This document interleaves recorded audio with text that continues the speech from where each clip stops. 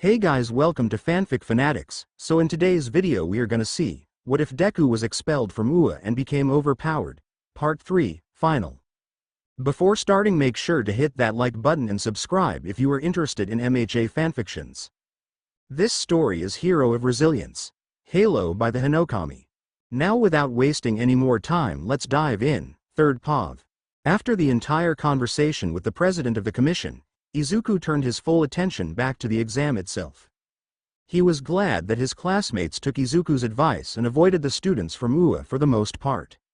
The reason that Izuku said, for the most part, is due to the fact that Inugai Masakan, who has the Fog of War quirk, decided to play his hand near the start and used his quirk solely on the UA students for the first few minutes, which almost resulted in them getting knocked out since they all only had one target left alive by the time each UA student finished the exam. Inugai Masakan had to drop his quirk since he needed to focus on passing and the further away from the people he is using his quirk on the more strain he gets overall, so he had to release it.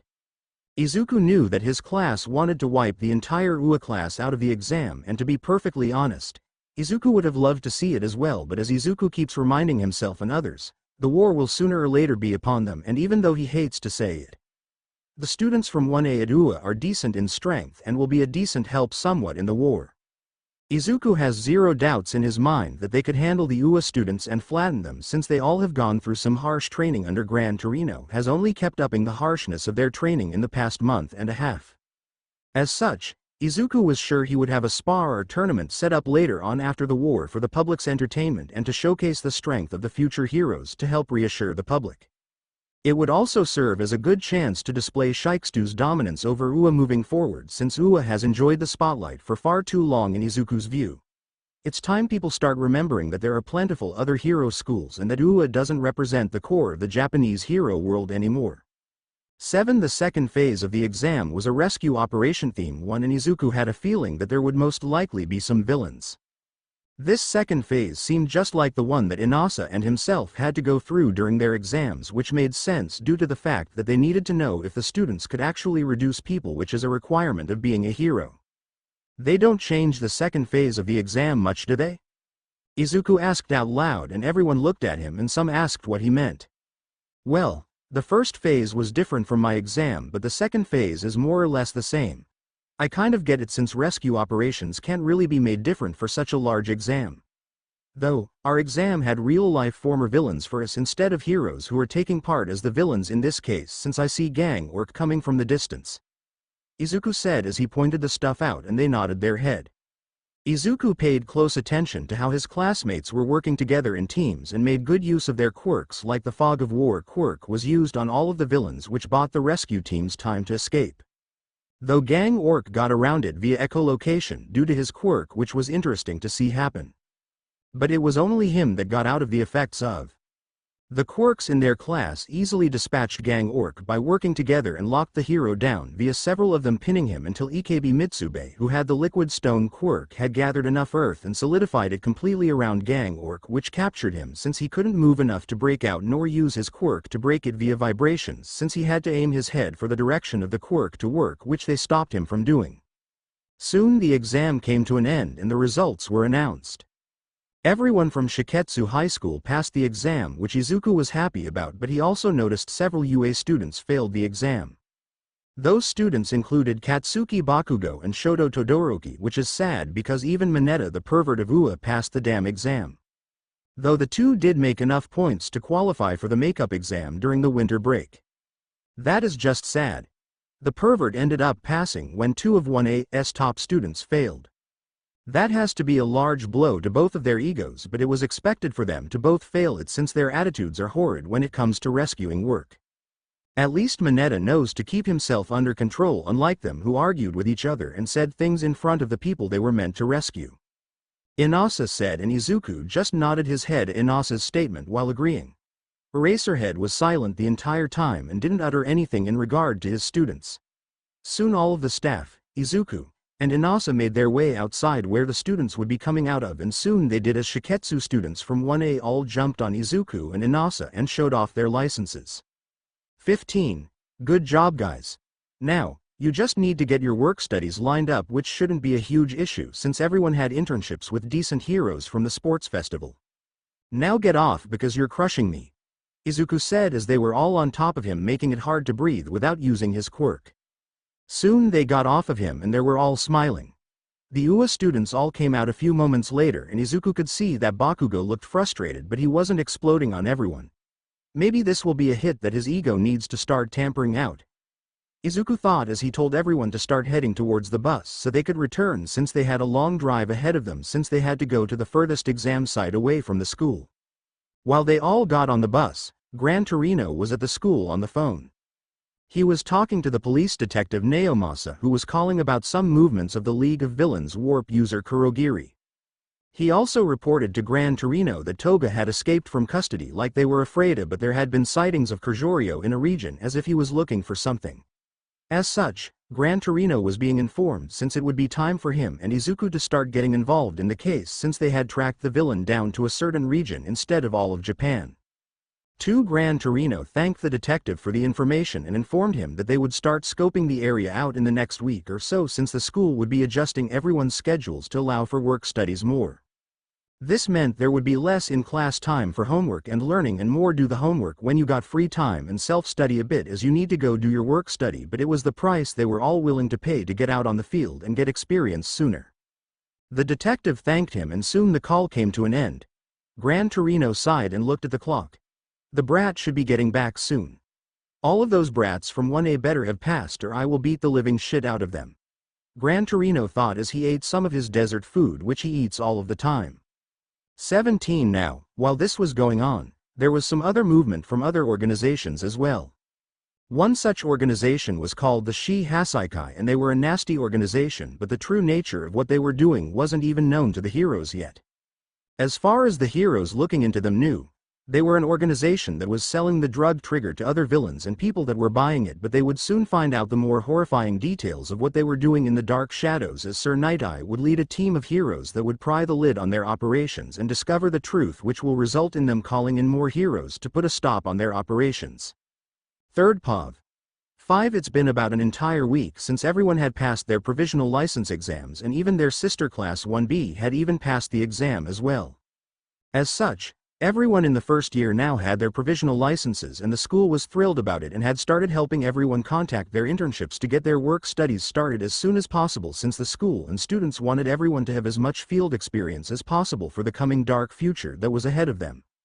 Izuku had offered everyone in his class a place at Might Tower in the future when they all graduated from Shiketsu High School, since he wanted to keep everyone close to each other since the class had bonded over a lot of issues. 7 Now outside of all of that, Izuku was warned by Gran Torino of the hunt for Kurogiri and that it was heating up.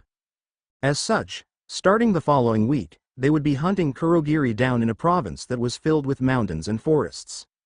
Izuku nodded his head and had gotten to work on heavy training whenever he could get it in and was pushing the limits of his quirk each and every single time. He was currently sitting at 62% for his limit of 1 for all and could get away with using 75% with him incurring low-grade fractures across his body if he used it several times, but Izuku wasn't happy with only getting that and wanted to keep pushing it. 2 As the weeks went by, everyone was now out on their work studies when Izuku and Gran Torino received a phone call from the detective. The detective had warned them that they had an active sighting of Kurogiri entering a forest area. As such, both of them needed to get over to the location and help look into it. The detective was grabbing some heroes nearby as well to help in trying to capture Kurogiri and possibly anyone else that may be present from the League of Villains. As such, both of them headed off and went towards the location as they were directed to meet up with the detective and the other heroes. Now, while all of this hunting and fishing around was going on, the students of UA had an interesting day several weeks ago when their work studies started to kick off as well. 3 Flashback. A few weeks Eraserhead wanted his students to get a taste of the power that students who had gone through the work studies had compared to them, since he knew his students had gained some egos due to surviving several villain attacks. As such, he had the 3rd year of UA, or more importantly the Big 3 of UA, come to his class to give his class a demonstration of their skills and show the gap in power between them. It will also show the gap in power between them and Halo, since Nezu claims that Halo could defeat all the Big 3 combined in a fight. Aizawa thought as he remembered the principal claiming as such before once. Aizawa didn't know if he would have believed it if he hasn't seen the skill and abilities that Halo had possessed already through the battle against the villain that All Might and Halo had fought.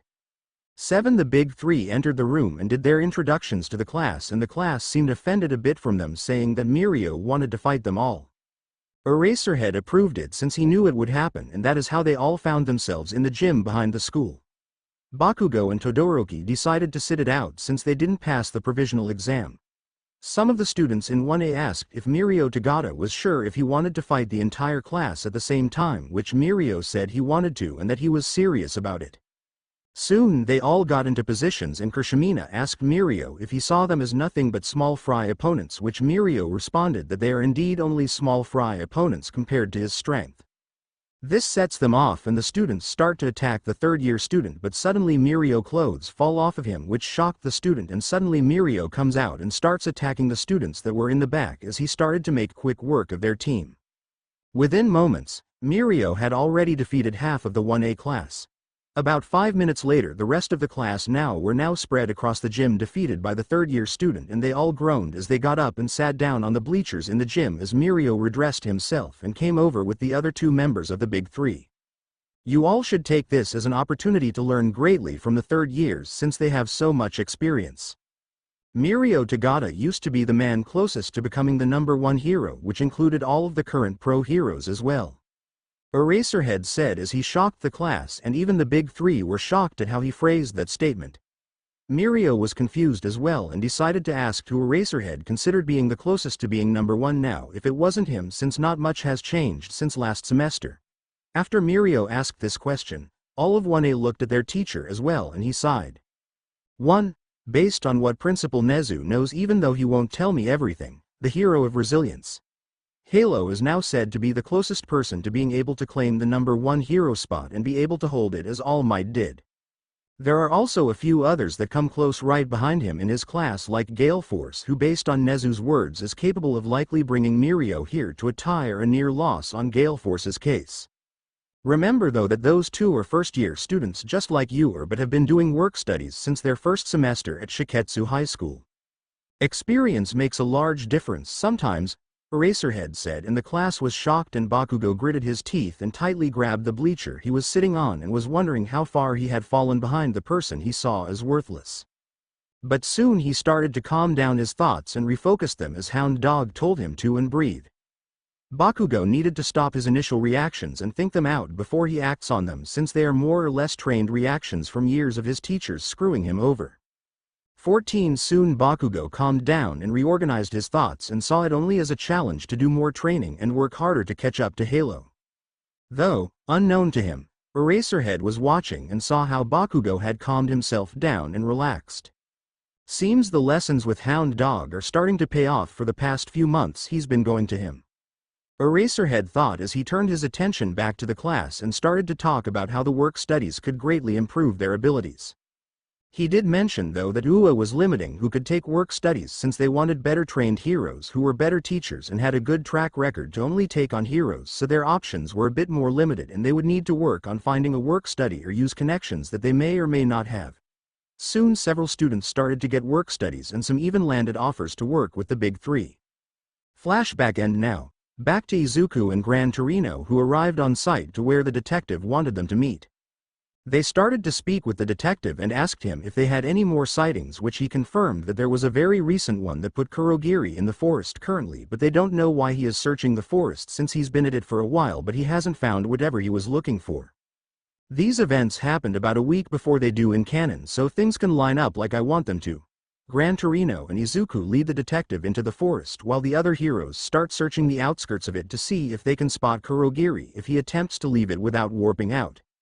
For about 30 minutes into the search and about 10 miles deep into the forest, they spot Kurogiri. Izuku and Gran Torino blast off after him, and by the time Kurogiri notices them, it was too late as they both had the man pinned to the ground. The detective runs up with quirk-canceling cuffs and quickly places the warp user into them, but Kurogiri decides to talk right then. "You wouldn't happen to hear the rumors about the ruffian in these forests now, would you?" Kurogiri says, and Izuku is confused, but Gran Torin told Kurogiri that he can tell them all about it behind bars instead, but then the mountain shakes. "I've been actually searching for that ruffian," Kurogiri said as the mountain kept asking, which confused them on what could be causing the shaking, but soon they got their answer. 21. What the Izuku says as they stare at the giant of a man or monster. Kurogiri reveals to Gran Torino, Halo, and the detective that Tamura was not the only one All for One was cultivating, as he was also cultivating a person named Gigantomachia as his most loyal servant. This statement from Kurogiri sends alarm bells through Izuku's mind, and he turns to Gran Torino and yells, "Gran! Get Kurogiri and the detective out of here. I will stall and buy you time." Izuku yelled out, and Gran Torino gritted his teeth but grabbed Kurogiri and tried to bolt, but right as they did the monster says, "Everything for my master." As he raises his arm and quickly swipes down, creating a large attack that wipes out the area and sends everyone flying. Luckily though for Izuku, he had already jumped into the air using float, so he didn't get hit much by the blast. Izuku quickly looked for Gran Torino and the others and saw the police knocked out, but Gran Torino and the detective were still awake barely. "Go now, leave," Izuku yells as Gigantomachia turns towards Izuku's voice, and suddenly the man becomes enraged and yells out ninth, which shocks Izuku, Gran Torino, and the detective that the man knows that Izuku is the ninth user of One for All. "Die," Gigantomachia yells out as he takes a swipe at Izuku but misses due to Izuku's speed in the air. Gran Torino grabs the police, the detective, and the knocked out Kurogiri and starts dashing off while barely carrying them all. He looks back and sees the destruction happen as Izuku and the giant known as Gigantomachia start to fight. "Damn it kid, you better come back alive," Gran Torino yells out as he keeps fleeing. 13. Now back with Izuku himself, who was facing off against the giant known as Gigantomachia. Izuku was confused on how Gigantomachia knew Izuku was the ninth user, since he didn't think many on the league's side knew the truth. He guessed Shigaraki knew and All for One, but was doubtful others knew, since All for One seemed like he would keep that information to himself and use it to his advantage if he could, but Izuku pushed those thoughts out of his mind as the fight in front of him was already turning destructive. The giant just kept coming after Izuku, and Izuku just kept doing until one point the giant takes in a large breath and then breathed out, which created huge blasts of air. Does he have multiple quirks? Izuku thought and found that it was true, as Gigantomachia fingers turned into something similar to claws and swiped at Izuku, but barely missing as Izuku went between the fingers and charged at Gigantomachia. As Izuku reeled back his arm for a punch, the giant quickly moved, and suddenly the bone or guard around his face moved and blocked his eyes as Izuku collided with it and bounced off, but the giant also stumbled backward a bit since Izuku had used his max strength of 65%, which was a large amount of power. Though the giant easily got his balance again and came at Izuku once again, and unluckily for Izuku this time he got hit but had his quirk going at 65% still, which helped him survive the hit, but it sent him into the mountainside, destroying it. Dear God, that hurt like hell. If I didn't have One for All on for the durability, then I would be dead. Izuku thought as he jumped back into the air, since he could move faster in the air as he has gotten far better at turning while flying, and most of the time was faster than he was on the ground. 2. Gigantomachia, what's your connection to All for One? Quote. Izuku yelled out, hoping to get an answer, and he kind of did, as Gigantomachia yelled out, Master's bodyguard and must wipe out air of Master's brother. That confirmed many things for Izuku and raised some questions, since it meant Gigantomachia likely knew the entire story of One for All. Soon the two were fighting again, and no matter where Izuku hit Gigantomachia, the man just waved the attacks off, since his skin was extremely strong and only light damage was caused. The amount of damage I am causing isn't enough. I need more than 65%, which I can't do without injuring myself. Izuku thought. Then he remembered the sludge villain, and the eyes and mouth were the only thing solid but could be still injured. Izuku analyzed Gigantomachia and noticed that whenever he got close to the eyes, that Gigantomachia would cover them up with the face mask thing. He's guarding his eyes, Izuku realized, and decided on a plan of action. 9. Izuku got some distance away and then went in charging as if he was going to go for the stomach area, but before he got too close he suddenly came to a quick stop as he quickly pulled his arm back and then punched forward directly at the eyes, but Gigantomachia was confused on what Izuku did until it was too late, as the blast hit him right in the left eye, which seemed to have burst the eye and damaged it. Gigantomachia started to scream, and then a voice came over the radio somehow and told Gigantomachia to retreat. Izuku gritted his teeth and tried to stop Gigantomachia but got slammed as the giant only grew bigger in size and backhanded Izuku with a much larger hand and sent him flying into the mountainside again, and Izuku watched as the giant dug into the ground and disappeared quickly. Well, this was an eventful day, Izuku thought as he groaned from the pain of being slammed into the mountainside again. Izuku looked around at the destruction and gulped a bit, since if that had been in a city, it would have been wiped out. Izuku decided it was time to retreat as well and to see how Gran Torino and the others were doing, as he needed to report what happened. Third POV. Izuku started to make his way out of the forest and also inspected his wounds as he moved. He decided to use float instead of walking because he was sure he sprained his leg or maybe fractured it during one of the times he got tossed into the mountainside. Damn, that Gigantomachia is without a doubt a monster. He doesn't appear to be a Nomu but had multiple quirks as well. This is going to be troublesome for the future. Single quote. Izuku thought as he made his way out of the forest. Soon he made it back to where they all had parked and found more police cars and other heroes arriving. They all noticed Izuku and were surprised at the state he was in. Did Gran Torino and the others make it out? Izuku asked, and one hero pointed towards an ambulance that was on the side of the road. Izuku made his way over and found the detective and Gran Torino being checked out, and they saw him. 3. Kid, what the hell happened? We heard a large scream. Quote. Gran Torin asked, worried at seeing Izuku's state. Izuku waved his hand and told him to quiet down. I am exhausted and tired. I likely have a broken leg from being slammed into the side of a mountain, so please calm down, won't you? Izuku said, and everyone that heard him froze when he said that he got slammed into a mountain. Izuku looked at them all and shrugged as if it was nothing, which freaked them all out at his pain tolerance. Soon it was decided they all should go to the hospital, and Izuku groaned. Can't we just go to Ua and get Recovery Girl to hit us with her quirk? Izuku groaned out, and all of them agreed and told them that they would get healed by Recovery Girl at Ua, since the detective only required a patchwork while Gran Torino and Izuku needed a bit more work and she could provide it. As such, they found themselves with a police officer driving them to Ua. Izuku said he would hold off on explaining until they got patched up and looked at, since he was relaxing from the destructive battle, but did tell them that the giant shouldn't be anywhere near there anymore since he retreated after the last exchange of blows due to damage. Right as they arrived, they also saw UA 1A class and some third years walking towards the dorms. They must have had a training session or something since they all looked tired. Izuku thought, and he was right. 1A had asked the big three to help them train so they could grow their skills. They all froze when they saw Halo, Gran Torino, and the detective from the USJ get out of the police car all bloody and wounded. Then they heard Recovery Girl, Nezu, and All Might rush outside of the main building and asked what the hell happened to them, and they were honestly interested. 3. Can I get hit with Argie's quirk and explain then, or do I need to explain then get hit with her quirk, because it makes a huge difference in how detailed I will be? Izuku asked, and Recovery Girl just said she needed to look him over first and had them all move inside towards the nurse's office first. Soon they were all inside in the nurse room getting examined.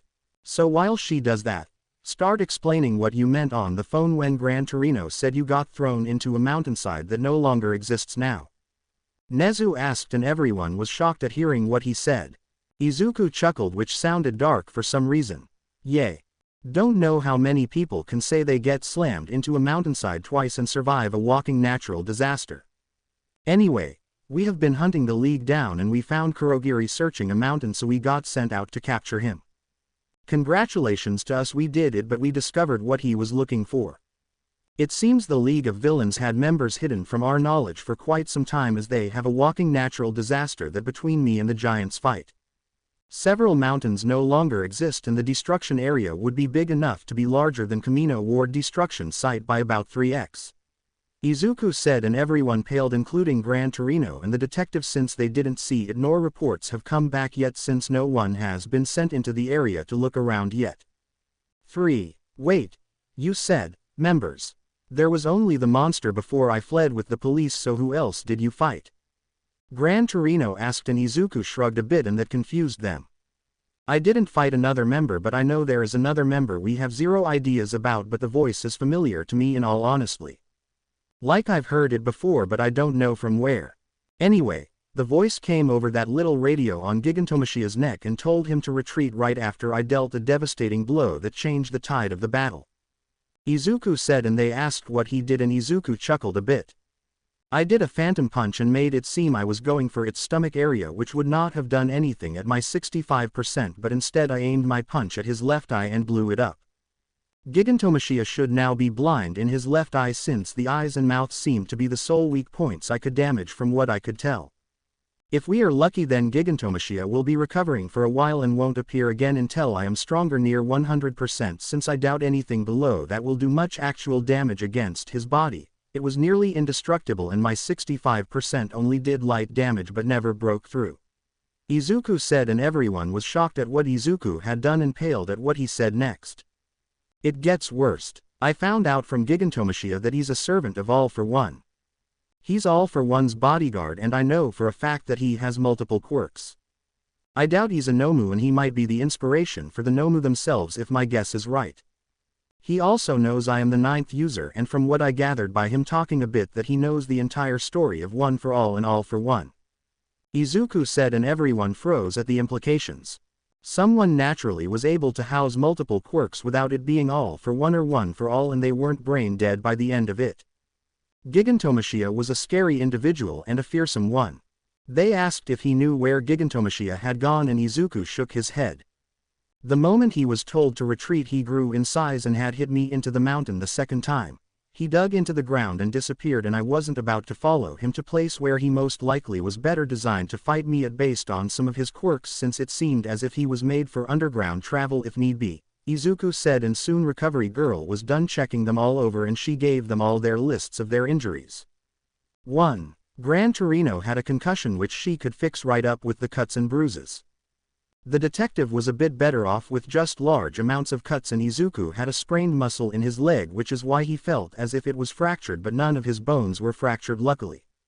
His muscles across his body were heavily bruised, and that is why he felt so much pain, but One for All durability had shielded most of the damage he received from being slammed into the mountains. She did ask why Izuku didn't want to go to the hospital, and he looked at her and said he was quirkless, which she knew already, and nodded her head and he sighed. Hospitals have always been a horrible place for me. They don't treat quirkless people well, so I have bad experiences and just don't like them if I can avoid them. Instead, I came to you since I didn't want to wait for the trip to Shiketsu High School, which I would have likely done instead of going to a hospital, since that is how deep my fear of hospitals goes. Quote. Izuku said, and they all paled a bit at his statement, and Nezu made a note in his mind to dig into some hospitals near Izuku's home and look into their records of his care. Recovery Girl wanted the blood of the doctors but soon calmed down, since Izuku coming to her was better than him not seeking medical care at all. 7. Soon Izuku gave all of the other details that he knew for the detective's report, and it was judged that even with Kurogiri out of the picture for the League of Villains, that their organization was a massive threat, if not more now with the knowledge of the recently discovered villains being members of their organization. They were just glad Gigantomashia didn't make an appearance during All Might and All for One's final fight, or that would have turned into a disaster. The detective said he would update the commission and the police with the new details, and told Izuku if he remembered where he knew the Unknown's member's voice from, then it would be helpful in tracking them down. 2. Soon everyone that knew about One for All except the detective who had left had switched to the principal's office and sat down to talk. Quite an interesting day, wouldn't you say? Nezu said, and Izuku chuckled a bit while Gran Torino groaned, since he was still in pain somewhat from the blast he and the police took from Gigantomashia. Nezu asked them if they were going to be returning to Shiketsu High School that night, or did they need somewhere to stay overnight. Both Gran Torino and Izuku decided they would go to Izuku's mother's apartment to stay the night instead of heading back to Shiketsu High School, but there was one more thing that Nezu wanted to inform Izuku and Gran Torino about. Before you go, Lemillion, the 3rd year that works under Sir Night Eye, dropped off a raid request that he wanted to be given to you too. He's requesting your help in an upcoming raid, but we know he likely has hidden motivates as well for requesting you two as well, or rather Izuku in particular. Nezu said, and Izuku rolled his eyes at the fact that the man couldn't send an official request to Might Tower but instead had his intern provide it to Nezu, who could give it to them directly. 2. Do you know if he sent an official request to Might Tower? Izuku asked as he took the paper from Nezu and started to read it. Nezu informed them that Sir Night-Eye should have, but he wouldn't know unless they checked, which Gran Torino pulled his phone out and checked and confirmed that there was indeed a request officially sent to their agency, which he would have ignored most likely in his honest opinion. Izuku though showed some rage at what he read. Really? Lemillion had the girl in his hands and let her go. Izuku said, and Gran Torino read the request and saw what Izuku was talking about. Sir Night-Eye was requesting them to join a raid on a villain group called the Shihasaikai, which was led by a villain known as Overhaul. There was now new information that they were using the girl for experiments, but the file didn't expand on what the experiments were aiming for, but it did say that Lemillion discovered the girl when he bumped into her on a patrol. It described the state that she was in and how she acted, afraid of Overhaul, who claimed to be her so-called father. Lemillion had chosen to abandon the girl when he should have used his quirk and grabbed her. I know for a fact he can take others underground with his quirk, and he should have done that. Overhaul would likely not have caused any damage if he did not have a direct line of sight on the girl called Eri, since he wouldn't want to draw even more attention and heroes to himself as such. Lemillion failed to carry out his heroic duties by abandoning the girl when hero law required him to save her, since he had the capabilities of doing so. Izuku said, and the room went silent, and Gran Torino sighed.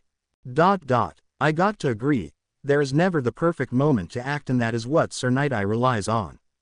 He is too reliant on trying to look for the perfect or the best time to strike for his cases, which means this girl likely was taken back and harmed even more when she didn't need to be. Sir Night-Eye and Lemillion are guilty of failing their heroic duties. Gran Torino said, and Nezu nodded his head and told them that he hoped they would see that and agreed to the request to help save the girl. He did warn them though about some details he learned from Sir Night-Eye. The group they were going after was making quirk-destroying bullets, so Izuku needed to be careful to not get shot at all, or they would lose one for all, which was a high risk in this case. 22. Izuku thanked him and told him that they would join the case.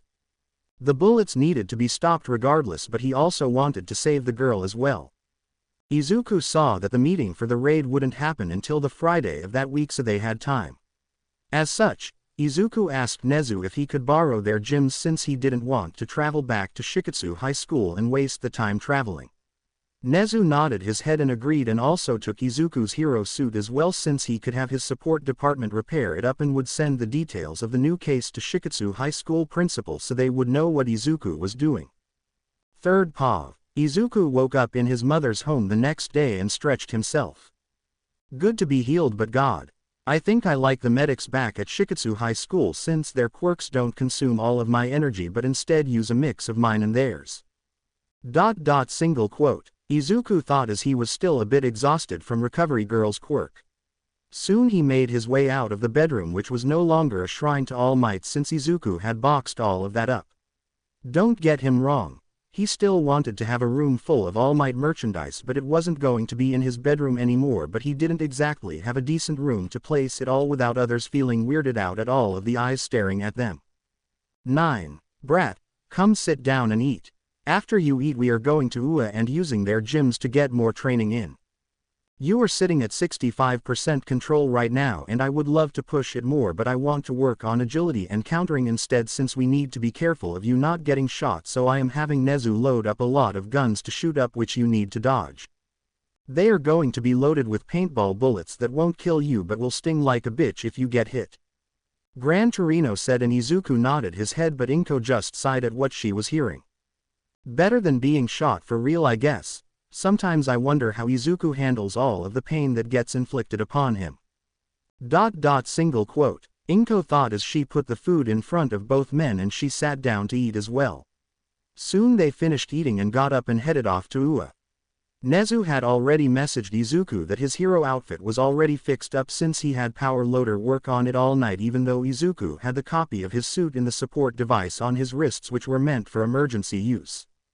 36. As such, the first place they stopped when they arrived at UA was the support department, where Izuku changed into his hero outfit and moved around in it a bit to make sure nothing was off.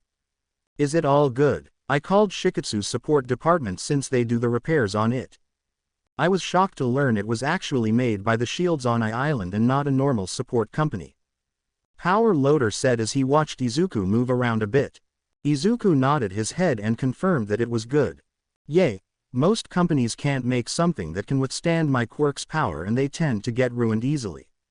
The shields made All Might's suit, which was a base concept to make my suit since our powers work on similar principles, which made it easier for them to create something for me since they already had a suit made by them that they could base the material off of for mine. Izuku said, and Power Loader nodded his head.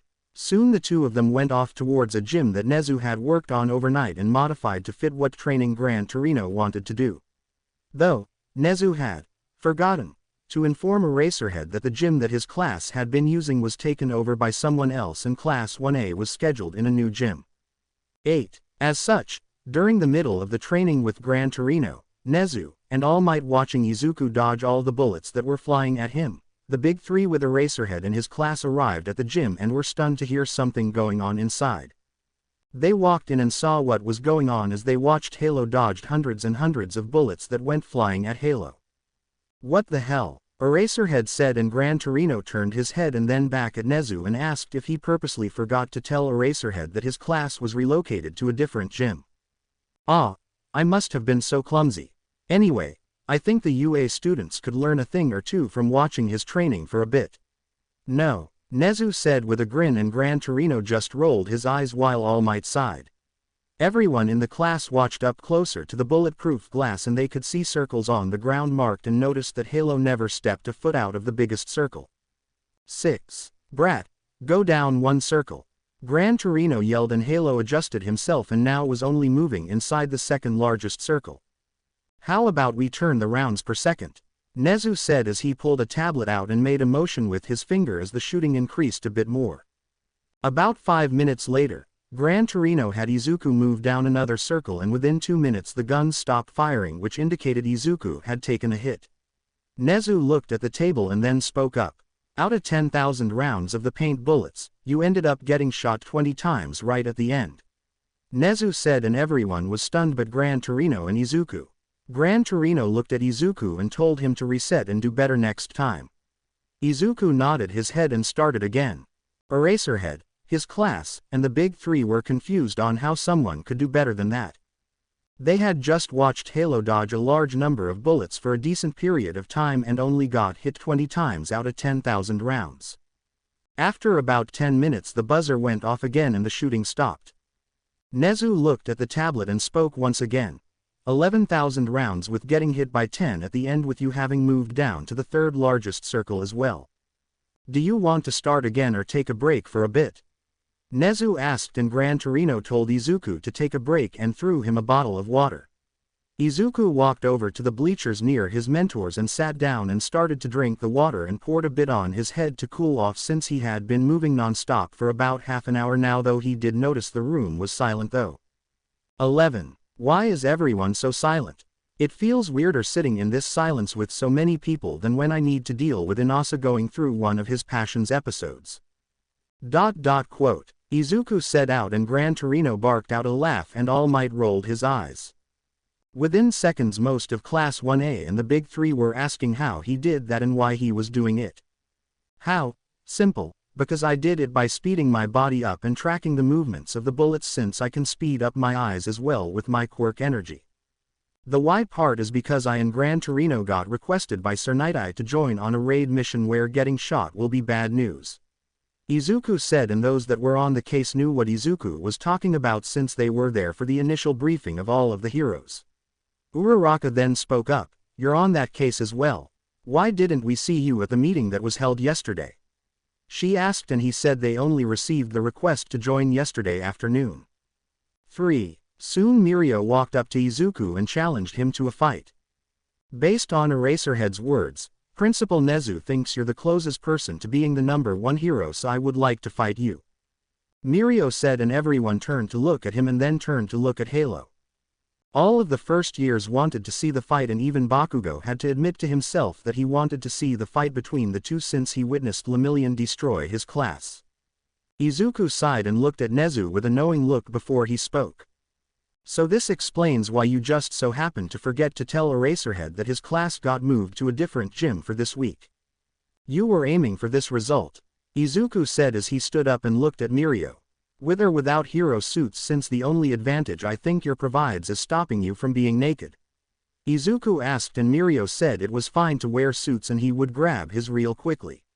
Now about 5 minutes later both of them were standing in the middle of the gym looking at each other. 3. I am quite curious Lemillion, what does your name mean for you? Izuku asked and Nezu, Gran Torino, and All Might knew exactly what Izuku was planning to do. Lemillion looked confused for a second on why Halo was asking but responded. It stands for the number of people I wish to save in my career. We all can't be All Might and save everyone after all. Lemillion said and Izuku nodded his head. Indeed, we can't all be like All Might, but even All Might doesn't save everyone. This is the cold hard truth that everyone seems to forget since they always thought of him as an unbeatable man, a man that couldn't fail but he couldn't has numerous times. The media just doesn't like talking about it. Halo said and everyone was shocked at what they were hearing Halo say about his own master, father. Lemillion asked what was Izuku's point in talking about this and Izuku looked at him for a moment before he spoke. 7. I am curious about your morals, your ideals. I got really curious after I read the reports in the request that Sir Night I sent to join the raid, as they said you had the perfect chance to rescue the girl but you didn't. No. You let her return to her abuser even though she clearly needed help when you had the full capabilities. That is why I am curious of what type of hero you are, because from what I've been shown you are a contradiction to what you aim to be. Halo said and everyone expects All Might, Gran Torino, and Nezu took a sharp breath in since Izuku just called Lemillion out on his principles and beliefs in regards to the recent case he was on. Halo was challenging Lemillion's ideals of what a hero meant. 4. Lemillion face twisted with anger, confusion, regret, sadness, pain, and many other emotions. You don't know what you are talking about. Lemillion shouted and charged at Izuku, who dodged the attack quickly. Oh, I don't know what I am talking about. Then enlighten me on what I don't know, Lemillion. Halo shouted out as he dodged the attacks and threw some punches himself, but Lemillion just phased through them and kept trying to hit Izuku, who just kept dodging due to his speed. 4. I wanted to grab her but I couldn't. Lemillion shouted and Izuku asked him why he couldn't, and what he said is exactly what he thought Lemillion would say, and it was why Izuku didn't really care for Sir Night or Lemillion due to their beliefs. Because for the greater good, we need to take down the entire organization, and grabbing her would have sent the organization into hiding. Lemillion yelled out and Izuku chuckled. Exactly what I thought you would say, and it's why I don't care for Sir Night nor do I care for you now. The greater good is a lousy excuse to shift the fact that you willingly choose to condemn the girl and failed to complete your heroic duties that even the law required of you. It's one thing to say for the greater good when you don't have the power to change the situation, but you did, Lemillion, and you choose to ignore her pleas for help. You are the type of hero that pumps out villains and has pushed our society to the breaking point we are at. Izuku said as he increased his power output and landed a punch at 20% to Lemillion's gut, since he didn't expect the sudden power difference, and sent Lemillion flying into the wall behind him. 14. Everyone was shocked at what happened, but then Lemillion came stumbling out of the dust that was caused and was holding his stomach with an expression filled with pain.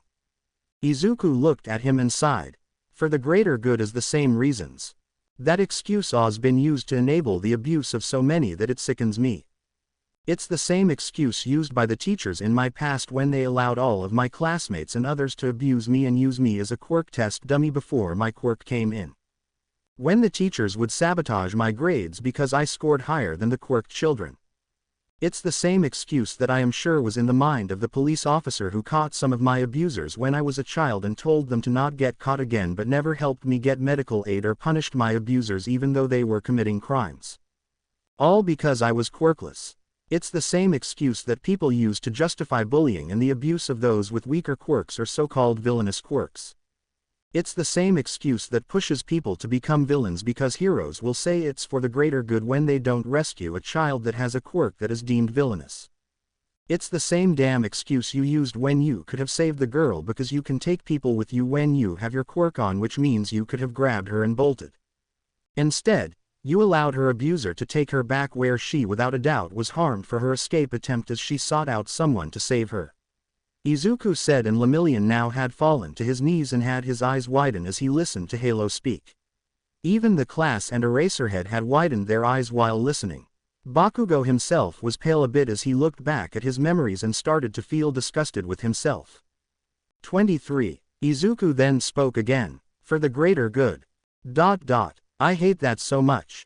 I can understand for the greater good when someone doesn't have the power to make a change, but they still should try to do something, because I even know I have to submit to the greater good sometimes, like with the Hero Commission, but that didn't stop me from forcing their hand recently in regards to something that they needed to change.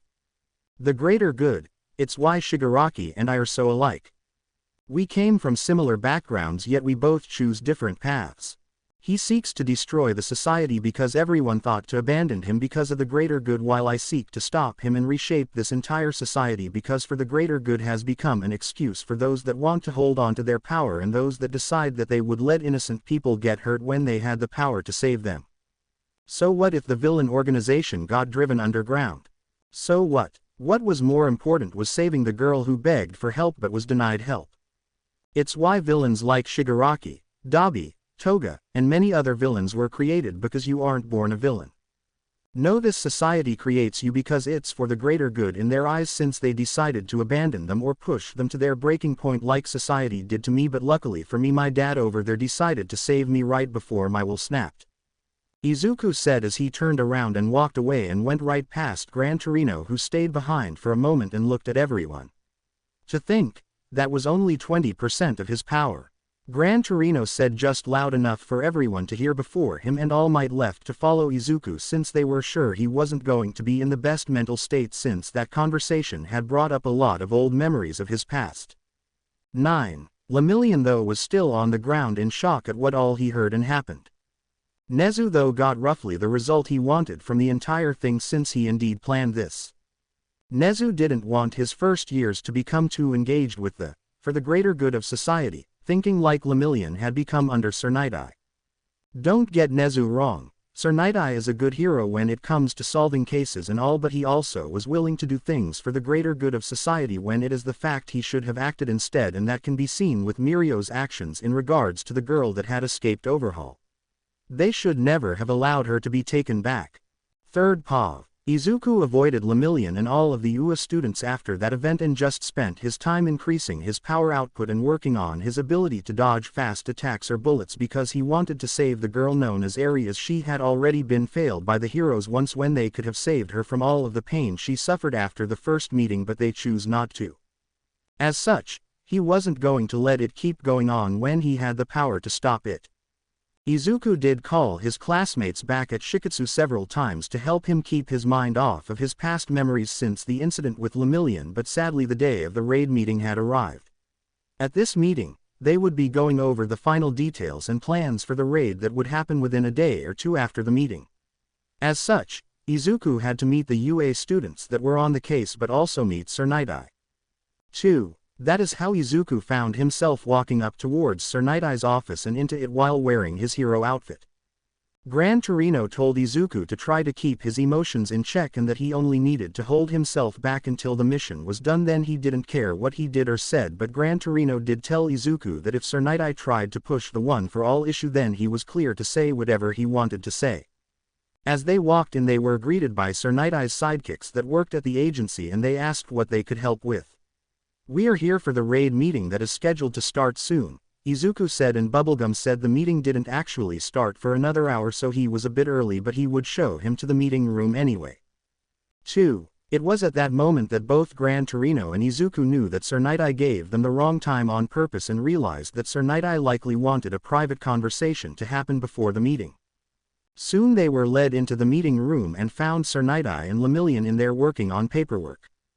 Both of them looked up and Lemillion face twisted a bit with different emotions, while Sir Night-Eye had a more neutral look, but you could say it was a bit of a pointed look towards Izuku. "I see we were given a meeting time that was an entire hour ahead of the actual meeting, may I ask why?" Izuku asked, playing dumb on why since he had a good guess. Sir Night-Eye looked at Izuku and asked them to sit down. "Indeed, I wanted to talk to you Midoriya before the others arrived." "Mirio, could you give us the room for a bit?" Sir Night-Eye asked Lemillion, who nodded his head and left the room. After a few seconds, Sir Night-Eye spoke up and said, "So you are the one he chooses." Sir said, and Izuku rolled his eyes.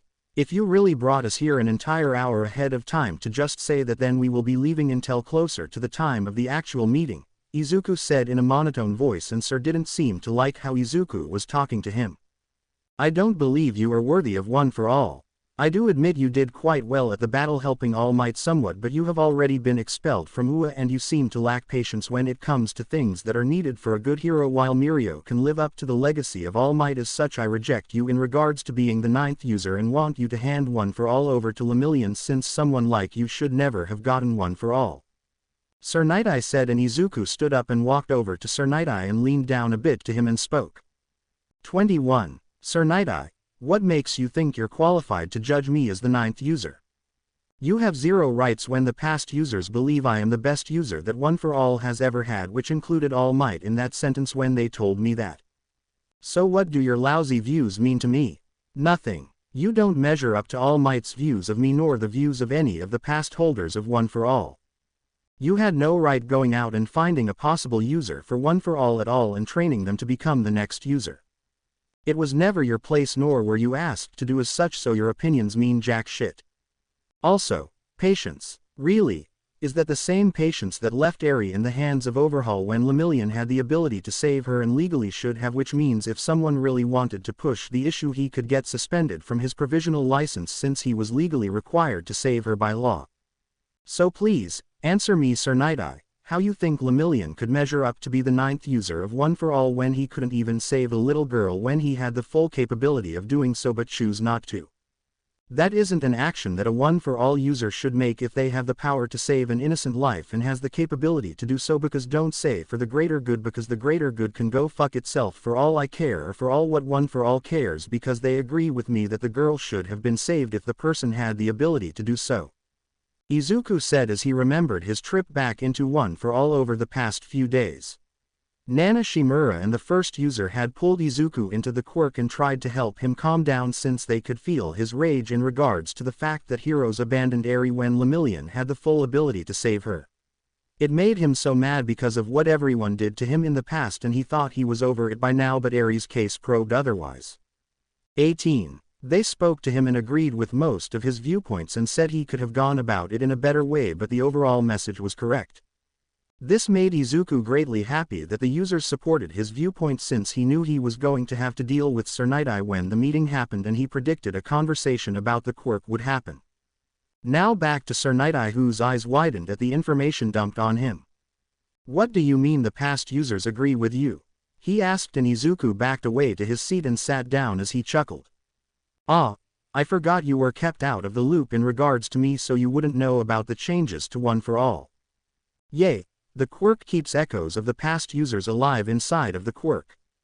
I've been taken into the quirk quite a few times and spoke with them, and they agreed with my viewpoints of Lemillion and how you have zero right to judge me as the 9th user. I also have started receiving the quirks of the past users. For example, I have the 7th user's quirk float. Izuku said as he started to float without turning One for All on, and Sir Night-Eye's eyes widened even more, even though Izuku thought it was impossible. The hero was stumped and at a loss for words.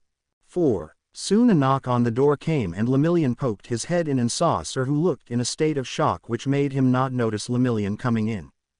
Izuku and Gran though noticed him poke in though. Why hello Lemillion, need something? I think Sir Night-Eye needs a moment from earth-shattering realizations that he can't control everything and his viewpoints aren't the end-all be-all. Izuku said, and Lemillion was dumbfounded but spoke after a few seconds. He told them that the others for the raid team have started to show up and he wanted to know if they could start bringing them up, and Izuku just said it was fine and that Sir Night-Eye would come out of his shock soon enough. Lemillion didn't really know but nodded his head after Gran Torino said it was fine, and soon the room started to fill up with other heroes as Izuku's conversation with Sir Night-Eye had somehow taken 25 minutes, which him realizing it. Sir Night-Eye had come out of his shock and started to get everything ready for the meeting. He also kept glancing at Izuku every once in a while, and Izuku just kept a smile on his face as he kind of enjoyed the fact the man was now uncomfortable with him. That should thank you for looking down on me, Izuku thought with a smile on his face, and Gran Torino just rolled his eyes since he had a guess that Izuku enjoyed making Sir Night-Eye uncomfortable, which he couldn't blame him either. Izuku noticed Kirishimiya, Uraraka, and Asui were in the meeting from Class 1A with the Big Three all being present as well. Some heroes saw Izuku and Gran Torino and wondered why they were there, and one hero aka Rock Lock asked Sir Night-Eye why there were two new people on the case. I believed we would need their help in this case, as Gran Torino has years on all of us with his experience in Halo as a large heavy hitter that can provide us firepower against Overhaul and his men. The reason they were not at the previous meeting is that I sent the request for them to join. They were out on a mission for the police where they captured the League of Villains member Kurogiri, which had dealt a large blow to the League's operations. Sir Night-Eye said, and everyone in the room turned to Gran Torino and Halo, who were both not making eye contact with anyone as they both had their eyes closed as they weren't needed at the moment. One hero made a comment that the League wouldn't be a threat anymore, and that earned a laugh out of Izuku, which made them all look at him in confusion. The League's a bigger threat even without Kurogiri being captured. We discovered they had more members than we knew about. One had enough strength to bring a battle with me to a standstill until I removed the guy's left eye. The damage caused by our fight has been calculated, and the area of destruction is 3.5x the destruction zone from All Might's fight in Kamino Ward. Just note, the giant of a monster is still out there since he retreated after I destroyed his left eye and he escaped via going underground. So yay. The League is even a bigger threat than anyone believed them to be, so just because they don't have Kurogiri doesn't mean they are done. It's far from over with them, and our future will be filled with them, that I am sure of, but we are not here to talk about them, so let's move on to what we are here for. Izuku said, and everyone in the room was pale. Even Sir Night-Eye, who didn't get the full details from the Hero Commission, was pale at what he heard. The destruction from Halos and the League member caused more damage than All Might's fight. Soon they started to talk about the raid they would be doing on the Shihasaikai and their objectives. They were aiming to stop the quirk bullets from being made, save Eri, and defeat Overhaul and his entire organization. Overall, the plans were straightforward, and people would be split into teams and expected to stay together as best as they could. Third POV. A few more days passed and it was now Sunday of the week, which was the day the raid on the villain organization known as the Shihasaikai would start in full. They had a general layout of the villain's base due to Sir Night-Eye's quirk and knew how to get to the underground sections. As such, they had all gathered up a bit away from the base for the villain group and were getting ready to head over and start the raid. Izuku and Gran Torino had arrived slightly before the scheduled time and were resting their bodies. "Kid, what's your current power output right now?" Gran Torino asked him, and Izuku looked back a bit and said, "I'm sitting at 68% and I can push it to 70% without causing much damage to myself, so if need be I will push it, but otherwise I should be able to deal with any large threats that might appear in this raid," Izuku said, and Gran Torino nodded his head. He was honestly downright impressed with Izuku's progress, as Izuku would never let up on his training but would still enjoy his time with his friends when he could. He hoped the mission would go smoothly for the most part so they could return to Shiketsu High School already and let Izuku rest for a week or so before the next event, since he knew Izuku just needed a break. 28. Soon the rest of the heroes arrived on site, and after a bit of talking the police arrived and they all headed off in their full gear towards the Shihasaikai base. The police officer knocked on the door and demanded them to open the door, but a villain burst out and sent police into the air, where Izuku caught them quickly and placed them down, and the moment he did, before anyone could even react, he slammed a fist into the villain's stomach and threw him to the dragon hero. "Yukio, can you deal with him please so the rest of us can head inside?" Izuku asked, and she nodded her head as she transformed and started to fight the villain as Izuku and the rest charged inside. The police force announced that they have a search warrant on counts of the manufacture and illegal sales of drugs as they started to make their way deeper into the building and ran into more Yakuza members that belonged to Overhaul. One of the Yakuza attacked the police force and heroes with his leaf manipulation quirk but is taken down by one of the heroes quickly. Fat Gum orders the police force and the heroes to make a beeline for the objective, since they didn't know if Overhaul had an escape route or not, and it was more likely that he did. As such, everyone else kept pushing deeper into the base, and soon after Sir Night-Eye did some work on a hidden device, they found the location of the basement and started to search the underground sections of the base. 16. Soon the members of the hero side start dropping like flies from the advancement as more of the villain organization end up tying them down in battles, so the numbers of heroes pressing forward keep going down, and it was quickly down to just Lemillion and Halo left on the people advancing forward. As both of them were pushing through the hallways, Izuku and Lemillion dispatched numerous villains that tried to get in their way and neither held anything back in the blows. Izuku used 35% in most of his blows, which were far more than enough to incapacitate most villains and break a few ribs as well. Soon though they both arrived and found Overhaul and Shin Nemoto left in front of them with Eri in their hold. Overhaul hand the girl over at once. Izuku yelled out as he powered up more and spread right in front of Overhaul and decked him at 40%, which sent the villain off in the distance. Nemoto tried attacking Halo but Lemillion blocked him and fought the villain as well. 1. Overhaul though uses his quirk on himself and repairs all the damage that Izuku had just caused, like the broken jaw. That's truly is an amazing quirk, pity it was used for evil.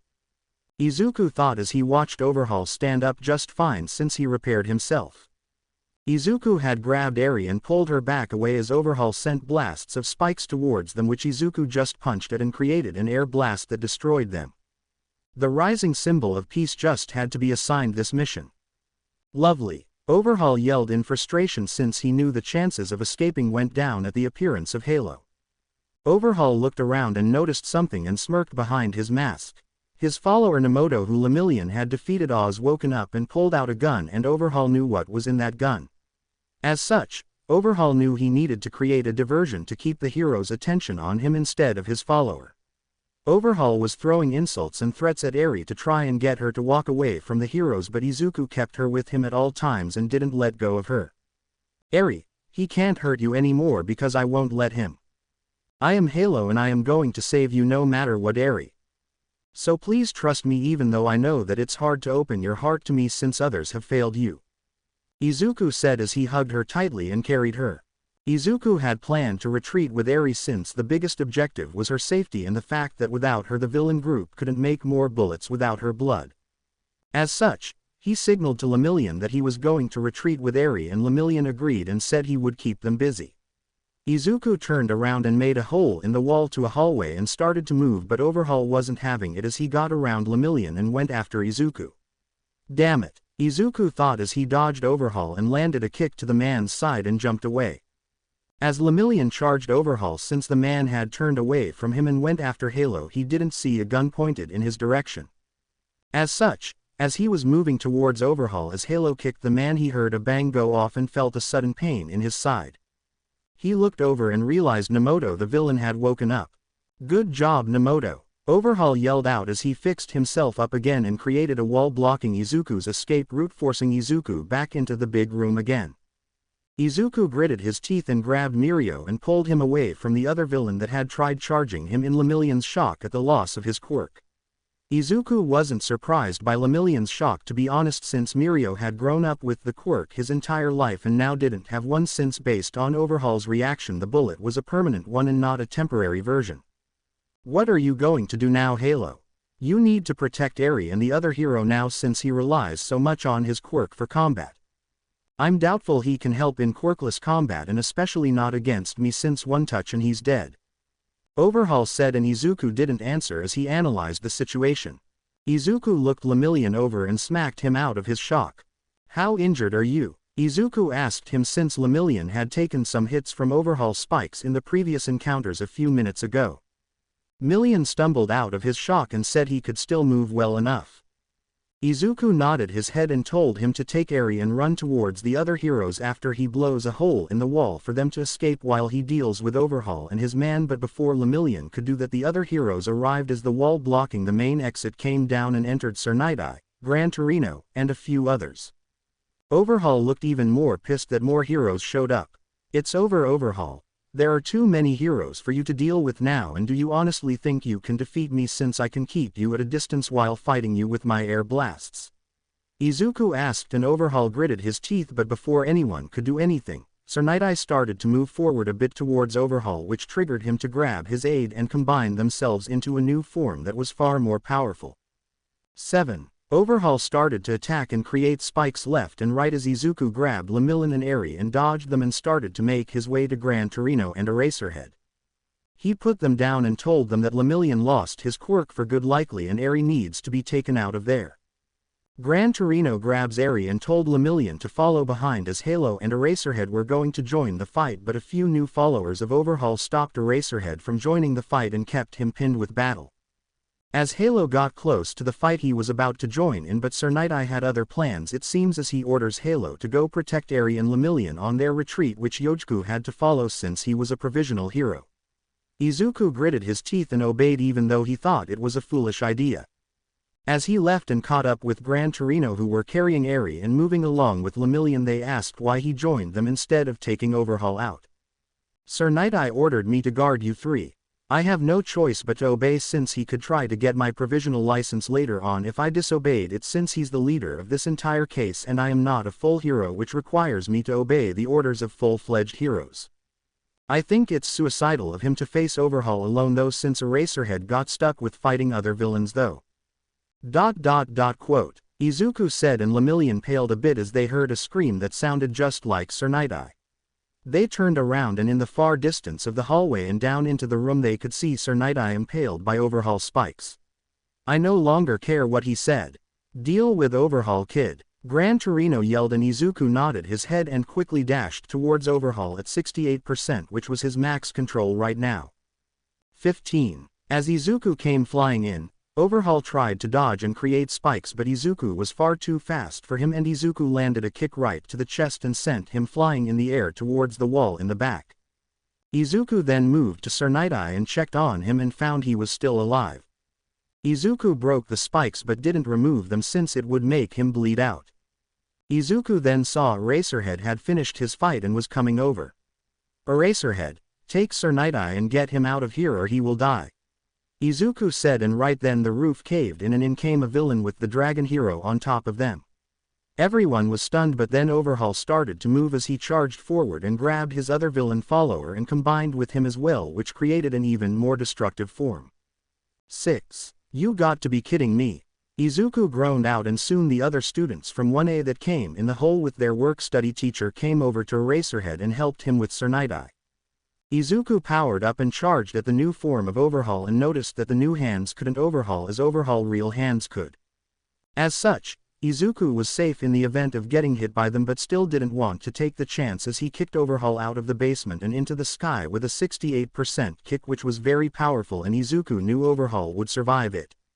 The wind blast sent debris everywhere from Izuku's powerful kick, and even the clouds high up were pushed out of the way from the air. 6. Izuku used the float quirk and flew after Overhaul as Izuku dodged some attacks that Overhaul sent his way. Izuku got up and closer and charged to 70% for a split moment and landed a direct blow on the midsection of the new body and blasted a portion of it apart. This isn't as hard as the giant's body, which means I can easily defeat him. Izuku thought as he thought back to his fight with Gigantomachia and how he couldn't really hurt the bodyguard of all for one due to how strong the giant's body was. Overhaul screamed as he tried to rebuild himself, but Izuku didn't give him any chance as he powered up more than 70% punches and kept them going until he landed one right below where Overhaul was and slammed him towards the ground and created a small crater in the ground where Overhaul body laid. Soon Izuku went down to the ground and saw Overhaul was slightly awake as he undid himself from the large body, and his follower appeared on the ground next to him out cold. Izuku quickly delivered a punch to the Overhaul's head, knocking him out for good as police ran up to him and cuffed him as they didn't want him fixing himself again and causing even more destruction. Soon Izuku looked around and found Eri with Gran Torino and Lemillion. Izuku went over to her as she looked at him with her eyes wide as she just witnessed him defeat Overhaul. Izuku leaned down to her and looked her in the eyes and smiled. "See, I told you I wouldn't let him ever hurt you again. My name is Halo and it's nice to meet you, Eri," Izuku said with a smile on his face, and she just suddenly hugged him as her quirk activated and she started freaking out though, and Izuku could feel his body start going backward as Izuku knew he has a lot of bruising from using OFA at 70% for a lot of those hits since he wanted to ensure he defeated Overhaul, who could rebuild himself. As such, Izuku activated his quirk to 100%, which caused him massive pain but was being countered by Eri's quirk, which put them into a stalemate. "Get Eraserhead to turn our quirks off at the same time. I am countering hers right now, so just hurry and get him," Izuku yelled, and in less than a minute Eraserhead came up and deactivated their quirks and they found Eri out cold. 1. Well, that was surely interesting, Izuku said, and Gran Torino nodded his head as Izuku lifted her up into his arms and was told she needed to go to the hospital, and he said he would ride with her in the event she wakes up and freaks out. This way she will have someone seen before and may trust a bit more than others. As such, he rode with her to the hospital and they arrived without trouble as Eri was put into a room to isolate her until they understood how her quirk works. Izuku told them of his understanding, which they thanked him for, and would look into it and confirm which would get her out of her isolation sooner if he was right. Soon Gran Torino came up to Izuku and informed him of all the wounded and who was in what condition. 1. Izuku nodded his head as he listened to it. So most everyone will make full recovery, but Lemillion now has lost his quirk for good, it seems, until Eri can control her quirk and undo it in the future, and Sir Night-Eye is. Izuku said as he stopped at the man's name. He didn't know how to feel about Sir Night-Eye's and his condition. The man didn't like Izuku, and it was more as if he loathed Izuku's existence.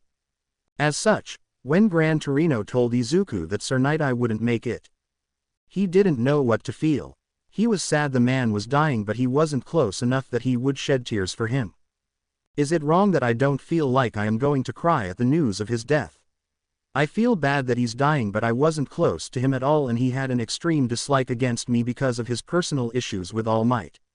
Izuku said, and Gran Torino said it was okay to feel as he did, and soon they were standing outside of Sir Night-Eye's room as All Might had arrived as well, but it was already too late as Sir Night-Eye had passed away already, and even Lemillion didn't get to say goodbye. 3rd Pav. 1. Izuku and Gran Torino soon were on their way back to Shiketsu High School. Izuku had messaged Nezu and All Might and told them to keep him up to date in regards to the condition of Eri, since he wanted to know how she was doing. They both agreed to keep him up to date, and Izuku just relaxed on the train as they were still about an hour away from the school. Izuku thought couldn't relax no matter how much he tried to, even though he wanted to. Can't relax, can you? Gran Torino said, and Izuku nodded his head as he really wanted to relax but couldn't due to other information he learned about the raid on the Shihasaikai which disturbed him. It seems Overhaul was in contact with the League of Villains and they had some form of relationship between their organizations, but it didn't seem like a good one because they received news that Shigaraki had led a few of his members and had attacked the police convoy that had contained Overhaul, and Shigaraki had destroyed Overhaul hands. The cameras near the highway road had picked the attack up, and Izuku and Gran Torino were sent the video.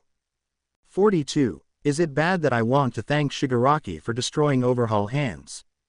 I feel horrible that he kicked the innocent cops just doing their job, but Overhaul deserved getting his hands removed from his body, which has turned him into what he always wanted in a sense. Quirkless, Izuku said to Gran Torino since they were alone in the train car. Gran Torino was silent but shrugged after a bit. I don't know. You shouldn't be okay with villains doing crimes, but even I got to agree the bastard was a sick and twisted man that deserved everything he got. The problem is that the League of Villains now have all of the remaining quirk-destroying bullets. Even though there aren't many left, it's still a huge issue. Gran Torino said, and Izuku nodded his head because that was indeed a large issue. They needed to be careful of those bullets now, since Shigaraki could use it against Izuku to destroy one for all. Though, Izuku had doubts that Shigaraki would do that to him. 17. Gran Torino asked why he thought that, and Izuku thought it over before speaking. I and he have pasts that are really similar, forsaken by everyone. Even Mom at one point didn't support me, and what she did could borderline mental abuse for how she treated me as glass when I was really young. Of course, she loves me and all, but I am diverging from what I want to say. Our pasts are similar due to the abuse at society's hands, and we understand each other more than others do for their enemies. I honestly believe if we were on different paths we could have become best friends. Shigaraki also wants to have our so-called fated battle, as we are both the main characters in a sense for both sides. He's the one that plays as the Dark King and I play as the White King, and Shigaraki hates the idea of cheating in a game. As such, unless he had absolutely no other way, I am doubtful he would use the bullet on me. Though, I could see him using it on other people like Eraserhead to get rid of his quirk since it could hamper them in battle. Izuku said, and Gran Torino thought it over and nodded his head in agreement. Even though he doesn't want to admit it, both Shigaraki and Izuku are parallels to each other, but just on different sides on how they choose to move forward. After a while, The train ride comes to an end and they arrive back at Shikatsu High School and make their way to the school dorms. After about an 8-minute walk they enter the dorms to find a good portion of the class back. He calls out to them and they ask how he was as they watched the fight he was in on TV. It was interesting to say. Overall, it was successful except Sir Night Eye's death and Lemillion of UA's Big Three lost his quirk. Izuku said. They all listened in as he talked about the raid and asked if the girl was doing fine. He nodded his head a bit and said that she made it to the hospital and he would be updated by the principal of UA and All Might in regards to her condition moving forward since he was interested in it. Outside of that, I can't do much since she needs to be taken care of and I am not a good person for that since the path I walk right now will be filled with bloodshed, Izuku said and they all nodded their heads in understanding. Izuku asked how their weeks have gone since he's been out of the school for the past week and a half or so. They all started to explain their weeks and Izuku listened into them all. 5. Izuku did wait to explain the entire situation with the giant until everyone in his class had arrived back and let's say they were shocked to learn of such a monster as around. So, that monster is going to be a huge threat that will need to be dealt with in force. I think we could take him down if we worked together like applying fog of war on him and then locking him down in the earth and then trying to feed him some large amounts of sleeping drugs or something. Inasa said and they all nodded their heads at his words. Soon though they all agreed to relax for a few days before they all got back to training in full force since the war with the League of Villains seems to be on the edge of the horizon. Especially with this giant of a monster in the League's hands. 4. As such, they all started doing some karaoke in the common rooms as they wanted to just be teenagers for one day. As such, you could find Izuku and a few others starting to sing to songs that went over the music player. One song for example was, Song, Legends Never Die, featuring Against the Current World's 2017 League of Legends. 2. 9. Do you know how ironic this song is? You could apply it to OFA and AFO. Inasa whispered to Izuku after Izuku had finished singing and Izuku rolled his eyes and did find it ironic a bit since One for All didn't really let the users die in a sense due to how a copy of them ends up in the quirk itself. Izuku just sat there as he listened to the others sing and looked down at his hands. Inasa asked him what was wrong and Izuku shrugged. I wish these days wouldn't come to an end but we both know that they will. I also know I need to get more control of my quirk as soon as possible. I need to push past my current limit of 62% and get into the 70s and even higher as soon as possible.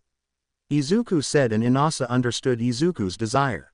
There was so much power at Izuku's fingertip and his body limited it and the question was would he get all of it under control before it was too late for the war.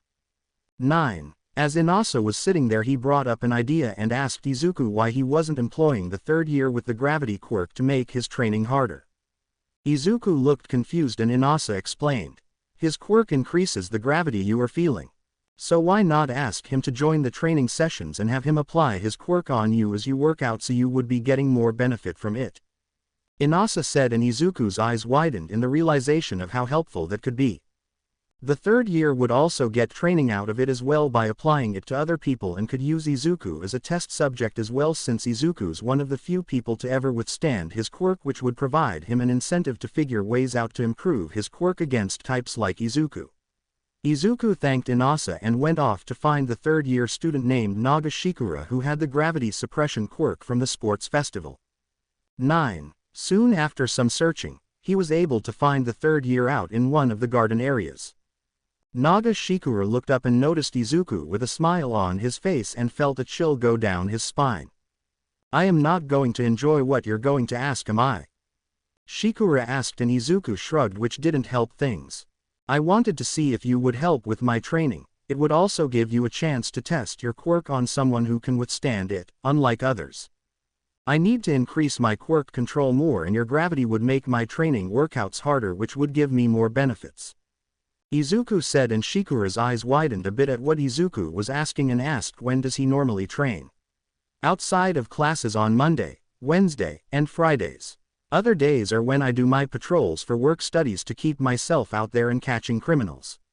Izuku said and Shikura nodded his head and said he could help on Mondays and Wednesdays since he does patrols all of the other days currently. Izuku thanked him and gave him the location where he and his class train. Izuku made his way back to the dorms after exchanging information with Shikura and getting an agreement with him. The class and Gran Torino asked how the talk went and Izuku told them he agreed to help Izuku train, which Gran Torino nodded at. Dear God, I wonder if his training one of these days will kill him instead of a villain. Gran Torino thought as he told them all he was going up to his room and for them to keep it calm for the rest of the night. They all said their goodbyes to him and soon they all returned to playing music and enjoying the rest of their day because in a few days the week would start again and it was back to classes and training. Third POV. Months have passed and Izuku with his class were now all in their second year of Shiketsu High School. Many things have happened over the months that have passed. One such thing is that Izuku with the help of Shikura before he graduated helped Izuku achieve 80% control of his quirk. Izuku was thrilled since he went from 68% to 85% in the months that had passed but was sad that he wouldn't have Shikura's help to speed the progress up since it was a 17% jump in power. Naga Shikura and his class have graduated and have gotten out into the field with a warning from Izuku to be careful and prepare themselves for the upcoming war in the near future and a new number 1 pro hero was announced. It was not surprising that Endeavor was announced as the top hero due to him being in the second rank, but it was clear in how the commission worded their messages about him that they had taken a large step back from Endeavor. When he was announced at the hero ranking event, the president of the commission said, "Please welcome Endeavor who has been given the number 1 position as we await the next generation to take their places as official heroes," said the president of the commission when she announced Endeavor on the stage, and it was a clear message that they don't see him as the next symbol of peace or supporting pillar of the society. No, they see him as the temporary placeholder until the next generation arrives, and everyone knew who she was talking about. She was talking about Halo and everyone around his age since Izuku had made many waves in the media from the Stain incident, Kamino Ward, the Shihasaikia, and many other cases during the past months. 9. Endeavor looked pissed with how he was introduced but kept his cool since he was on live TV and made a speech that simply said to watch him as he does his job. However, even when he told everyone to watch the things he did, things didn't go his way as Endeavor was in the end shown up by Izuku and his class. Izuku had Inasa working with him on several cases one day when they received an alert on their phones that Endeavor and Hawks were attacked by a strange Nomu while they were at a restaurant in a tall skyscraper. From the reports, they were told the Nomu was sentient in a way as it was seeking out strong opponents to fight and kill. It was a Nomu that craved combat, it seems.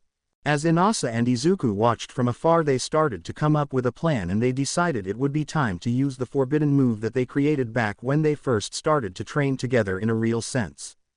It was the move that Gran Torino not use unless they were planning to kill someone or they were sure that the person that they were going to use it on was very strong and could take the hit if they didn't want them dead in the end. Otherwise, they were never allowed to use it against living opponents due to how destructive it was. They ended up calling the combo move Electrical Storm due to how it mimics a lighting storm with all of the lightings it puts off.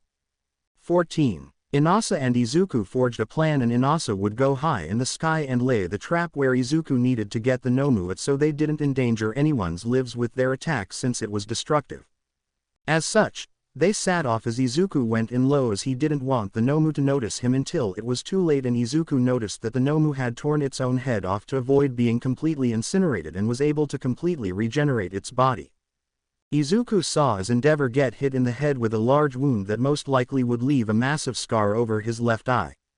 He also noticed that Endeavor had a large number of wounds across his body as well and would likely die if he didn't get medical support soon because Endeavor ended up falling down to the ground and laid there not moving but his flames were still on. Izuku could hear some shout that Endeavor wasn't out because his flame was still going on. But Izuku didn't care because he wanted this Nomu stopped before it had the chance to kill any of the heroes since it looked like it was ready to attack them. As such, Izuku powered up to his max power of 85% and blasted quickly towards the Nomu he now knew was called Hood. As Izuku was close, everyone gasped when they saw him and Hood turned to the noise and saw Izuku right as he got up close. Izuku quickly landed a blow on Hood and sent the Nomu flying into the sky. Felt as if he had some sort of shock absorption but it didn't absorb everything in that blow, only minor amount of my blow was neglected. Izuku thought as he charged forward and Hood screamed out that he was a strong opponent as it charged Izuku. Izuku smirked since the Nomu was now focused on him instead of others, which were good for the other heroes. Izuku noticed a helicopter and talked on his comms on an open channel for it to hear him. 3. Hello. Can the helicopter hear me? Izuku asked, and he got an answer back that they indeed heard him. I need you to get further away because we are about to unleash a devastating attack up here in the air and you are too close to the fight and will get caught in it. Izuku said, and they asked him what he meant by we, but said they would move away as he saw the helicopter start to fly away. Izuku also noticed Endeavor had gotten back up and Hawks had finished saving some people. Both of them were flying up towards Izuku, but Izuku had other ideas as he dodged an attack of Hood and punched the creature up high in the air, which parted the clouds. This revealed who the other person Izuku was talking about, and you could hear everyone talk about it being gale force as they watched a large amount of wind start going around and trap the creature in it. 1. Even though it appeared trapped, it was making progress on escaping it, and gale force yelled out for Halo to do it. Everyone including Endeavor and Hawks wondered what they meant, but saw Halo charge up to gale force and put his hand next to the spot where the wind was being generated. Izuku focused on the energy of One for All and pushed it out of his body and into the wind that Inasa was generating, and the moment they came in contact, the electrical energy was picked up by the wind and it turned into a large lighting ball. Everyone was stunned at what they saw and could hear the scream from the creature as it was hit by the lighting and wind at the same time. 14. Both of them kept this attack going for a solid 30 seconds before stopping and saw the body of the creature just being moved around in the wind. They waited because they needed to be sure the creature was actually dead. We need to be careful, even though the lighting should have made it brain dead. I don't know if human concepts such as that will 100% work, but it's a good way to try and end it. Izuku set out for Hawks and Endeavor to hear him, who both nodded their heads. Let's go back down, but keep it in the wind cage for now. If it starts waking up, then we can force it back in the air easier with it inside of that so we can fight it again. Otherwise, we need to throw cuffs on it just to be safe to negate the quirks to ensure it stays dead. Endeavor said, and they all nodded their heads as they went down to the ground. The moment they arrived, police ran up with quirk cancelling cuffs, and Izuku took them and pushed his way through the wind barrier as Inasa weakened it enough for him to enter it so he could place the cuffs on, which he did. 1. Inasa dropped the wind and they checked to see if the creature had a pulse, and they found none. The crowd and news broke out into cheers and everyone relaxed as the creature was put into a police transport and taken away as the heroes all got to work on rescue operations. Izuku and Inasa helped as well, but Endeavor and Hawks were taken to the hospital to get their wounds looked after. While that happened, people everywhere were reacting to what they saw. They saw the current number 1 hero be saved by Halo and Gale Force, which reminded them all about the words of the Hero Commission president, as she pretty much said Endeavor was only holding the title until the next generation arrived, and they just got a taste of the next generation through this battle. 1. All Might, though, who walked the fight, was thrilled at the teamwork and display of power that his protege had done with Gale Force. They are making their declaration louder and louder that they are here to stay and take over the hero world for Japan. Good job, son, All Might thought as he relaxed in the teacher's lounge, while Eraserhead, who was with 2A of UA, had many thoughts going in his mind as he watched the display that Halo had done. I truly fucked up, didn't I? He thought as Halo just kept throwing the failure that Eraserhead made in his face each time he did amazing feats. The students of 2A were supporting Todoroki, who had started to cry as he watched his father fight in the battle.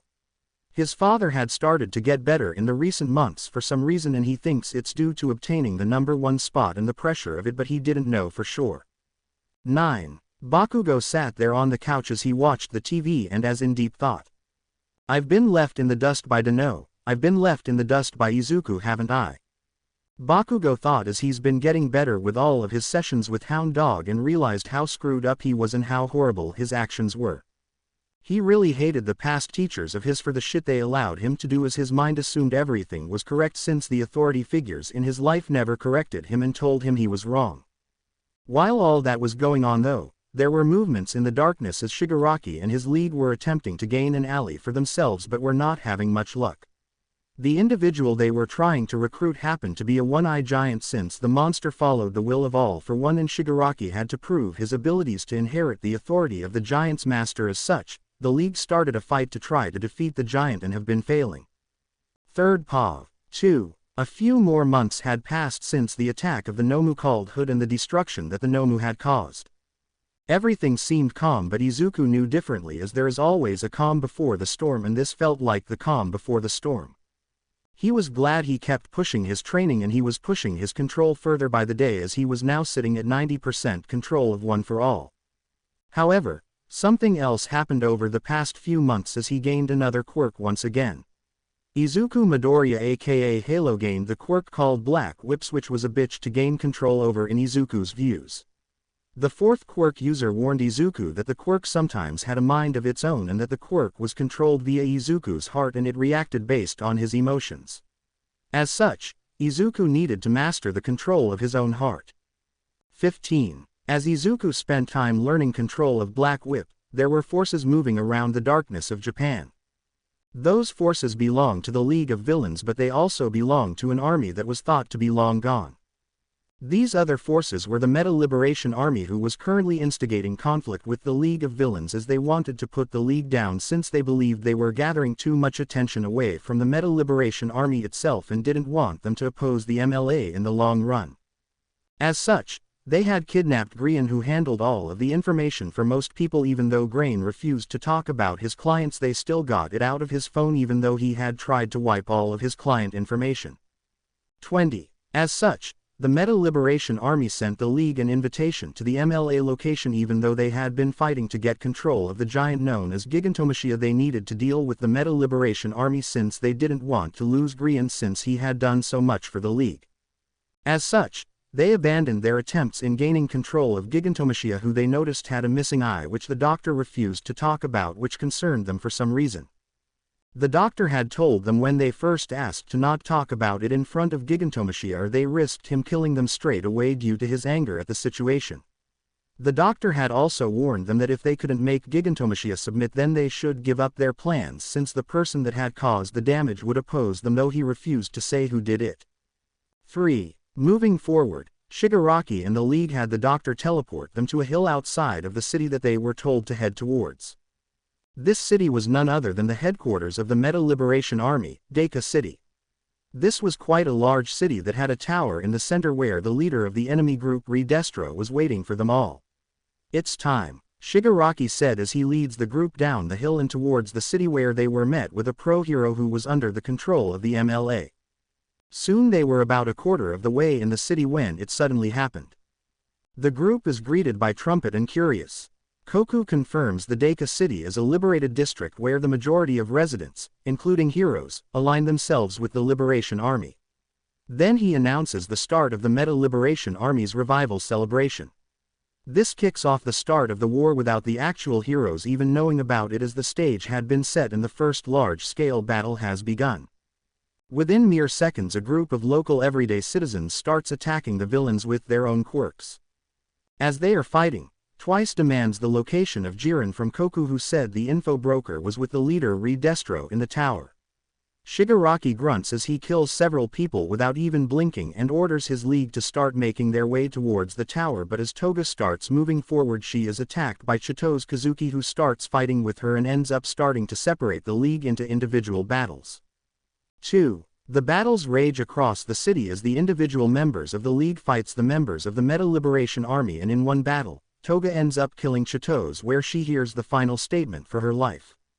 "I love becoming the people I love," Toga said as Chito's and her followers dropped dead due to wounds that Toga gave them. The death of the Chito's was reported to Redestro, who was watching all of the fights going on in his tower with the info broker by his side. Redestro said that the League was going to lose since they had limited access to the Nomus in his beliefs, but what he didn't know was that Shigaraki was undergoing a change as his memories started to resurface from his past. 2. His past as Tenko Shimura, and as these memories came back, his quirk started to unseal itself from the trauma he was under from when he was young. As this was going on, there was another member undergoing change due to the trauma of his quirk. Twice had his arm broken by one of the MLA members, which proved to him that he wasn't a double. As such, Twice conquered his demons and launches his counterattack, threatening the Liberation Army with the true power of his quirk as he made a massive army of himself. Twice creates clones that double each other endlessly until there is an entire army of them. Infinite doubles.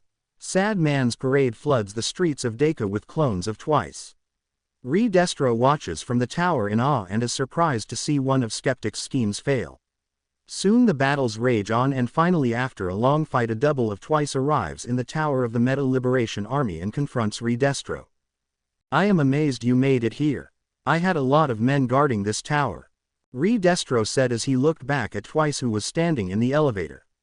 However, Destroy didn't know was that Twice had made clones of the entire league as well and they were in the tower with him as they attempted to attack Destro.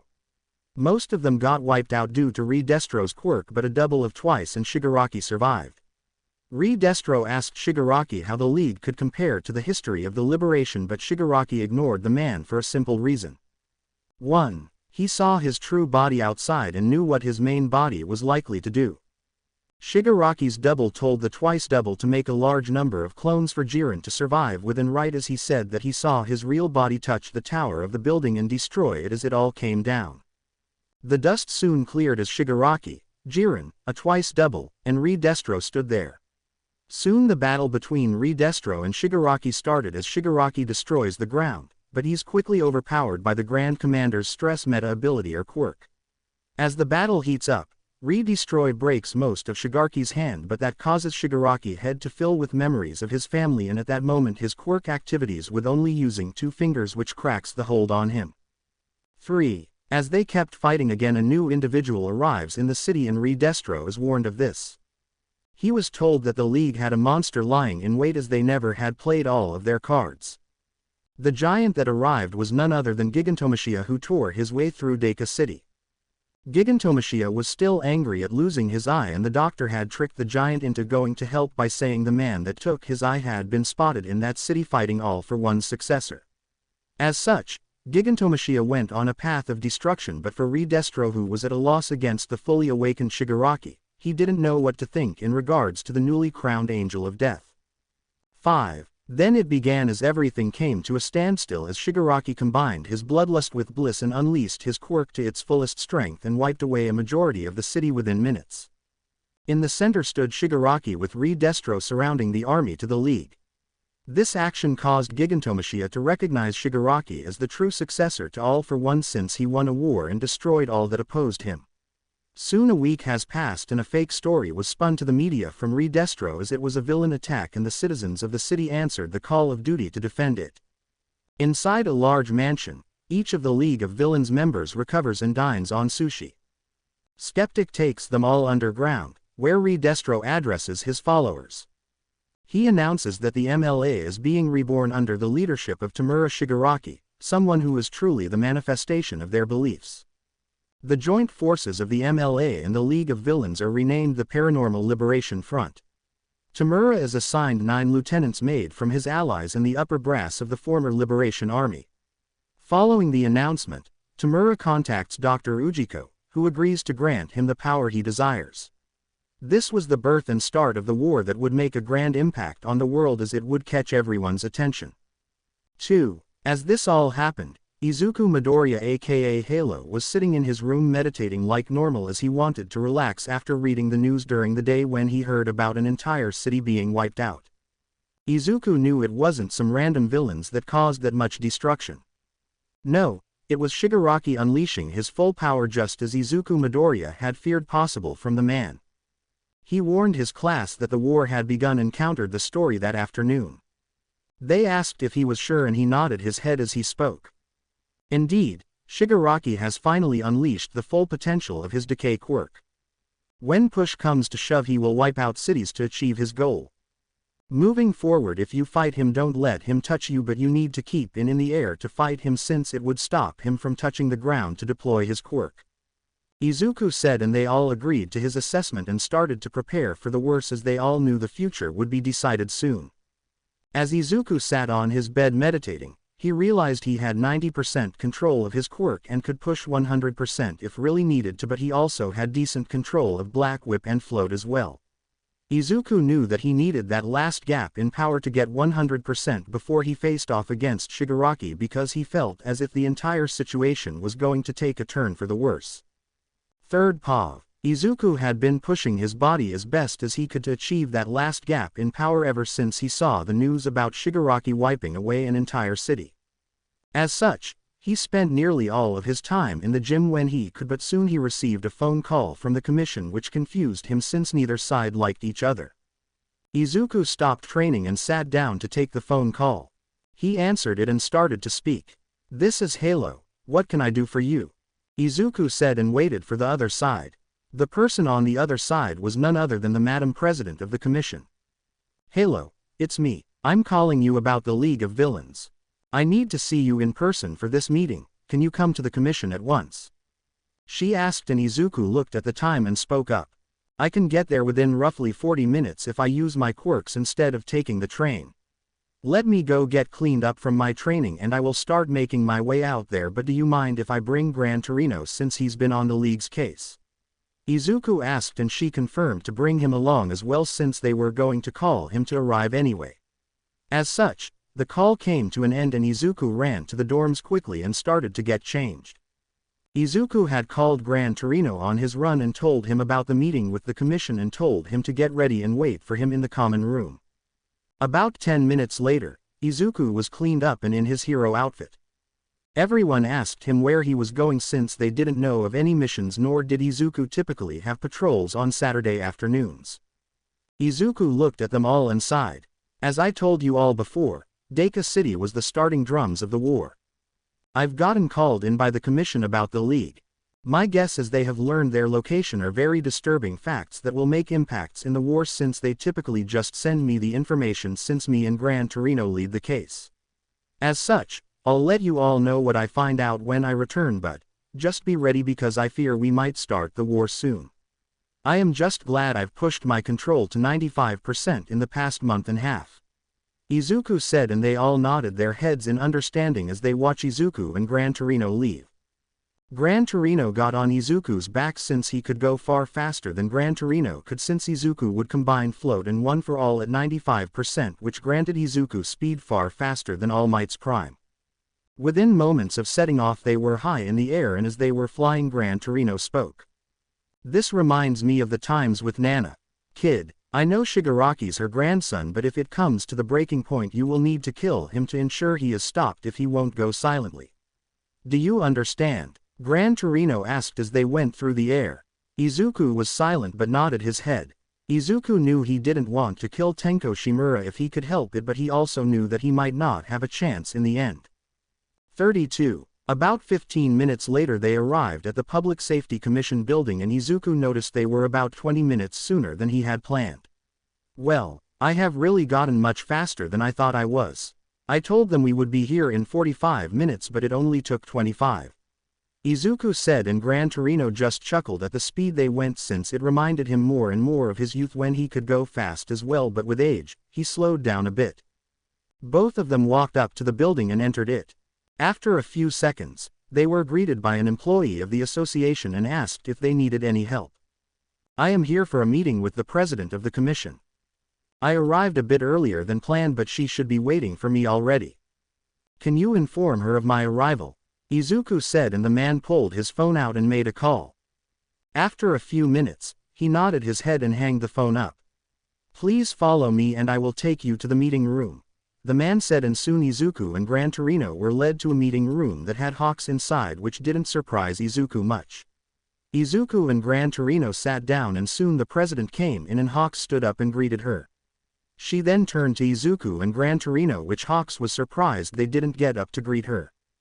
2. "Hello, Madam President. I take it Hawks discovered something on his spying mission on the League?" Izuku asked, and Hawks choked on his drink in surprise that Izuku knew. "Indeed, but it's now called the Paranormal Liberation Front since the League of Villains had merged with the Meta Liberation Army. That is why you were called here, since we didn't need them tapping into communications and knowing that we now know," said the president of the commission.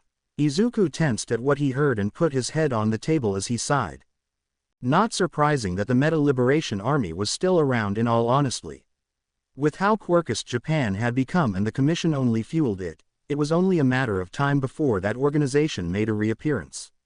So Shigaraki now has an army at his hands and a lot of funding. That is just fucking lovely. Izuku said, and Hawks was just sitting there in shock at how Halo was talking in front of the president of the commission. 4. Sadly it gets worse.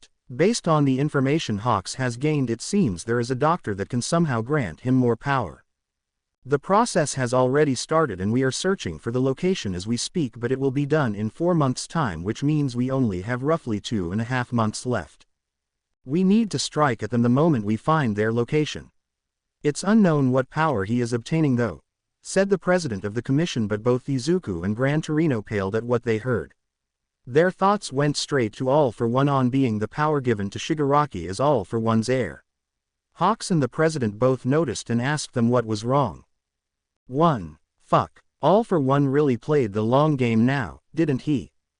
The bastard is having a copy of his quirk passed to Shigaraki most likely, and will end up being broken out of prison if Shigaraki can gain enough power, which will spell our doom, since fighting one All for One powered individual is tough enough but two is suicidal. Shit, Izuku said, and Gran Torino nodded his head as he didn't like where this was going. They asked what they meant, so they explained more about what All for One's quirk exactly was, and that if Shigaraki was gaining a new power then it was most likely a copy or version of All for One's quirk, which would really be the only power suitable for Shigaraki if he really wanted more power. Hawks paled at what he heard, and so did the president of the commission. 3. Soon the meeting came to an end and they would be informed of any new information once it was gained. Izuku and his entire school were going on alert as well, since it was decided that anyone that had provisional licenses would be doing work studies by order of the commission to give them experience before the large battles happened. Izuku knew he would be going straight to working out once he returned to the school, but they decided to make a stop at Ua before returning to Shiketsu. Izuku though did text Inasa and warned him that they all should get to training in any free time, as he would explain why when he returned, most likely late in the night or the next morning. Inasa said he would pass the message along and get everyone that was free to join him in a group training. 3. Izuku and Gran Torino arrived at Ua and swiped their cards that would allow them to enter and headed towards the staff dorms. Izuku noticed people were still out and about since curfew for Ua students hasn't hit yet. Gran Torino and Izuku entered the staff dorms and looked around for Nezu or All Might, but found neither, though they did find Vlad King, who asked why they were at Ua. Where is Nezu or All Might? Izuku asked straight away, and he said in the 1A dorms, since everyone was enjoying their time with the little girl called Eri from the Shihasuke raid, which Izuku remembered about her and saving her. Izuku's been busy for any stops at Ua to visit her. Both of them walked into the 1A dorms to find everyone in the common rooms as they enjoyed themselves and were throwing a birthday party for her. Oh, they must have figured out her birthday, Izuku thought as he walked up towards them, when Eri noticed him and her eyes widened as she ran towards him, calling out for him, which confused them all until they saw him.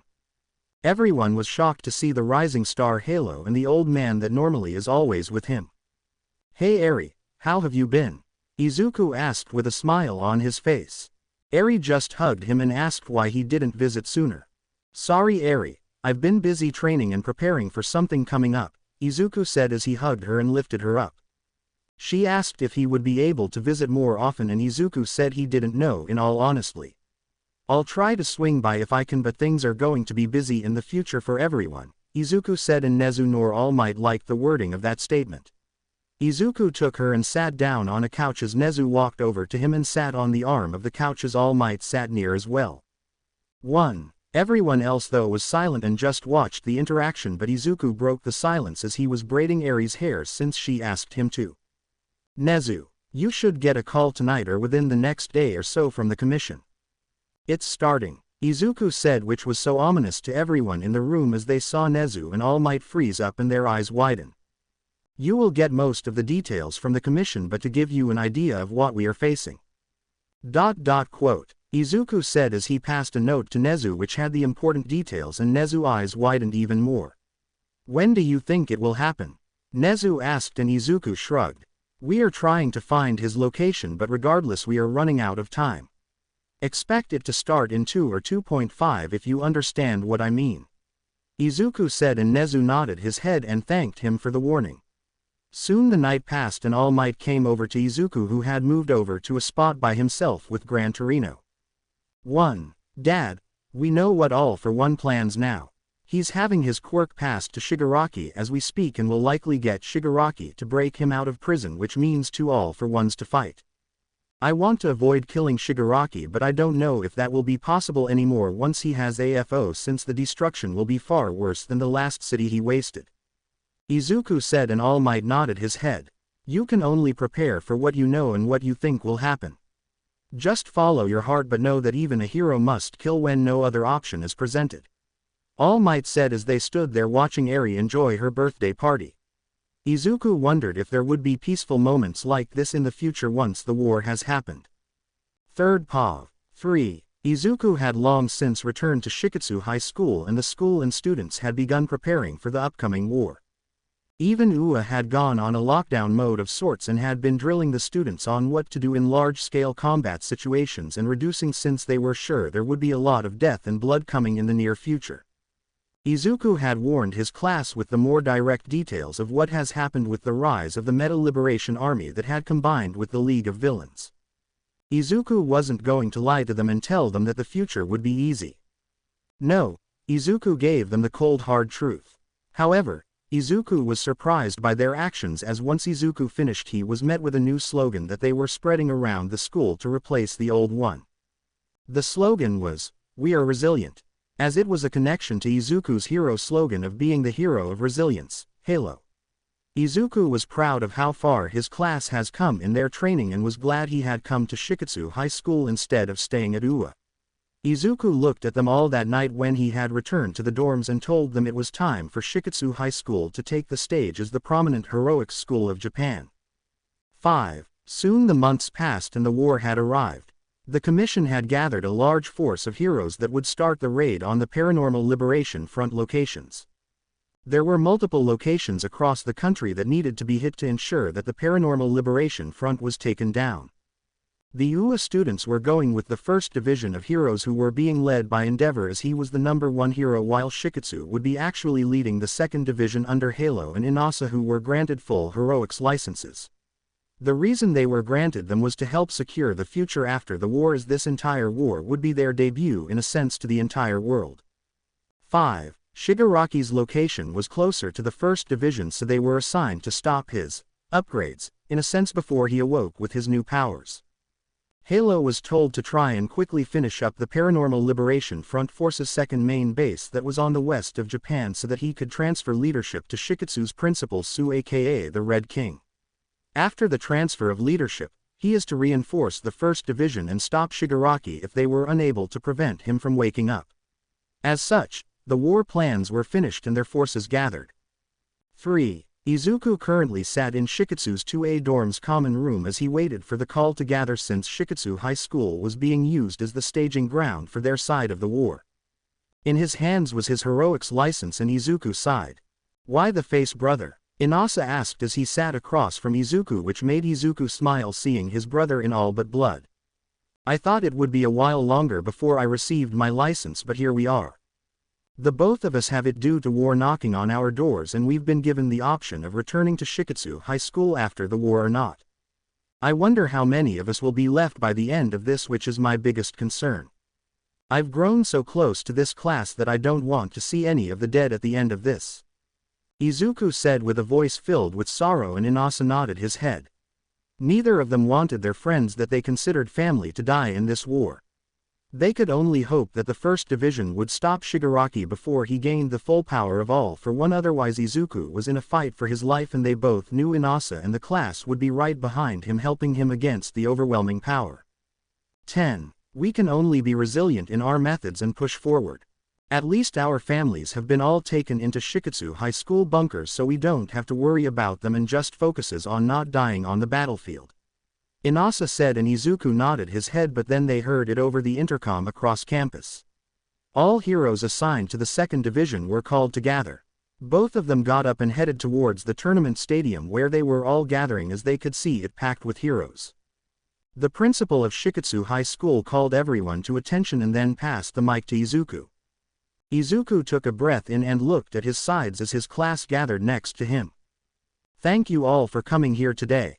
As most of you know, we are gathered to wage war against the Paranormal Liberation Front, which is the combined forces of the Meta Liberation Army and League of Villains. The Paranormal Liberation Front has multiple main bases, which one is nearest on this side of Japan. Our division has been tasked with the destruction of this base and the capture of all Paranormal Liberation Front members, but I warn you now, this isn't a typical hero versus villain battle. No, this is a war that will cost both sides large amounts of blood. I know most of you assigned to this division are graduates of Shiketsu High School, and I had that done on purpose as I want Japan to know that Shiketsu High School produces amazing heroes as well. That we are resilient through the test of time itself, because no matter the trials we face we will overcome them even if we don't rank high in the hero ranking, because the ranking isn't what matters most to us. No, we are Shiketsu heroes and we are resilient even in the face of overwhelming fear, as we will defend our country, our families, our friends, our lovers. Our school is resilient, Izuku yelled out, and everyone broke out into cheers and started to chant the new slogan that has been passing around the school and the graduates. 14. We are resilient, we are resilient. We are resilient, yelled the giant crowd as they all stood up. You could feel the ground vibrate due to how loud everyone was, and Izuku raised his hand in the air with his finger pointed upwards. Shiketsu Division, move out, Izuku yelled with one for all, enhancing his voice to make it go over all of them chanting. As such, everyone started to get into their groups and head out to their staging points to wait for the signal to attack. As this was going on, all of the students of UA that had joined the battle were with the main group that was attacking the Gunja Mountain Villa where the Paranormal Liberation Front were stationed currently. Most of the class was on the backup team, while a few members were a part of the attack squad with the heroes that included a lot of the top pro heroes. Everyone was nervous as they waited for the battle to start. 9. Some of the class, though, such as Bakugo Katsuki and Shoto Todoroki, were not at the villa raid but were a part of the main team that was going to be attacking the hospital with Endeavor, Eraserhead, and many other heroes. Gran Torino would have been assigned to this team as well, since Izuku wanted updates on what was going on for that side of the war, so he knew how soon he needed to be over there. Soon though, the order to attack was given as both locations of the heroes' side of the war moved off to attack at the same time. However, many people were not ready for the level of destruction that would be caused in this war, and many would lose hope before it would be restored again. But until then, let us venture into the blood and death as we see the start of Japan's largest war since the Quirk riots at the dawn of time. 3rd Pav. 4. The war had begun and all the heroes a part of the war effort had set off to their individual battles. Izuku and Inasa were leading the 2nd Division, which was currently heading towards the 2nd main base of the Paranormal Liberation Army location.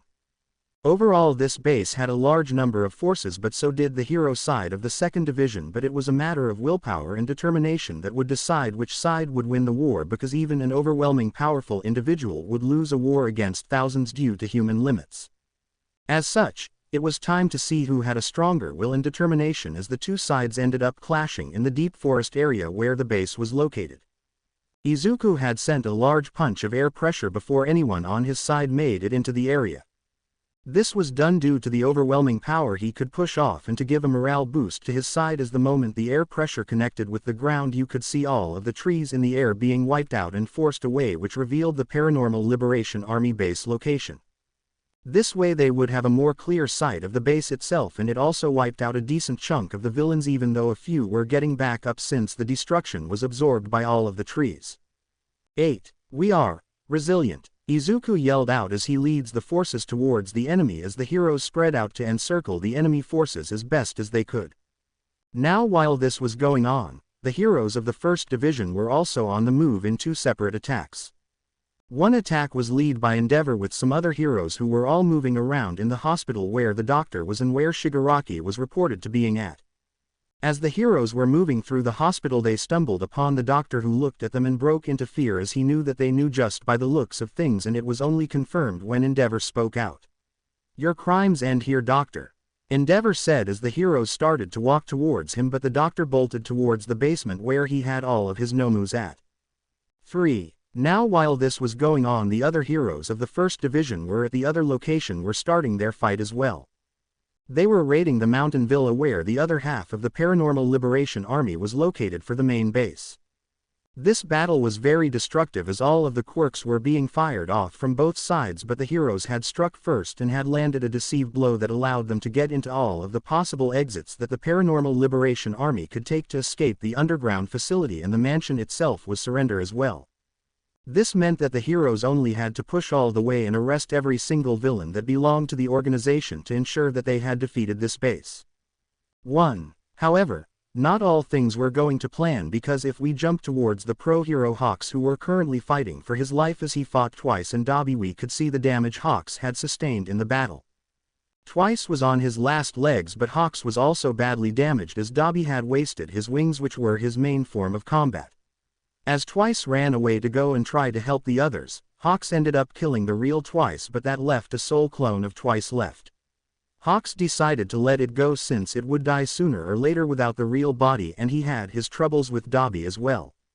9. Dobby was close to ending Hawks when Dark Shadow plowed in and knocked Dobby back from landing the ending blow. Fumikage Tokiyami called out for Hawks to see if he was still alive, and he indeed was. Now, while the situation with Hawks was getting better, there were many other things going on as well. For example, one giant was sitting and waiting as he listened to his radio as he wanted to hear the commands from his master to get moving. However, what no one expected was that the command did arrive as Shigaraki had awakened. The heroes at the hospital failed to stop him from waking up, and many were killed the moment he woke up due to him turning his enhanced decay quirk on, which allowed it to go for a far wider range than what he used to. His former quirk could only decay the target he had directly touched, but with this version he was able to spread the decay to anything touching what he had first touched, which resulted in the entire hospital and the surrounding city being wiped away. Heroes like Eraserhead, Present Mike, and many others were lucky to escape due to the help of others, but there were also many lost and killed due to the level of destruction that Shigaraki had done.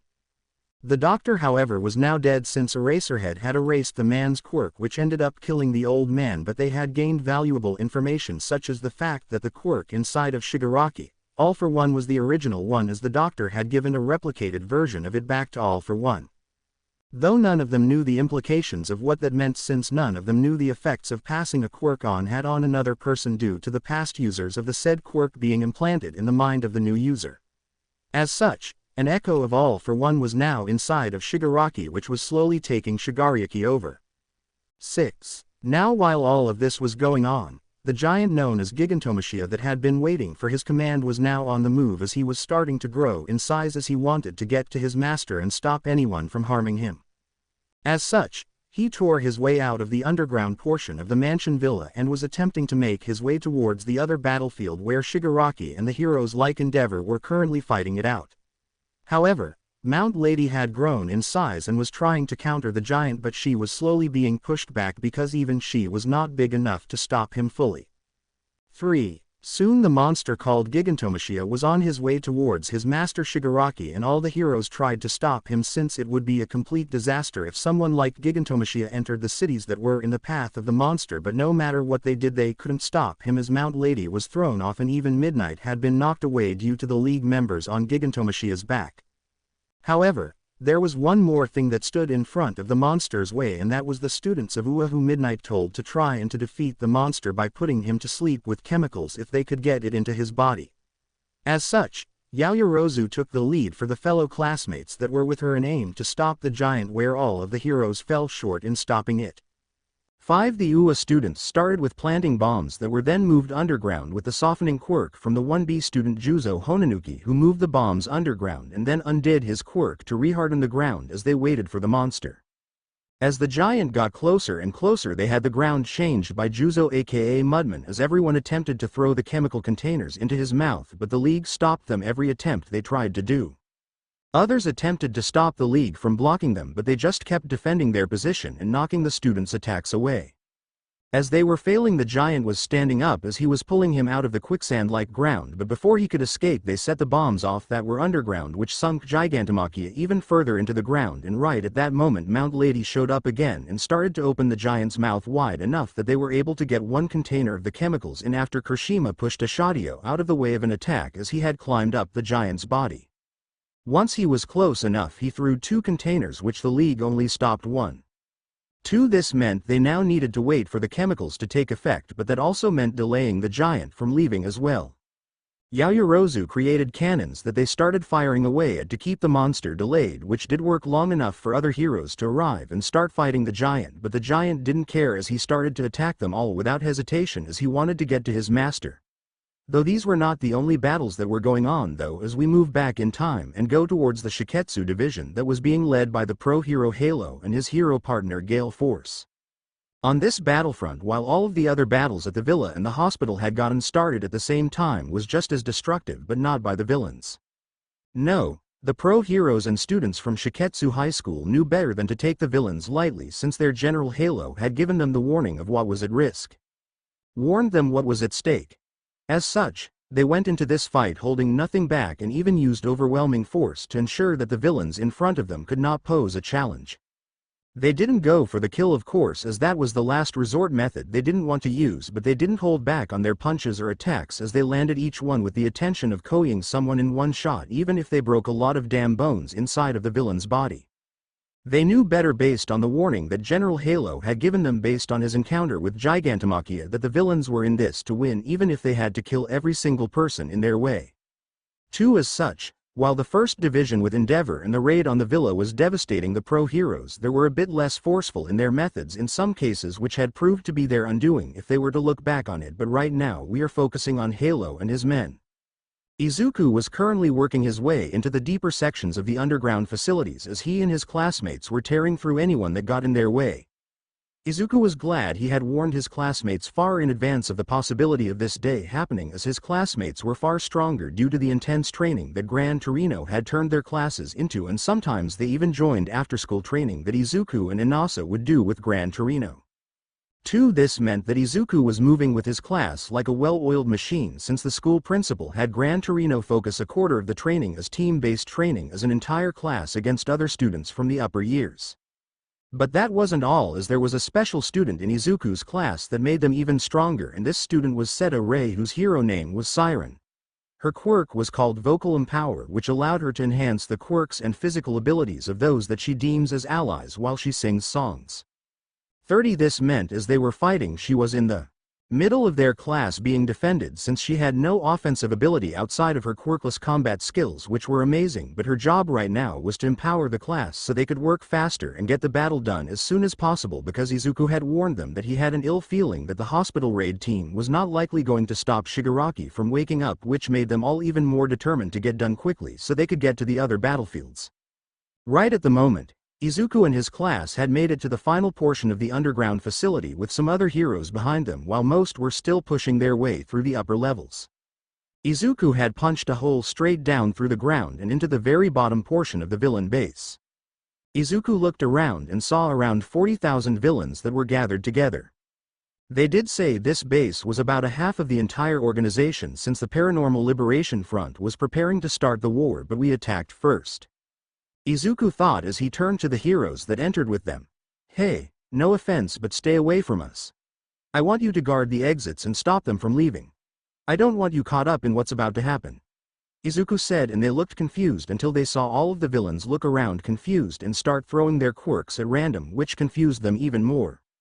I really love your quirk, Fog of War, isn't that right, Fog? Inagai Masakan. Izuku said as he turned to his classmate who was smirking. If everyone remembers, this was one of the quirks Izuku dealt with in the sports festival that caused him to see shadows around him, but not anything else, as it was like dense fog or fog of war in a game where you can't see the rest of the map without going to it. Though, the user had the choice not to affect his own allies, which meant that Izuku and his class could see all of the villains, but they could only see shadows around them, which included their own allies. Make ease of them, my friends. Izuku shouted as he pushed his foot against the ground and blasted off deep into the villains' forces as he let the recently acquired Black Whip quirk out, throwing the villains in every single direction. 6. God, this quirk truly does have a mind of its own sometimes. Izuku thought as he could feel the Black Whips fighting against him a bit. He's only recently obtained the quirk slightly after he had the meeting with the commission's president, and honestly he was glad it had come, even though it was a bit troublesome to handle. Overall, it provided him a bit more agility, since he could use it to change his direction quicker than with float or even grab things or people as well.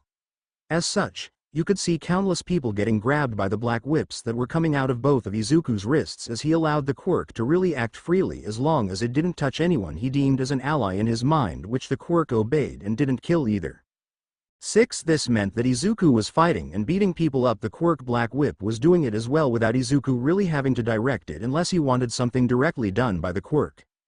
It turned into some form of agreement between him and the quirk to cooperate like this, and that he would let it go wild when he didn't need it to do anything directly. The heroes that were not a part of Izuku's class just watched on in the distance as they watched the general of Shiketsu High School and the general of the 2nd Division wipe the floor of all of the villains with his class right behind him.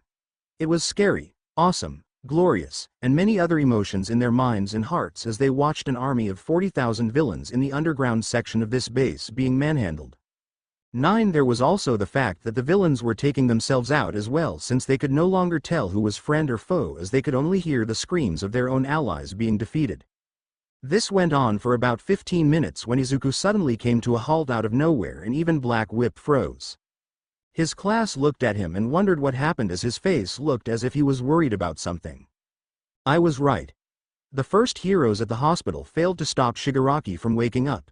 He just wasted away a good portion of an entire city and a lot of people. Damn it, Izuku said, and they wondered how he knew of that, but then moments later they received a report in their comm links that reported the news from the 1st Division that a large-scale attack had wasted away a portion of the city where Shigaraki was reported to be at. 2 moments later, a large number of the heroes from the 2nd Division arrived inside of the underground section and saw the devastation of the villains. Over half of the 40,000 villains were wasted on the floor, and it looked like only about 10,000 or so were even in any state of fighting back. Deal with these villains now. I need to leave within 5 minutes so I and my class can head to the 1st Division location at the hospital location since the situation for them has turned south. Do I make myself clear? Izuku yelled, and everyone yelled that they understood as they attacked all of the remaining villains. Inagai Masakan aka Fog held his quirk as long as he could, but with the number of people involved in his quirk, it was becoming a bit of taxing on him to maintain it. As such, the entire class was speeding up their fighting as fast as possible, as even Principal Su the Red King was not even caring if he ended up killing a few villains here and there. The principal knew what it meant for Shigaraki to be awake, since it meant that he now held the power of All for One, which spelled disaster if Shigaraki was able to free the former Underworld King All for One as well. The principal didn't doubt Halo's skills, but he didn't know if Izuku could take 2 All for Ones on at the same time and win, as Izuku's power was currently slightly stronger than All Might's prime power. Even at his prime, All Might was not able to walk away untouched from a battle against All for One, which made the Red King nervous of his student fighting 2 of them. Soon the 5 minutes was up and all of the villains were now defeated inside of the underground section, as fighting around the entire base was slowly coming to an end. Fog of War is really powerful for large-scale combat such as war. God, I am glad he is on our side, because defeating these villains was like taking a hot knife to butter, as we just sliced through their ranks. Izuku thought as he gathered his classmates. Izuku told the principal that he was now in charge, as his class would be heading towards the other battles. The principal said he would send all of the reinforcements that he could as quickly as possible, since they had quite a few military transport planes on standby at an airport nearby, since they knew that the 2nd Division would likely clear up their battle first due to the overwhelming power that Izuku personally held, but also the strength that was displayed by his class. The commission was in all honesty placing a large bet on Izuku's class in this entire war due to their power as an entire class. Izuku nodded his head at the principal and then looked at Yasun Amato, who had the Kitsune quirk. Open the portal, Izuku told her, as the class had practiced quite a bit in traveling through it over the past few months. They all had practice traveling through it since Yasun Amato's quirk made them relive their worst memories. It had honestly brought the class even more together, as they would sit and talk through their memories, which helped strengthen the trust and bonds of the class.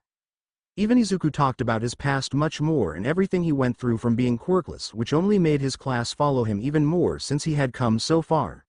We are resilient, they all shouted as they stepped into the portal to travel faster and headed off towards the other battlefields. 3rd Pav. 4. As Izuku and his class set off from the 2nd Division battle location, they were traveling through the other dimension and were reliving their worst memories, but the thing was that Izuku noticed each time he walked through this was that the worst memories started to affect him less and less. As they were moving through it, he spoke up, Interesting that as long as you will grow stronger the effects of the dimension travel becomes less. Does anyone else notice it? Izuku asked, and he only got chuckles from everyone and sounds of sighs from his classmates. Really? Only you would disregard the mood of war to analyze a quirk out of nowhere, said one of his classmates, and Izuku rubbed the back of his neck in embarrassment as he said it wasn't that bad of him, which only earned him looks of being done from some of his classmates. Izuku just turned around and faced forward. Fox, Yasun Amato, how far are we from Shigaraki's location? Izuku asked his classmate who was operating the portal. We are about 10 minutes away, but there is an issue that might make us stop. You know the description you gave us of the giant dude you called Gigantomachia? She said, and Izuku said yes he remembered and asked her why. Well, he's heading towards the direction of Shigaraki with the League of Villains on his back from what I can see in the far distance of my dimensional pathway. The main issue is the fact that he is laying waste to the pro heroes and the UA hero students which are in his path right now. There is also the issue of many cities between Gigantomachia and Shigaraki, which means possibly hundreds of thousands of dead civilians if no one stops him. Fox said, and everyone tensed at that. Izuku was silent and asked how close they were to Gigantomachia's location. 1. We can be there in 3 minutes since it is far closer, and I will expend less energy with a shorter exit portal location as I can speed us up a bit, Fox said, and Izuku nodded his head. The pro heroes at the hospital will need to hold on until we deal with Gigantomachia. How is the hospital team doing anyway? Izuku asked, and she told him what was going on. Endeavor, Eraserhead, Gran Torino, and many other pro heroes were fighting Shigaraki currently. They were using Eraserhead to stop Shigaraki from using quirks, but his body was enhanced, which displayed physical strength that matched about 80% of Izuku's quirk strength, which caused some alarms in all honesty. She did say that some UA students were also on the battlefield like Shoto Todoroki and Katsuki Bakugo, while other UA students were evacuating civilians out of what was left of the destroyed town. They should last for a bit longer hopefully. Anyway, we will go deal with Gigantomachia, since if he joins up with Shigaraki it will be annoying. When I was at 65% I was able to deal little damage due to his body absorbing it. The weak points are the eyes and inside the mouth. Though he should likely be worn down a bit if we can do constant damage, and I should hopefully be able to do far more damage at 100% as I can push a bit past that as well. Izuku said, and Fox warned them that they were getting ready to drop out. They would be appearing behind the giant about 100 feet away. They all nodded their heads, and within a few more moments they dropped out of the dimensional travel portal and went on guard right away. They heard fighting applying directly to their left and saw Gigantomachia in the distance in front of them. Izuku told Snow, Mizuki and Akinri, Static, Tatsugi Getten, and Fog, Inagai Masakin, to go deal with the fighting to their side, since it sounded like the voice of pro hero Might Knight who was fighting, as she might be helpful with dealing with Gigantomachia depending on her condition. They nodded their head while everyone else in the class followed Izuku towards Gigantomachia. As they came closer they saw Gigantomachia being hit by what appeared to be artillery shells. Oh. That is an interesting way, but I know for a fact that my 65% punches do more damage than an artillery shell, so they would only annoy him, Izuku said as he watched a large number of heroes come in and start attacking the giant, but he did an air blast and knocks him out of the air. Izuku's classmates asked what he wanted to do, and Izuku thought about it and then remembered his first fight with Gigantomachia and how he claimed the eye. He remembered that Gigantomachia disregarded nearing everything to try and kill Izuku due to him being the 9th user of One for All. I am going to call him over for a rematch. He will want to kill me since I am a large enemy to his masters All for One and Shigaraki. I need you all to deal with the League of Villains. Be careful of Dabi, since I am convinced that he is the son of Endeavor, Toya Todoroki, as he is very powerful and will do anything to bring his father down, even if it means harming himself to the point of death.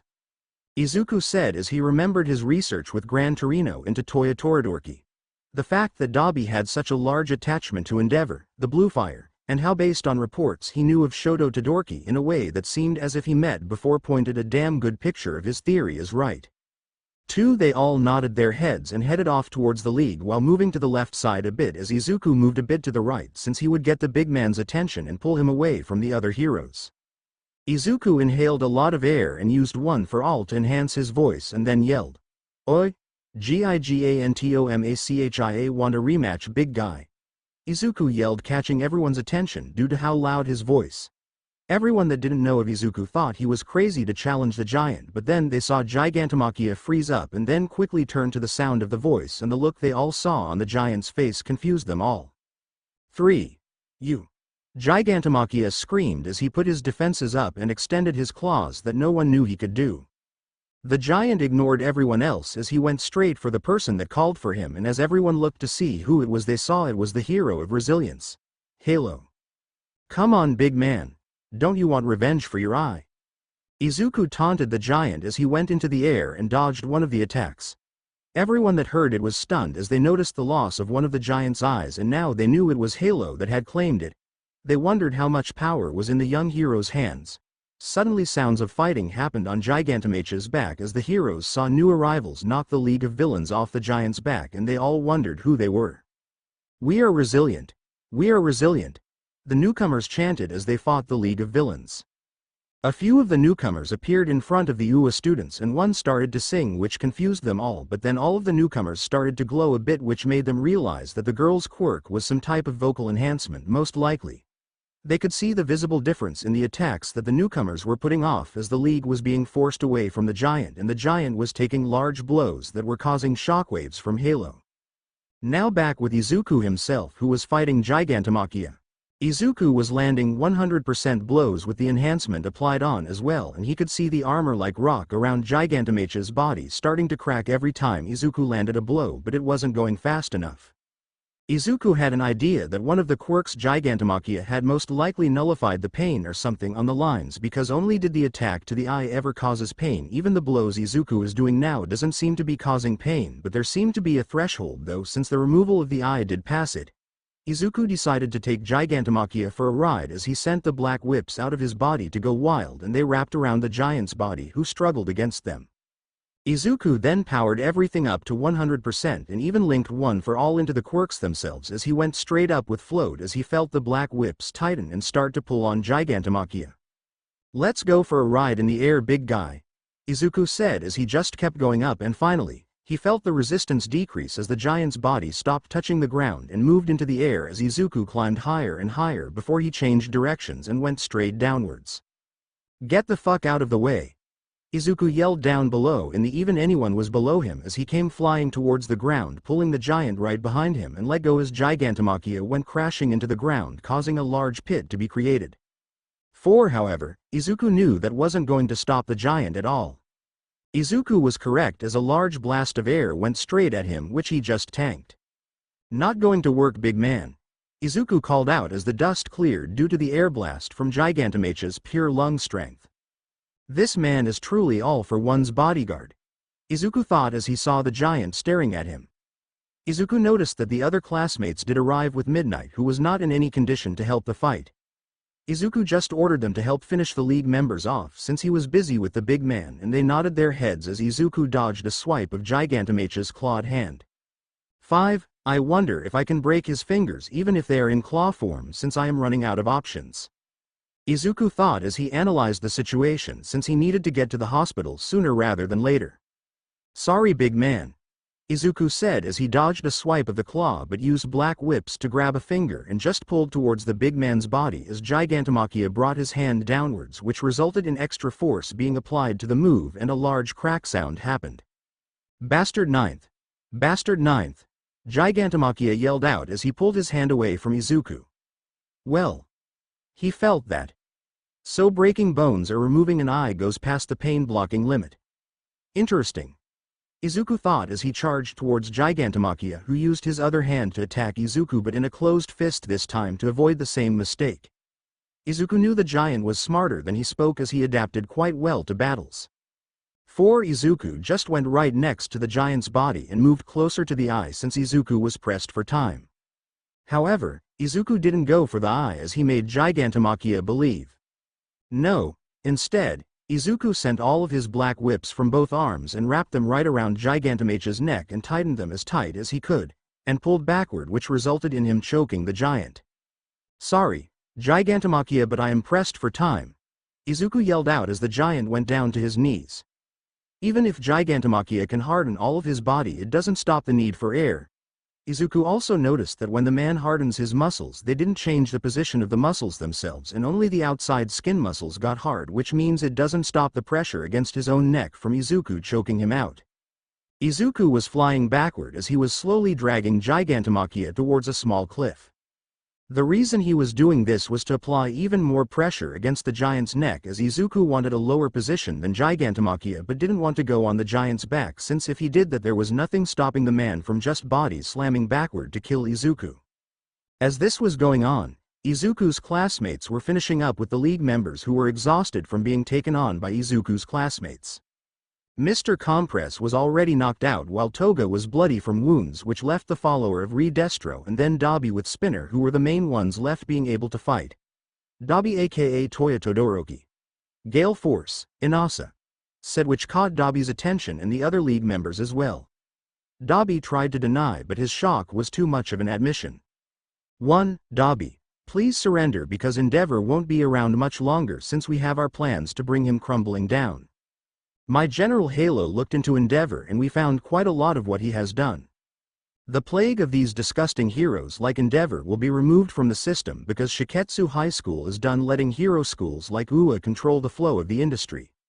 No, we are resilient and we are here to make our voices heard from now on, as these pathetic excuses of heroes like Endeavor needs to be cleaned out and a better example set, which our class intends to do, Gale Force said as he looked at Dabi with determination in his eyes. Dabi chuckled and looked at the hero students in front of him from Shiketsu High School. 3. Maybe. Maybe if you had come a year or two earlier, then you might have convinced me to stop and rely on you, but I am too far gone now, so defeat me. Dabi said as he charged his fire up, but he never noticed what Snow, Mizukan Akinri, and Rock, Ikebi Mitsube, had been doing the entire time. Rock used his liquid stone quirk and had controlled the earth around Dabi to create a box behind him, which provided Snow a better chance at performing her move. She had been slowly freezing the ground under Dabi and the box behind him that he didn't notice. As such, the moment he charged his quirk up, she breathed out a heavy amount of cold air that pushed against him that lowered his fire, but that wasn't the goal. No. The cold air went against the wall behind him that had already been frozen cold and then bounced off back towards Dabi as it put his fire out fully and made him freeze up. 9. At that moment, Shade, Fuka Mumara, who had the Shadow Eruption quirk, grabbed Dabi with his shadow that he expanded out the moment Dabi's fire went out and slammed him down into the ground, which knocked Dabi out since his body was already exhausted from all of the fightings. The other students from Shiketsu High School 2A jumped at the moment and took Toga, Spinner, and the follower of Re-Destro out quickly since Dabi was their main firepower. Rock then manipulated the earth and solidified the earth around their feet and arms to ensure they couldn't escape even if they woke up. They then took the villains to the heroes that were by the UA students and told them to watch them as they had defeated them. Everyone was stunned to see the villains captured since they had caused too much trouble for everyone else. Fat Gum, who was on site, nodded his head and they grabbed some quirk cuffs and Rock undid his quirk as they were put in the cuffs. They all then looked at their general, who was still fighting Gigantomachia, which they saw him choking the giant man out. Think he needs help? Fog asked and everyone shook their heads. No, rest up since we have a bigger battle to get since Shigaraki woke up. We are going to need all the energy we can get for that fight since most of the heroes there have been wiped out. I am doubtful Endeavor will be alive by the time we even arrive, Gale Force said, which got some looks from everyone on how they would know what was going on with the other battle since there has been no word from them so far. One of the students, who was called Eijiro Kirishimiya but went by Red Riot, asked them what they knew about the situation at the hospital. Gale Force turned to them and sighed. 3. What we know is that Shigaraki woke up, which he then laid waste to nearly the entire city. It's why Gigantomachia here was heading there. The last we knew before stopping here was that Endeavor, Eraserhead, Gran Torino, and many other pro-heroes with a few UA students like Shoto Todoroki and Katsuki Bakugo were fighting Shigaraki currently. They were using Eraserhead to stop Shigaraki from using quirks, but his body was enhanced, which displayed physical strength that matched about 80% of Halo's quirk-enhanced strength. Gale Force said, and the pro-heroes paled a bit at that information. If Shigaraki had 80% of the strength of Halo, who was taking on the giant by himself, then what had happened to the other battlefield, and are the heroes there even alive still? Suddenly they all heard a loud thud as they saw Gigantomachia's body go forward and hit the ground as he shrunk down. They then saw Halo send his whips out and grab a body and bring it to them, which had them all on guard. Get Gigantomachia in cuffs right away and keep him drugged up to stay asleep. It will be easier in the long run, Izuku said, and the pro-heroes nodded their heads as they knew Halo had been the commander of the 2nd Division until he left it to come here, which really meant he had higher authority than them in the entire war, so they weren't going to argue with him. Izuku then asked if they had any water and a bit of food to eat really quickly, which the UA students provided since Yaoyorozu just quickly made it for them. Izuku thanked them and then looked at his classmates. Are you ready, because we are about to enter the hardest battle since I can feel the power radiating off of Shigaraki from here? Izuku said, and that stumped the people that weren't from Izuku's school since they wondered how he felt someone so far away. Izuku's classmates only confirmed they were ready, which Izuku nodded his head at. Okay, remember the overall plan and we are, Izuku said, and they finished for him as they chanted out, resilient. They yelled as they all walked into the portal that Fox had opened up and felt the effects of the quirk. The UA students and pro-heroes that were standing there were downright confused about what just happened and where they went since they just walked into a portal. 3rd POV 1. As Izuku and his team were heading through the portal to get to the final battlefield that they needed to get to, the situation for the heroes that were fighting Shigaraki had turned sour for the most part, as Shigaraki was starting to turn the tide of the battle, as he was now targeting Eraserhead most of the time now to try and prevent him from blocking all of his quirks. Shigaraki knew he would win this if he could just get rid of Eraserhead. As such, he dashed off towards Eraserhead, but Gran Torino knocked him back, but sadly, Gran Torino was in for a world of pain as Shigaraki grabbed his foot as he moved away from him and crushed it. After that, he slammed him into the ground and hit the older man, which caused a lot of blood to go off. 4. All of this though was reported to Izuku by Fox, and Izuku was not happy with how the battle was turning out and asked how far they were from arriving. 8 minutes, they need to survive for 8 more minutes and we will make it in time, Fox said, and Izuku nodded his head and gripped his hands.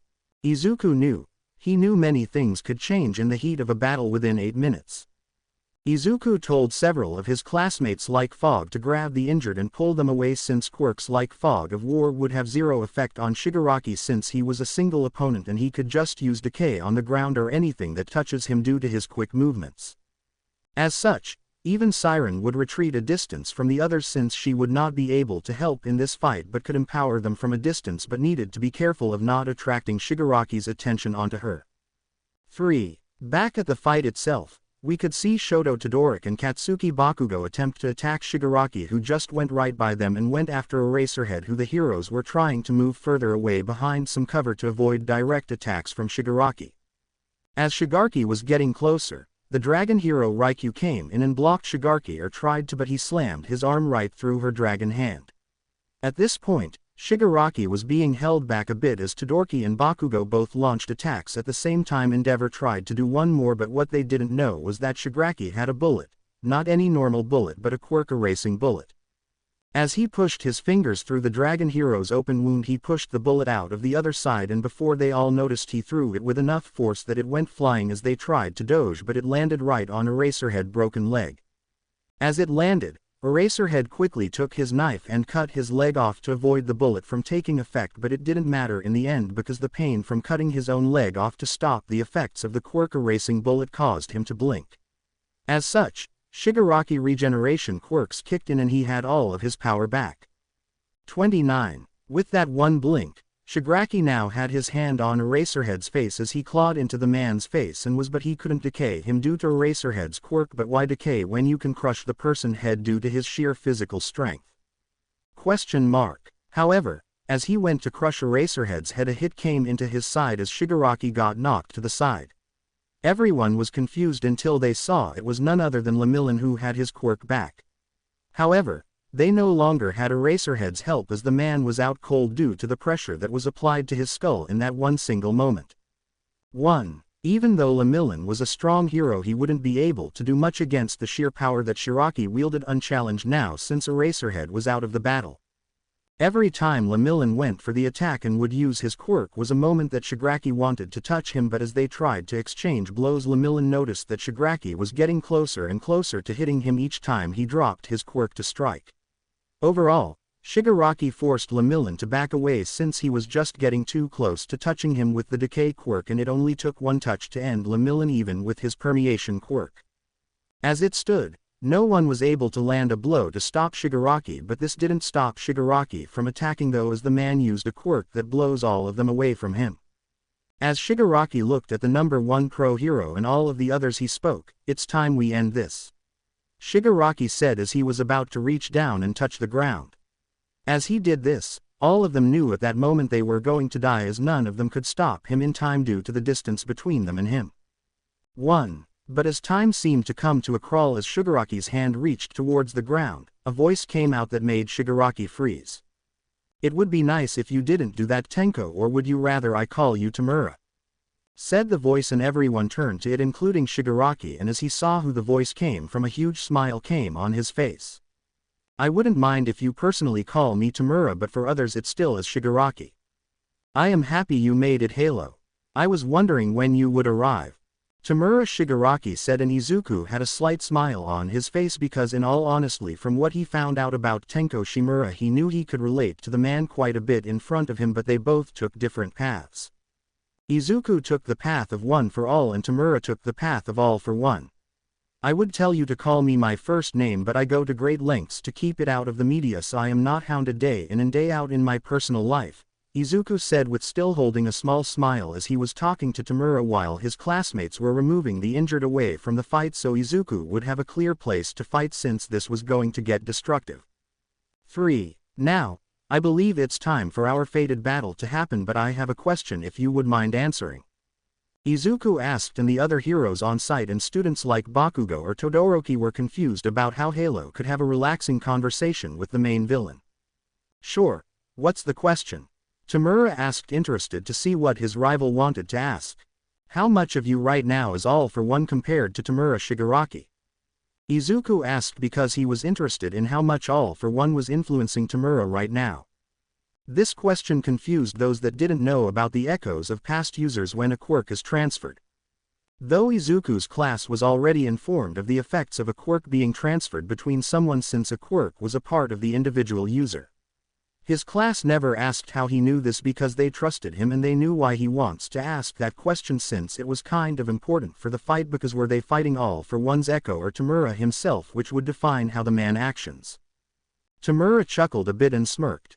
"I kicked the old man's echo to the side so it's 100% me right now. I can hear him trying to drive me to do things but I can ignore it for now," Tamura said, and Izuku nodded his head as he powers one for all up to 100% and kept it going, which caused his hair to glow a bit similar to how Tamura's hair glowed a bit in his powered up state. "A fight between two gods. I was waiting for this fight to happen for a while now, Halo," Tamura said as he smirked and moved his foot, and right as he did that Izuku did the same and they both blasted off towards each other. Both of them met in the middle of where they had been standing, and the shockwave created by them colliding sent rubble flying from all around them as it forced the Shiketsu students to move the other heroes and UA students back further away. 5. As they gathered up, you could hear Endeavor mutter about the overwhelming power that was clashing in front of them. Though some like Bakugo sat there in silence as they watched the fight go on and couldn't even dream of entering the combat due to how fast both sides were moving. Bakugo gripped his hand as he felt so weak at this moment as he saw rubble fly around them, but he noticed the Shiketsu students were talking and moving about, which confused him since they couldn't be planning to get involved in such a fight. Right, well, they were, since they had to carry out their portions of the plan after all. The heroes on site like Endeavor noticed Bakugo looking in a different direction of the fight and wondered what the hell the students were doing as he moved over to them and tried asking, but Gale Force waved him off, which irritated Endeavor as these newer heroes just waved him off when he was the number 1 pro hero and highest authority on the field. He was about to demand them to tell him what they were planning when they suddenly disappeared into a portal. 2. What Endeavor and them didn't know was that they were being moved around the field into another location where Izuku would end up forcing Tamura to away from the other heroes, since what they were planning to do was quite destructive after all. As we switch to Gale Force and the other students from Shiketsu, we can see each one being placed in a certain position. Now while they were doing this, Izuku was slowing moving the battle into the position he needed Tamura to be at, which was a bit further away from Endeavor and the others. This made it appear as if he was being pushed back, but he wasn't, since the combo attack they would be performing was based on one of his classmates' quirks.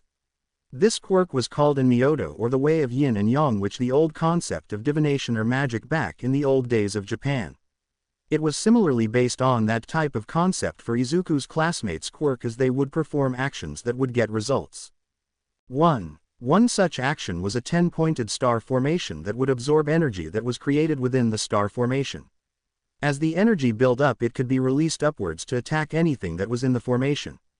However, it required the cooperation of 10 individuals to be at each point, but it also required nothing significant to be in that path between each said point during the entire process. This means while 10 of their classmates would be staying at the said points to keep the array functioning, the other 9 students would be moving and clearing any rubble or anything that blocked the paths between each point to ensure it didn't stop working, because if it was disturbed for long enough, the energy would release too early before it built up enough to cause Tamura any damage.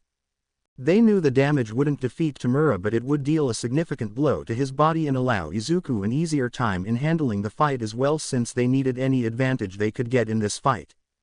As the class was clearing the paths and keeping them maintained, Izuku was currently keeping the fight within the array itself, and Tamura was none the wiser, since Izuku would move back away every so often but into different directions, but also land blows of his own that forced Tamura away. While this was going on, the news helicopters were watching from a distance and reporting the fight, since Endeavor and the others were no longer fighting, but all of Japan was now watching the rising star Halo take on the main villain of this entire nightmare. No one was the wiser of what Shiketsu High School was planning until about 5 minutes later. After fighting, Izuku heard his classmate Yinyang, Aoi Yoshitoki, yell out to get out of the way. Tamura was confused and looked towards the voice and saw a person wearing some traditional clothing that made them look like a monk or something, but as Tamura turned and looked at Halo, he noticed something glowing from the ground. Everyone turned their attention to the ground and saw what appeared to be a 10-pointed star that was shining across the ground, and a second later a massive amount of energy went up into the air. Everyone except the Shiketsu students and Halo was stunned at what they saw, as the shockwave put off by the attack created a large gust of wind that sent rubble flying everywhere. People were comparing it to the shockwave that was put off by the United States of Smash attack that All Might had done at Kamino Ward. Izuku watched the light disappear, and in the middle, where they had left Tamura, he was still floating, but there was a lot of steam coming off of him as his regeneration quirk was trying to heal all of the damage, and at that moment Izuku blasted forward and grabbed Tamura with Black Whip as he pulled him forward towards him and landed a 100% punch right to the stomach of Tamura that sent the man speeding backward, but Izuku just pulled him back again and kept landing the 100% blows on him a few more times before he looked at Tamura to see if he was defeated, but the moment he stopped was the moment Tamura chose to decay the Black Whip. 1. Damn, you won't go down that easy, I guess, Izuku said, and then he heard what he feared most. As the body of Tamura spoke, the tone of voice didn't belong to Tamura. No, it belonged to All for One. I must congratulate you on defeating the boy, but you only served to allow me to take over his body, Halo, said the voice from Tamura's body. Well, I would say it's nice to meet you, but that would be a lie, All for One, Izuku said with a tense tone, since the fighting style of All for One was completely different from Tamura. Izuku ordered all of his classmates to back away from the fight, since the normal plans went out the window, since All for One was now in control of the body. However, things only took a turn for the worst as All for One summoned all of the fucking Nomu that were across the battlefields. Well, how are you going to deal with me now? All for One asked, and Izuku just rolled his eyes. Freaking lovely. Though that might work, Izuku thought, as he would need to apologize to Tamura for the pain he will be about to be in if he lives. Oi Gale Force, we are going with combo move Te, Izuku yelled out as Gale Force responded back and created a large-ass tornado. All for One just chuckled at the tornado and said it wouldn't do anything since all of the Nomus could withstand the force of the winds. Izuku had to admit the man was right, but that wasn't the aim of the attack. No, it wasn't. 5. The moment the wind picked up and was moving around, Izuku went right next to Gale Force and turned his quirk onto max as he focused all of the electrical energy to go out of his body and into the wind as it rode the current and static charge in the wind, and within seconds All for One's eyes widened at what he saw and tried to dodge, but he was too late as he started to scream. Each Nomu started to fall out of the sky or die on the ground as the electrical storm that they created hit them.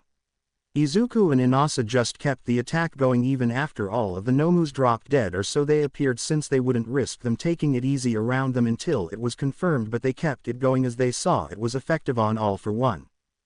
Third POV. 2. Everyone around Japan and even in the world was watching as a large lighting storm was going off from the combo move that Gale Force and Halo had created from their combined attacks. They watched as all of the Nomus dropped dead, or what they assumed was dead, but also saw how the main villain was still standing as the attack was pulsing through him.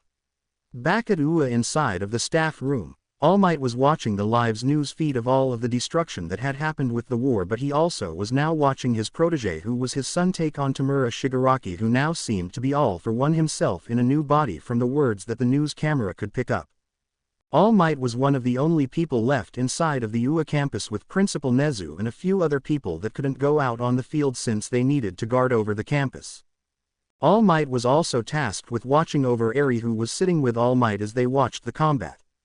Eri looked up to All Might and asked him, "Will Halo save them?" She asked him, and the only thing he could do was turn towards her as he smiled and said, "Yes, Halo will save them because he is resilient." All Might said as he turned his head back to the TV in front of him. "You need to end this, son." All Might thought, because the fact that All for One now controlled the body of Tamura Shigaraki made the former symbol of peace scared, as the man had hundreds of years of experience and wisdom over his son, which could prove fatal with any small mistake. 4. Back on the battlefield, the Shiketsu students had fallen back outside of Galaforce since he was directly helping their general in fighting the main villains. All of them knew that they had a far less chance of helping in the current stage of the battle and could only look to see if they could aid in any small manner, from clearing paths, reducing people, or just keeping people away from the fight. As they approached the pro heroes and few UA students that were still on site, they noticed Eraserhead had woken up for the most part and had his leg tended to by some medics that arrived on site. Even Gran Torino was being tended to by other medics, while the UA students just stayed near their teacher, as the other pro heroes were all standing in front of them in case someone tried to attack. As they all watched the fight go on, Bakugo spoke up and asked how likely was it for Halo to defeat Shigaraki. The Shiketsu students only responded that students from Shiketsu were resilient and that it would be fine in the end, which didn't really answer the question because even they didn't know what the odds were, but they knew to trust in their general and that he would figure a way out to win. This seemed to irritate Bakugo, as he asked if they would give a straight answer to their questions, which the classmates of Izuku just rolled their eyes at. Fog sighed as he looked over at the UA students and the pro heroes that were around them and spoke. "You are asking for odds of who will win between two near god-like entities. Two titans that are trying to defeat each other. Do you honestly think anyone has the actual odds for a fight like that? The power both Halo and Shigaraki wield is enough to wipe all of us out. During the fight you all had with Shigaraki, he was being held back due to Eraserhead only because if his quirks weren't suppressed, do you honestly think you could withstand attacks on the scale you are seeing? It's worse now that All for One has taken over Shigaraki's body, since Halo now needs to deal with a 200-year-old monster." Fog asked, and everyone not from Shiketsu High School was silent.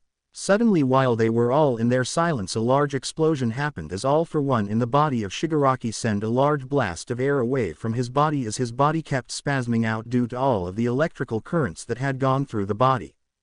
2. Though the large air blast had broken the tornado, which stopped the electric current that was flowing through All for One as well, which allowed the regeneration quirks to start healing all of the damage, since they were no longer playing catch up with the constant damage that the body was being given. All of the people watching saw Halo charged straight forward and grabbed Shigaraki's body with a black whip. The moment All for One was in the black whip, Izuku blasted upwards into the air to keep him away from the ground, since he knew All for One wouldn't hesitate to wipe everything out with a touch to the ground. As such, Izuku knew he needed to keep the fight in the air, as he threw All for One high up and then landed a 100% blow to the stomach, which only forced the man even higher into the sky. Izuku was planning to take this battle as high as he could to avoid any of the destructive attacks from landing against the ground, or at least hope to avoid it, since he knew even one of his powerful 100% punches could still reach the ground if he aimed towards, which is why he always made sure to angle the punches upwards when he launched anything above 60%, due to the ability to destroy anything in the path of the air pressure. 3. I can push myself to go up to 115% as I tap into the large pool of energy. which would start fracturing my bones, so I can't do that, so I need to stay at 100% or slightly above that since this will be a drawn-out battle likely. Izuku thought. Though he was snapped out of his thoughts when All for One recovered enough, but then suddenly a large crack across the face of Tamura's body happened which confused Izuku and it seemed to startle All for One. It seems this body is not fully stabilized. Indeed, it is a bit earlier than planned on when my protege should have woken up, to begin with. All for One said as he examined the body he was wielding. 6. Izuku then realized that All for One was right. Based on the information Hawks had gained from the Paranormal Liberation Front, the awakening of Shigaraki wasn't meant to happen for a bit longer, but he was awakened early, which mean that the body couldn't handle the power.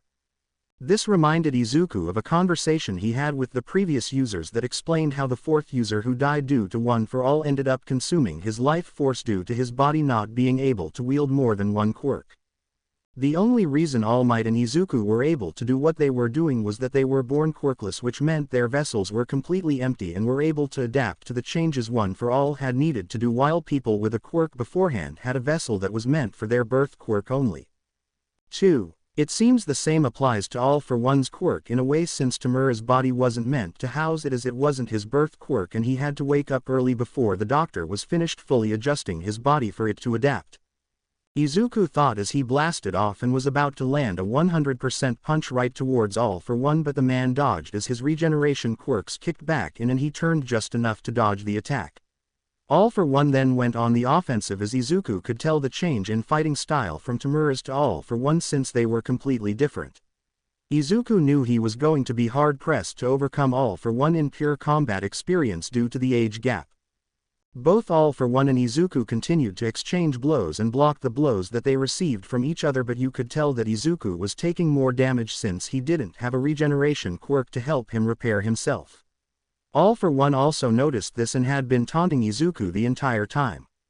Everyone was watching as the person they were placing their hopes in was becoming more and more battered as time went on, and the battle had been going on for a good 30 minutes already. 2. You really just won't give up, will you, All for One? Izuku said with a slight chuckle, and All for One chuckled a bit as well as he said no, since it was time for the victor to be decided. Izuku could agree with that as well, but the thing is he knew he had a chance to win since he wasn't sure if All for One noticed, but his regenerations had slowed down quite a lot. Izuku had been timing the speed of All for One's regenerations each time he landed a large blow, and the time it took to regenerate had been increasing from a few seconds to about 30 seconds right now. This meant that All for One could be defeated if Izuku could deal enough damage to incapacitate the man just long enough to get quirk cuffs on him to negate the quirks, which would only leave the natural body's strength that had been added to Tamura's body, which Black Whips would be able to deal with if he had a tight enough hold. Izuku turned his comlink on and the Shiketsu students all paid attention since they could hear Izuku speak through it as he told them that they were going with the plan called Thor's Hammer. Overall, this plan was a bit strength forward but also quite destructive, as Izuku needed to cause a sheer amount of damage that it would take All for One a bit of time to recover from so they could capture him. The way the plan works is that Mirage Nishida Anzai uses their Mirror Mirage quirk that allows them to create many mirror-like creations that allow someone to teleport through them from one location to another location, but they have a short range so it isn't usable for long-distance travel, as a max of only 30 mirrors can be made and they have to be 30 feet of each other to even move from one mirror to another one. The user can choose to allow others into the mirrors as well if he wishes to, but it consumes the user's energy to teleport the said individual between the mirrors. 6. Once Mirage has the mirrors placed around All for One, Izuku would use them to move quickly around the villain and land attacks while distracting the man, because Izuku's classmates would be preparing for the next phase of the attack.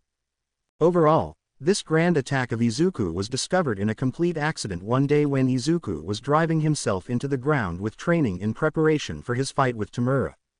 As Izuku was out training, it had started to storm, which Izuku didn't pay attention to since he knew one day he would need to fight in a storm since villains never stop. But what happened was that Izuku had One for All powered on, and as Izuku was flying in the air, lightning strikes happened, and due to Izuku's quirk it made him into a lightning rod in a way. 3. This resulted in the lighting converging onto him and overclocking One for All's natural electrical current through his body, which he had to throw away like he would when adding electrical currents to Galaforce winds to create their electrical storm attacks.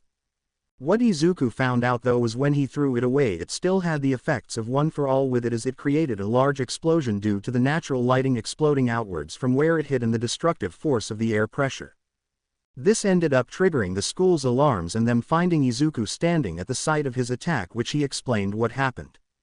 As a result, using some of his classmates' quirks with medical staff on standby, they were able to reproduce this attack even without a natural storm going on. This means while Izuku was districting All for One, his classmates were preparing the storm, since his classmate Hirata Jiro, whose hero name was Storm, had a weather control quirk. He couldn't really make the clouds start with lighting storms, but he was able to make the clouds start gathering up, as he would affect the local weather and build the clouds up, which would lead to a lightning strike happening naturally, but they also had a way to increase the chances of it going off, since a lighting storm required a high amount of static energy in the air and on the ground. 5. In this case, Static Tatsugi Geddon would use his quirk Electric Charge to help influence the static energy in the area by producing his quirk until it started to lighting, which Izuku would power his quirk up following and allow the lighting to hit him, since he would be the highest object in the sky that had the highest electrical current near, which would naturally pull the lighting to him. As such, for the past 5 minutes the fight was going on and All for One was none the wiser, as Izuku kept switching between the mirrors, though Izuku could tell the villain was getting annoyed. Even the news helicopter and everyone else barely noticed the storm clouds and thought it was just a normal weather condition, since none of them has had time to look at the weather today if they didn't know it beforehand. Though the Shiketsu students of course knew about it, since they were the cause of it. Gale Force had forced the UA students and pro heroes to get behind large rubble to give them cover for the incoming attack, and most of the Shiketsu students were hiding behind it, as well as only Storm and Static were not under some cover, since they were operating their quirks and preparing the conditions for the large attack. Endeavor asked why the 2 other students weren't under some cover, and Galaforce looked at him and said because they were preparing the stage for Halo, which confused them all. Gran Torino though knew, since he had woken up and saw what was going on. He chuckled, which caught all of the heroes' attention, who looked confused on why the old man was chuckling. This is going to be fun to watch. Time for the final act of this battle to start, it seems. Gran Torino said as he had Gale Force help him into a better position to watch. The hero students and heroes were still confused about what he meant, but knew something was about to happen, and then they heard lighting happen in the sky. 4. Switching back to Izuku, who heard the lighting. He heard All for One chuckle and asked if Halo was scared of a bit of lighting since they were so high up in the air. Izuku wanted to burst out into laughter at All for One's relaxed mood, since the man didn't know what was about to happen, but Izuku could see why All for One was so calm. The man's regeneration quirks just kept healing him, while Izuku had quite a bit of blood across his body due to wounds he's received from all of the fightings against the man. All for One was indeed far more experienced, and he would always use even the slightest mistake Izuku made to take advantage of the battle. Nah, I think I quite like the feeling of fighting in a storm. It does represent this entire battle quite well, doesn't it? Even if it is chaotic with the storm, there will always be sunshine at the end. Izuku said as he saw the lighting come straight towards him, as he had One for All powered fully up, and All for One backed away a bit as he saw all of the lightings hit Izuku out of nowhere. All for One was a bit shocked, since he didn't expect all of the lighting to converge onto his opponent, but then he noticed the lighting was not stopping and it was all feeding into Halo, as Halo's eyes glowed and radiated so much power. It was at that moment that All for One realized that something was wrong, since he thought his opponent would be screaming in pain, but no sounds were coming from Halo at all. 19. All for One tried to move back, but suddenly Izuku Midoriya aka Halo was no longer in front of him, but his quirks told him to turn around, which he did, and there he was. It was in that slight moment that All for One felt an emotion he thought he would never feel again: fear. Unadulterated fear of the person in front of him, as Halo had his arm pulled all the way back as lighting was arcing around Halo, and then in a split second the arm came forward and landed straight into the stomach of the All for One controlled body, as All for One went straight into the ground, creating a large explosion, as all of the lightings that Halo had taken in had expelled from him in that single moment and followed along the path that All for One had taken, which had triggered the explosion of lighting energy and had turned portions of the ground into molten rock due to the sheer heat put off by the lighting energy. 2. As the flash of light created from the explosion settled down, Izuku quickly made his way down to the ground and saw a large hole in Tamura's body slowly regenerating as blood came out of Tamura's mouth. "I guess this is game over," said the voice of one Tamura Shigaraki, who seemed to have taken control of the body once again. All for one must have been forced back out of control due to the sheer intensity of the damage and pain he would have felt. "Indeed it is Tamura. Your regeneration quirks are healing the damage, but we both know you don't have the energy to stand even once they are finished, since that attack of mine caused too much damage to your nervous system and overall body. As such, I doubt your body would be able to keep itself contained and would break down to the sheer power of the quirks that you have inside of you due to you being so exhausted," Halo said, and Tamura confirmed that Halo was right as he coughed out blood. Izuku's classmates came over and had the quirk cuffs ready. The moment that Shigaraki was healed enough by the quirks, they would detain him in them. After waiting a few more seconds, Tamura said he was healed as best as the quirks could do. Izuku nodded his head and used a black whip to pick Tamura up, and his classmates secured the quirk cuffs on Tamura. This was the end of the battle, as the heroes had won, but there was so much death involved as well. Izuku sighed as he shook his body to try and get feeling back, as using that lighting attack he called Thor's hammer always left him numb and needed healing done to help speed up the process of fixing his nerve endings, since it did damage his own body due to the sheer amount of electricity that went through him. It wasn't something that wasn't fixable as long as he got it healed before he used such a large attack again, so he knew he would be fine, but the numbing feeling was weird. 5. Izuku could hear the sounds of planes as he looked up and saw pro heroes from the 2nd Division falling from the sky as other heroes helped them down. "It seems our reinforcement from the 2nd Division have arrived to help clear up the battlefield of anyone that remains and save anyone that is left," Izuku said. Everyone watched as all of the pro heroes from the 2nd Division landed, and the pro heroes were shocked to see the level of destruction on this battlefield. Izuku saw the principal of Shiketsu High School, and he headed over to the man as Izuku could see Endeavor and the others making their way towards Izuku, who currently held Tamura. 3rd POV. Izuku and his class made their way to their principal before the current number 1 pro hero Endeavor made it to them with the other heroes of the 1st Division that were still around. The UA students helped their teacher Eraserhead walk over, as well as a few other heroes who had helped Gran Torino make it to Izuku. The old man patted Izuku on the back and told him that he did a good job, which Izuku just nodded his head at in silence. Izuku looked over all of the pro heroes from the 2nd Division that had arrived, and it was about half of the division that had arrived, so Izuku assumed the other half was keeping the villains from the other base detained still. Shiketsu's division spread out amongst the destruction and start searching for anyone that may have survived, though I am doubtful. Start working from the center and out towards the edges. There also may be injured pro heroes that got caught in the destruction from the battles, so be on the lookout for them as well," Izuku ordered, and they all got to work quickly as they were prepared for rescue work. Izuku though just moved Tamura to be placed in front of him, as some of the pro heroes from Izuku's division came up with equipment to hold Tamura more securely so Izuku could drop his quirk. Izuku did notice Best Jeanist had shown up, though Izuku didn't know when that man had shown up since he knew he faked his death, but Izuku didn't care. 1. Red King, what's the status reports from the other battle sites? I know we cleared up for the most part on our fighting area before we set off, but how are the Villa units and everyone else? Izuku asked as he just simply ignored the looks he was getting from Endeavor and the others, as Izuku simply didn't care for the man. Even if he may be getting better a bit in his attitude, Izuku knew the man had committed so many crimes that lead to the creation of Dabi and maybe other villains as well. The principal sighed and started to give the reports of what they knew. It turns out Redestro had sent a clone to the commission's meeting and blew up a portion of the building, so a lot of the higher-ups were in serious conditions, but the president of the commission had survived and would make a recovery soon.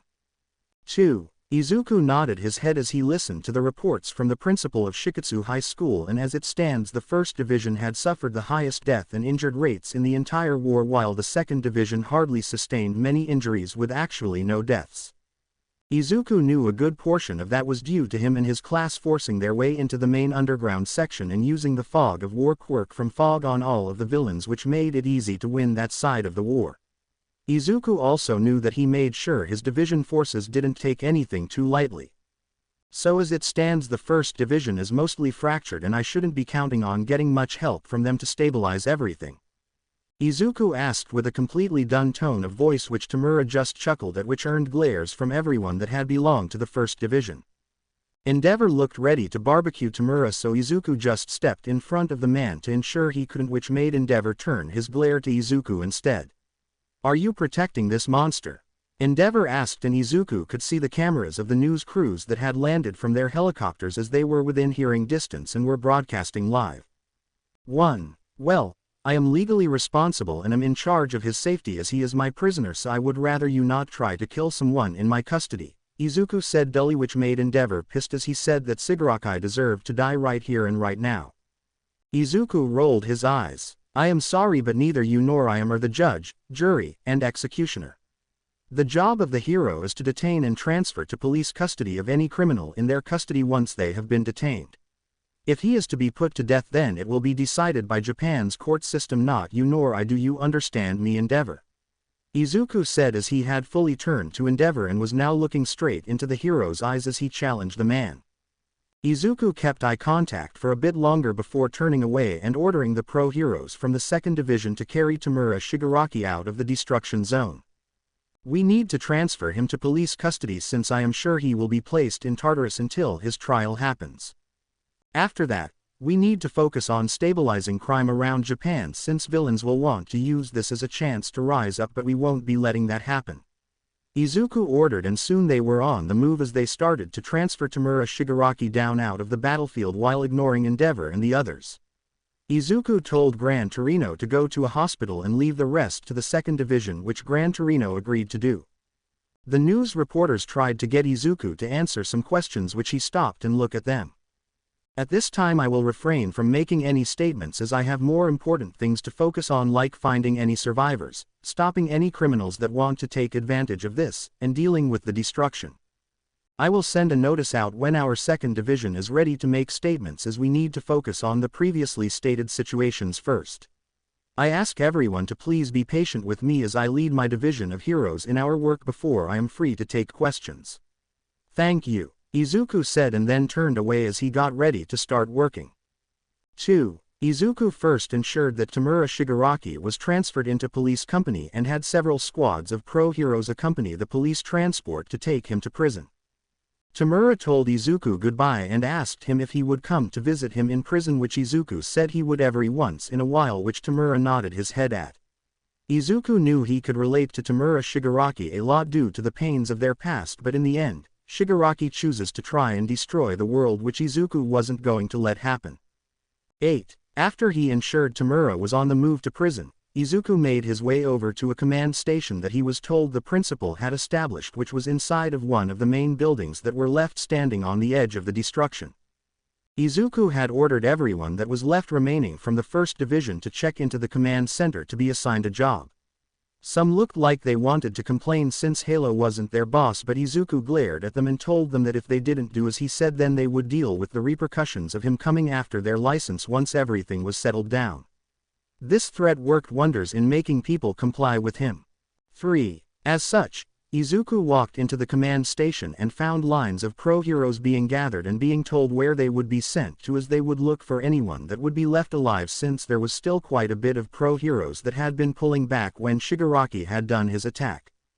Not everything was completely destroyed on the outer portions of Tamura Shigaraki's attack, so there was a chance of some people being left alive. As those people were being sent out, others were being sent out to towns in the nearby area, as there had been an uptick of criminals trying to use the lack of heroes in all of the towns as a time to cause crimes. This meant they needed to push some heroes into that area, so heroes were being sent off and had other heroes transporting them to get them there faster. Izuku also wanted to know about crimes in any other portion of Japan as well, so he had some pro heroes of the 2nd Division contacting police in those areas to check in on them.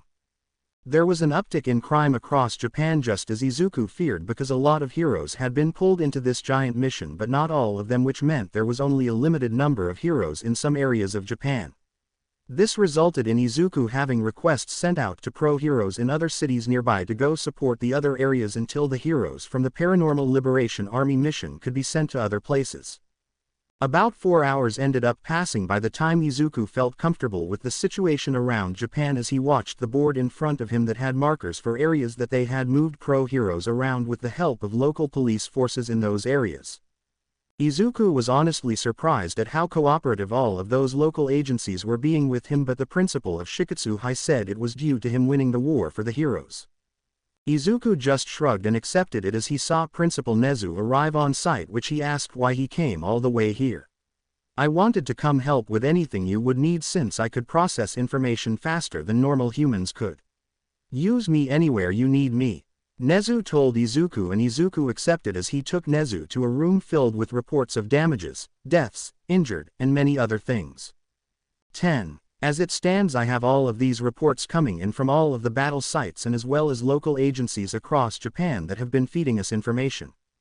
I need it to condescend to usable numbers and information for the meeting I will have with the media likely tomorrow morning, Izuku said as he explained that the commission wasn't really operating currently, so the command center of the 2nd Division had started to act in their replacement in a way which Nezu understood, since indeed a lot of the people that could approve anything at the commission were now out cold still due to the attack that happened.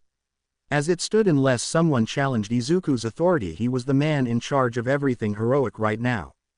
4. Nezu said he would get to work but asked for some aides to help sort things into better piles for him to go through, which Izuku said he would send people in.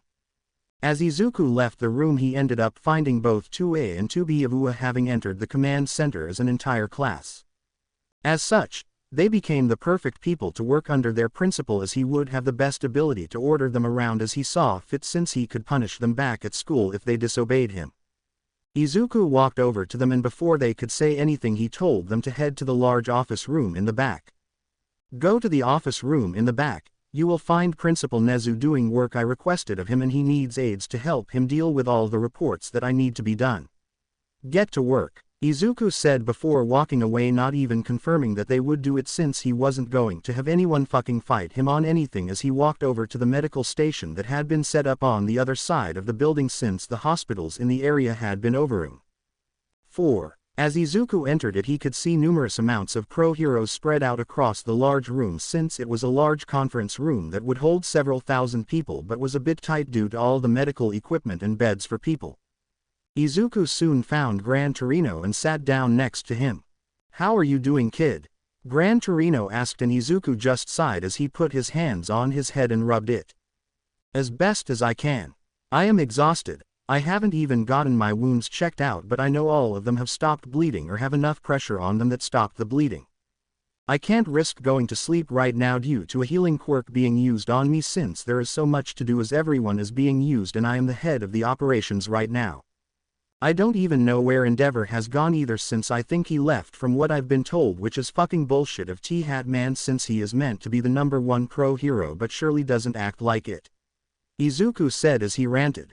Gran Torino just listened and nodded his head as he told him to take some breaths as the old man called a nurse over. Nurse, can you please look him over? He's been leading the entire operation for the past 4 or 5 hours and hasn't had time to stop and get checked medically. I can tell you he will refuse healing quirks since he is too busy, but at least see if there is anything serious that needs to be dealt with.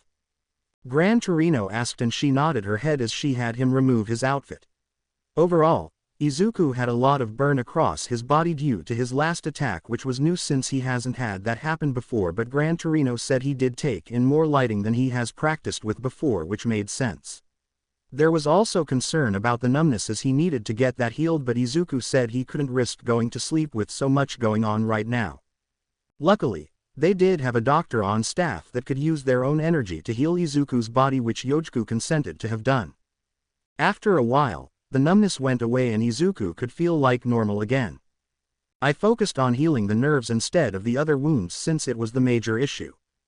Mostly everything else is mild wounds that do need stitches, which we can do instead of healing, but after you get time to stop and sleep, have a healer or recovery girl since she around heals you as best as they can to help avoid more scars or expanding the wounds into more lethal wounds, since some do have that risk. The doctor said as he was doing the stitches to Izuku's body as Izuku worked on giving some people orders that had come to find him. Gran Torino just sighed as he watched Izuku working himself into the floor and knew the boy would crash sooner or later at the rate he was going, but the entire operation was relying on him as well, so he couldn't crash. 3. Gran Torino decided enough was enough and pulled his phone out as he made a call as he watches Izuku walk out of the medical ward. As the phone ranged he waited for the other side to pick up. "Hello, sir," said the voice which belonged to Toshionori Yagi aka All Might. "All Might, where are you right now?" Gran Torino asked, and he said he was with Eri at Ua. "Can she be left with anyone else?" Gran Torino asked, and Yagi asked why, which caused Gran Torino to explain what was going on at the operation center. After a few moments, Yagi said he would have Hound Dog who stayed at Ua watch Eri since she was comfortable with him and head out there quickly to help lead the operations. Even though All Might wasn't a hero anymore, he did have experience in managing things like this from his time as the symbol of peace, so he would be able to help the burden on his son's shoulders. Though All Might did wonder where Endeavor was at. 3rd Pav. 28. It was about 2 hours later when Izuku Midoriya burned and crashed as he fell asleep at his desk in his temporary command office. Izuku though soon woke up about 5 hours later and wondered what happened as he stretched and noticed his wounds were healed a bit more, which meant a healing quirk had been used on him, which freaked him out as he saw the time. Izuku realized he had been asleep for 5 hours, which worried him on if the operations had derailed since so much needed to be done before he went to sleep. As Izuku exited his office, not even noticing he was on a cot that was not in his office when he arrived in it, he stepped out of his office and could hear orders being given out to people with a familiar voice. Izuku made his way over to the main command station area where he tended to give orders to people. He saw one Toshinori Yagi aka All Might standing behind the command station at the podium that was raised in the air a bit to see over people as he gave orders to people. All Might ordered more people to be sent out to other cities to tamper down on the crime sprees that were going on, and then the people left while others were ordered to start cleanup operations, which consisted of a lot of pro heroes that were suited for it, like Cementos from UA. Izuku was wondering why his father was here at the operation center but didn't care since it seemed things were going smoothly. Izuku though got snapped out of his thoughts by a hand on his shoulder as All Might had seen him and moved to him. "How are you feeling?" All Might asked, and Izuku said exhausted but better since he had slept for 5 hours. "Though, when did a healing quirk get used on me and when did you get here?" Izuku asked him as All Might explained he arrived about 30 minutes after he crashed, as Gran Torino had called him when he left the medical ward as he was worried about Izuku crashing and no one being able to command the place. 5. All Might had no issues with anyone questioning his authority since he had been the symbol of peace and easily accepted the man as the leader of the operation while Halo slept due to exhaustion. As such, everything kept running smoothly and they were past the point of searching for wounded and were now at the point of just searching for the dead and cleaning up the destruction. All Might did inform him that the Madam President of the Commission had woken up and wanted to meet with Izuku as soon as he woke up, which Izuku nodded his head and asked where she was since he knew the Commission building had gotten hit. All Might said she was actually on site as the Commission moved operations to the command center since Izuku had been filling in for them for the most part, so she was upstairs in some offices that the Commission had taken over in the large building. Izuku made his way upstairs without even caring about his appearance since he honestly had zero energy to give about it right at that moment. Izuku saw the commission office in the hallways as he arrived on the upper floors, and they all noticed him as they bowed their heads to him, which he bowed a bit as he walked by. Izuku then was led to the office that the president of the commission was in and was let in after knocking. "Hello, Halo," greeted the president of the commission, and Izuku greeted back. Izuku took a seat and grabbed some coffee out of the pot that was in the room without a care in the world. "Madam President, do you know where Endeavor is at, since I had no sighting of him at all before I woke up just a bit ago?" Izuku asked, and she sighed as she told him that Endeavor had ended up passing out due to his wounds and had gotten taken to another hospital since the medical ward hadn't been established at that point. Izuku just sighed and asked if he was going to make it, and she said he would make a full recovery, which Izuku nodded his head at. 4. He better, since we have Toya Todoroki in custody and it's about time he faces his crimes for everything he has done since he created a portion of this entire mess, Izuku said, and she nodded her head. She was glad she took his more or less warning threat and distanced the commission from Endeavor before all of this happened. As they sat there, Izuku sighed and then looked at her. "You know, a lot of things are going to come to light due to these events. Endeavor, possibly the issue with you all training child soldiers like Hawks, and all of the fake hero shit. The system needs to change because it is what created Shigaraki and this entire meta liberation issue that lead to all of this chaos." Izuku said, and the president of the commission turned her head and looked at him in the eyes, as Izuku could tell by her eyes that she agreed with him. I know. We became misguided and wanted control, which had created our own demons, but the question is, how do we come out on top of all of this, since the public will be against us for quite some time, she said, and Izuku nodded his head. I think it's time for the entire system to change overall. Less restrive quirk laws, but of course not to unrestricted. Better control of heroes and the damage they cause. If it was unneeded, as Endeavor got away with a lot of damage and his so-called accidental deaths in his fights. We need more true heroes instead of all of these false heroes that don't care about saving people. Take the sludge incident back before last year's school year started, as heroes stood by and did nothing to save the hostage until I ran in, bought the hostage time to breath, which all might show up. Izuku said, and she listened in as Izuku talked and explained that heroes were meant to be willing to scarfy their lives to save the innocent people. Izuku explained that the system needs to punish the heroes when they don't go out and do their jobs like they are meant to, and just stick around as they hope someone else does it for them. 3. There is also the issue of quirk discrimination that is too widespread in Japan, which feeds the villain system. Even UA's entrance exam is biased, as there are many mental quirks that would be perfect for heroics. Take example Hitoshi Shinso of 1A that got pulled from general studies to 1A after I got expelled due to the sucky control of my quirk. He failed the entrance exam and only got in due to me getting expelled, which was really lucky on his part, but his quirk can stop criminals without damage, save hostages, stop bank robbers, get information from villains about other villains, and so on. We need to stop discriminating against quirks just because of a preconceived notion of good or evil. Izuku said, and the president of the commission asked how they would go about making the biggest impacts on fixing the issues. 1. Example by leading. Force UA to change their exam to make it less biased in some way. Shiketsu High School rivals UA in standards, but yet they don't use robots. Start cracking down on schools that encourage discrimination based on quirks.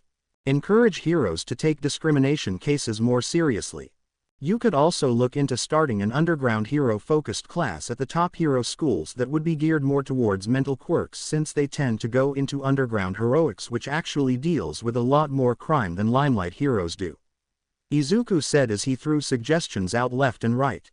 Izuku then also hit on the quirk laws, as the commission could issue quirk licenses so people could use their quirks in their normal lives with some restrictions. It's logical that people want to use their muscles, which quirks are really like muscles.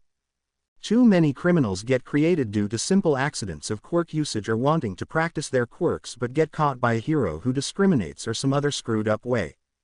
Quirk licenses to use quirks in non-combative ways, such as a speed quirk to travel with, would generate tax money by selling the licenses, but also control why and how quirks are used.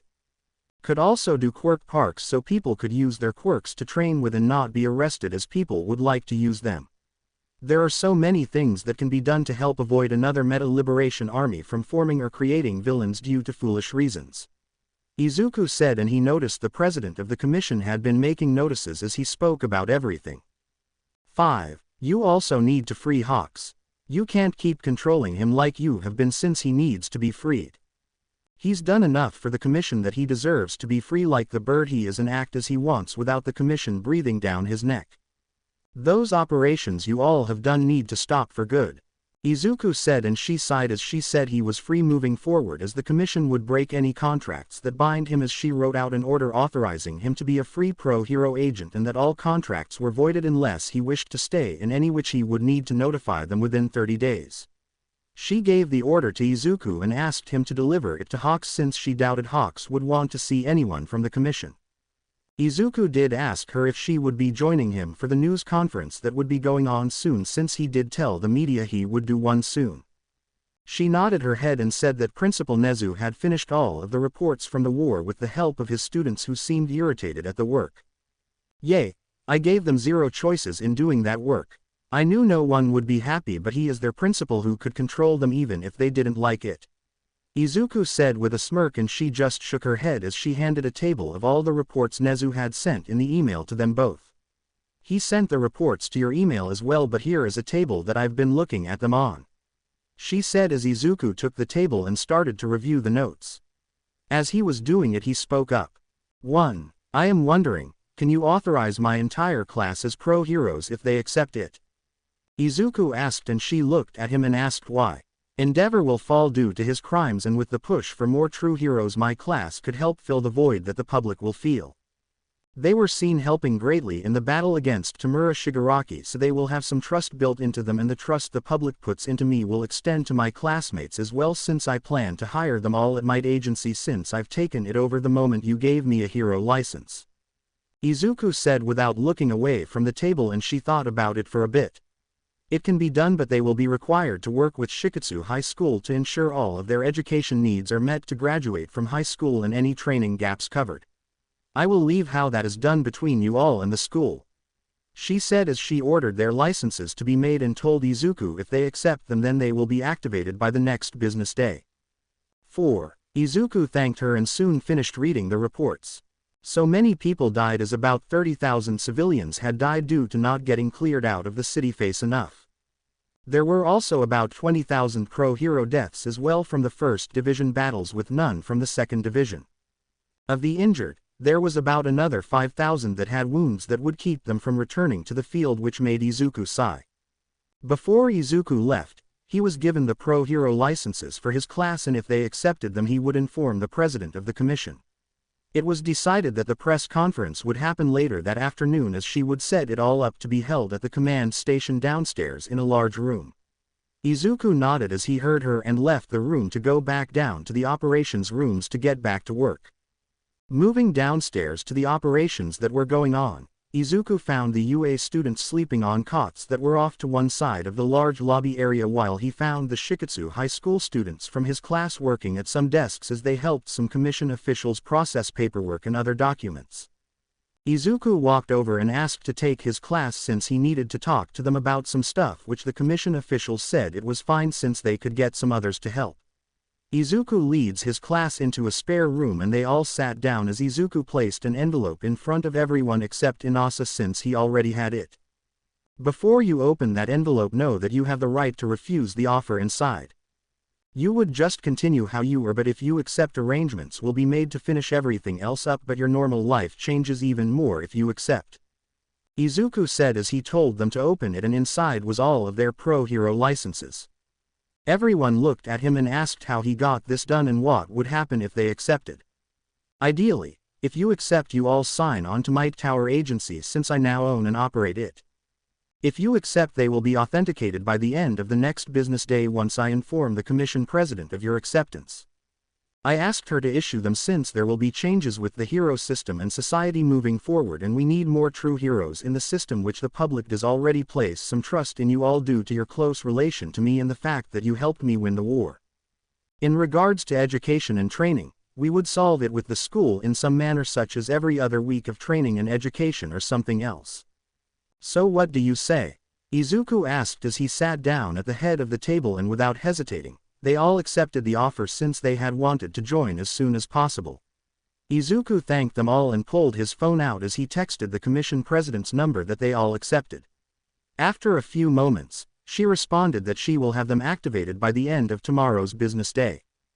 3rd POV. 3. Izuku informed his class that they would be attending the press conference with him, as it would be announced of their pro-hero statutes at the conference to help build support for them.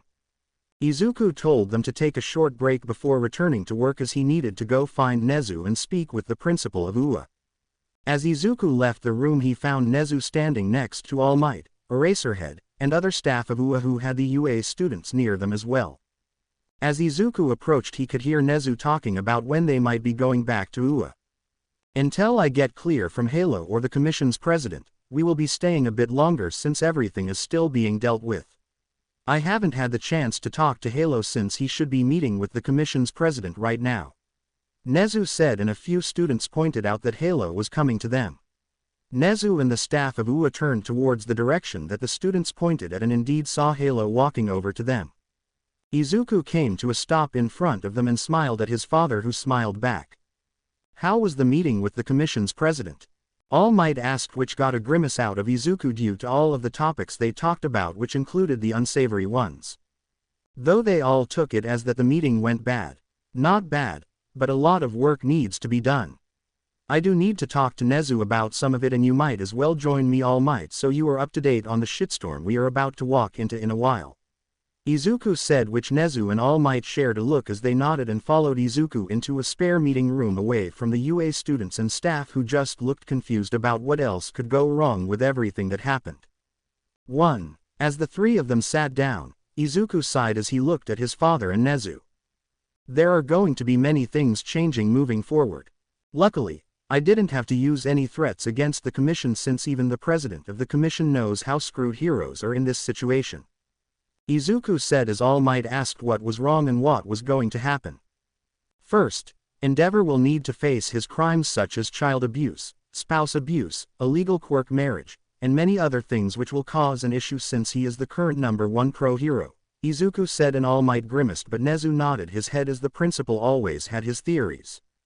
We also caught Dabi, who is Toya Toradorki, so I don't know if we should tell your student first before it hits the news or not, Izuku said, and at that Nezu's and All Might eyes widen. They asked how he knew that, and Izuku explained his theories and that Dabi more or less admitted to it when his classmates confronted him about it as he dealt with the giant bodyguard of All for One. 1. Nezu said that they should inform Todoroki first before it hits the news so the entire family could prepare for it. Izuku nodded his head and then moved on to the topic of Hawks being a child soldier. I got the commission to free him. I don't know if the truth will hit the media, but at least he is free now, Izuku said, and All Might was pissed with what the commission has done under their noses. As Izuku watched them calm down, he apologized to Nezu, who was confused on why he was getting an apology. I will be bringing Ua a bit into the spotlight for discrimination. Part of the changes that are being planned is to combat quirk discrimination, which UA's entrance test is a prime example of it on a large scale. So apologies in advance, but I got the commission president to agree to start looking at how to combat the creation of criminals instead of just dealing with the aftermath of them. As such, quirk laws will be changed and quirk licenses will be offered for people to use their quirks in public most likely. There will also be more anti-discrimination movements as long as the commission follows through, which I plan to force their hand on if I need to.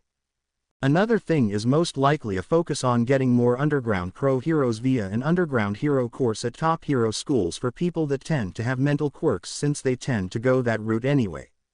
There will be other changes as well, but that is the broad scope of things, Izuku explained as he drank some coffee from a pot that was in the room, though he wondered who kept making coffee and leaving it. Nezu was silent for a while, and so was All Might.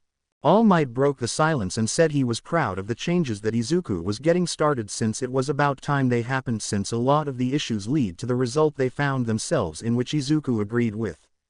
Nezu then spoke. I have always wanted to make the exam a bit fairer, but the board always stopped me, so this will force their hand.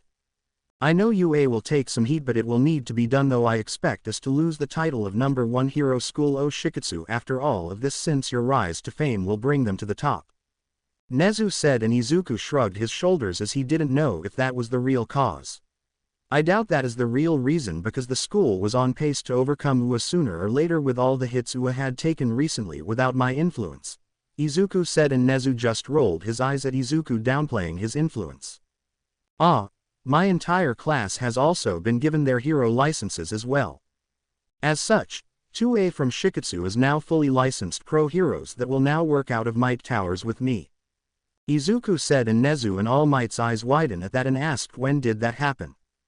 Today, I asked for them to be given licenses, since with the fall of Endeavor soon and all of these changes there needs to be pro heroes that the public can trust and invest themselves into, which will be my class, since we have been a focus in the war efforts and even before that as well, Izuku said, and Nezu calmed down and nodded his head while All Might congratulated them.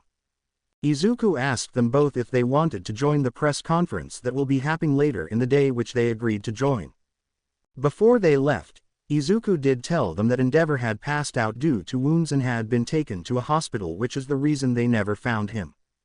I don't know how much I want to trust him on passing out, since if it was just quirk exhaustion then he should already be back up, since even I crashed but I'm already up, Izuku said, and Nezu said he would look into it and find out what Endeavor was doing. They then left the room and walked over to the UA students as Yojiku would join them in telling Todoroki about his brother. As they approached, they saw all of the students and staff look at them as they stopped in front of Todoroki. Shoto Todoroki, would you care to join us in private since we need to talk to you about something? Izuku asked, and Todoroki said he didn't have a problem with whatever was being said in front of everyone, which Izuku asked if he was sure since it was a highly sensitive matter. Todoroki said he was sure, and Izuku took a deep breath in as he looked at the student in front of him. 2. Yesterday during my battle with Gigantomachia, the League of Villains members were detained. What is important about that is that the villain known as Dabi was arrested and is now sitting in custody as well. Izuku said, and Todoroki asked why it mattered to him, which Izuku nodded his head and then continued. As it stands, we are waiting for DNA to confirm, but with the more or less admittance to it, the villain known as Dabi is Toya Todoroki, your previously declared brother, Izuku said, and he watched Todoroki's eyes widen in disbelief and then horror of what that meant as he tried to deny it and say they had buried his brother. Nobody was ever discovered of Toya Todoroki, the only thing buried was ashes based on the claim of Endeavor back then. Both your brother and Dabi uses blue fire, in addition to Dabi's resentment to Endeavor combined with the shock and how he spoke after he was confronted with being called Toya leads us to believe he is indeed Toya Todoroki, but we are waiting on DNA to confirm 100%, but at this time we believe it to be the truth, so you may wish to prepare your family since that news will reach the media soon due to Endeavor crimes that have come to light regarding your family. Izuku said, and at that moment Todoroki broke down into tears as he covered his face and leaned over as his classmates tried to calm him down. Izuku's phone dinged and Izuku looked at it as it was the DNA results for Dabi. Izuku looked at it and confirmed that they matched the blood that the government had for one Toya Todoroki. Izuku put his phone in front of Todoroki's face, who looked at it and saw the DNA results, which only made him break down even more. Izuku waited a bit before he took a step away as Nezu and All Might followed him away from the students as they moved over to the command area, as Izuku wanted to see what was currently going on. 5. That type of thing is never easy, Izuku said as he sent a quick text to his mother, who had been texting him to check in with her when he could. After sending the message telling her that he was found and was dealing with matters as quickly as he could, he put his phone away. It never is easy, but it needed to be done, Nezu said as they looked over the stuff at the command station where they found the Shiksu principal, who had already been informed about everything that was going on. The Red King would be joining the press conference as well at Izuku's request. Overall, the current situation for the cleanup of the war was moving smoothly, as the only cleanup was left since all of the dead had been found, more or less, since anything in the actual destroyed area was completely wiped away. The outer ring of destruction was quickly gone through due to the limited zone, which made it easy to work through. There was also not much destruction at the 2nd Division's war zone, which limited things there, and there was only damage to the villain-controlled land at the villa. As it stood, almost all of the wounded in the medical war had been transferred to other hospitals, as there was less of a rush now and only a few remained on site, but none of them were critical care cases. Outside of all of that, the crime sprees by villains that wanted to take advantage of the decrease in heroes around Japan had stabilized for the most part, as heroes had been sent back to their locations or heroes from other locations moved in to man the fort more or less.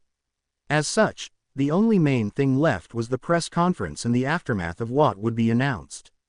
Izuku looked at Nezu and said his staff and students could leave now if they wished, since most of the operations were completed, but if he wanted them to stay to see the press conference live, then he could wait until then, since it would be in about 2 hours.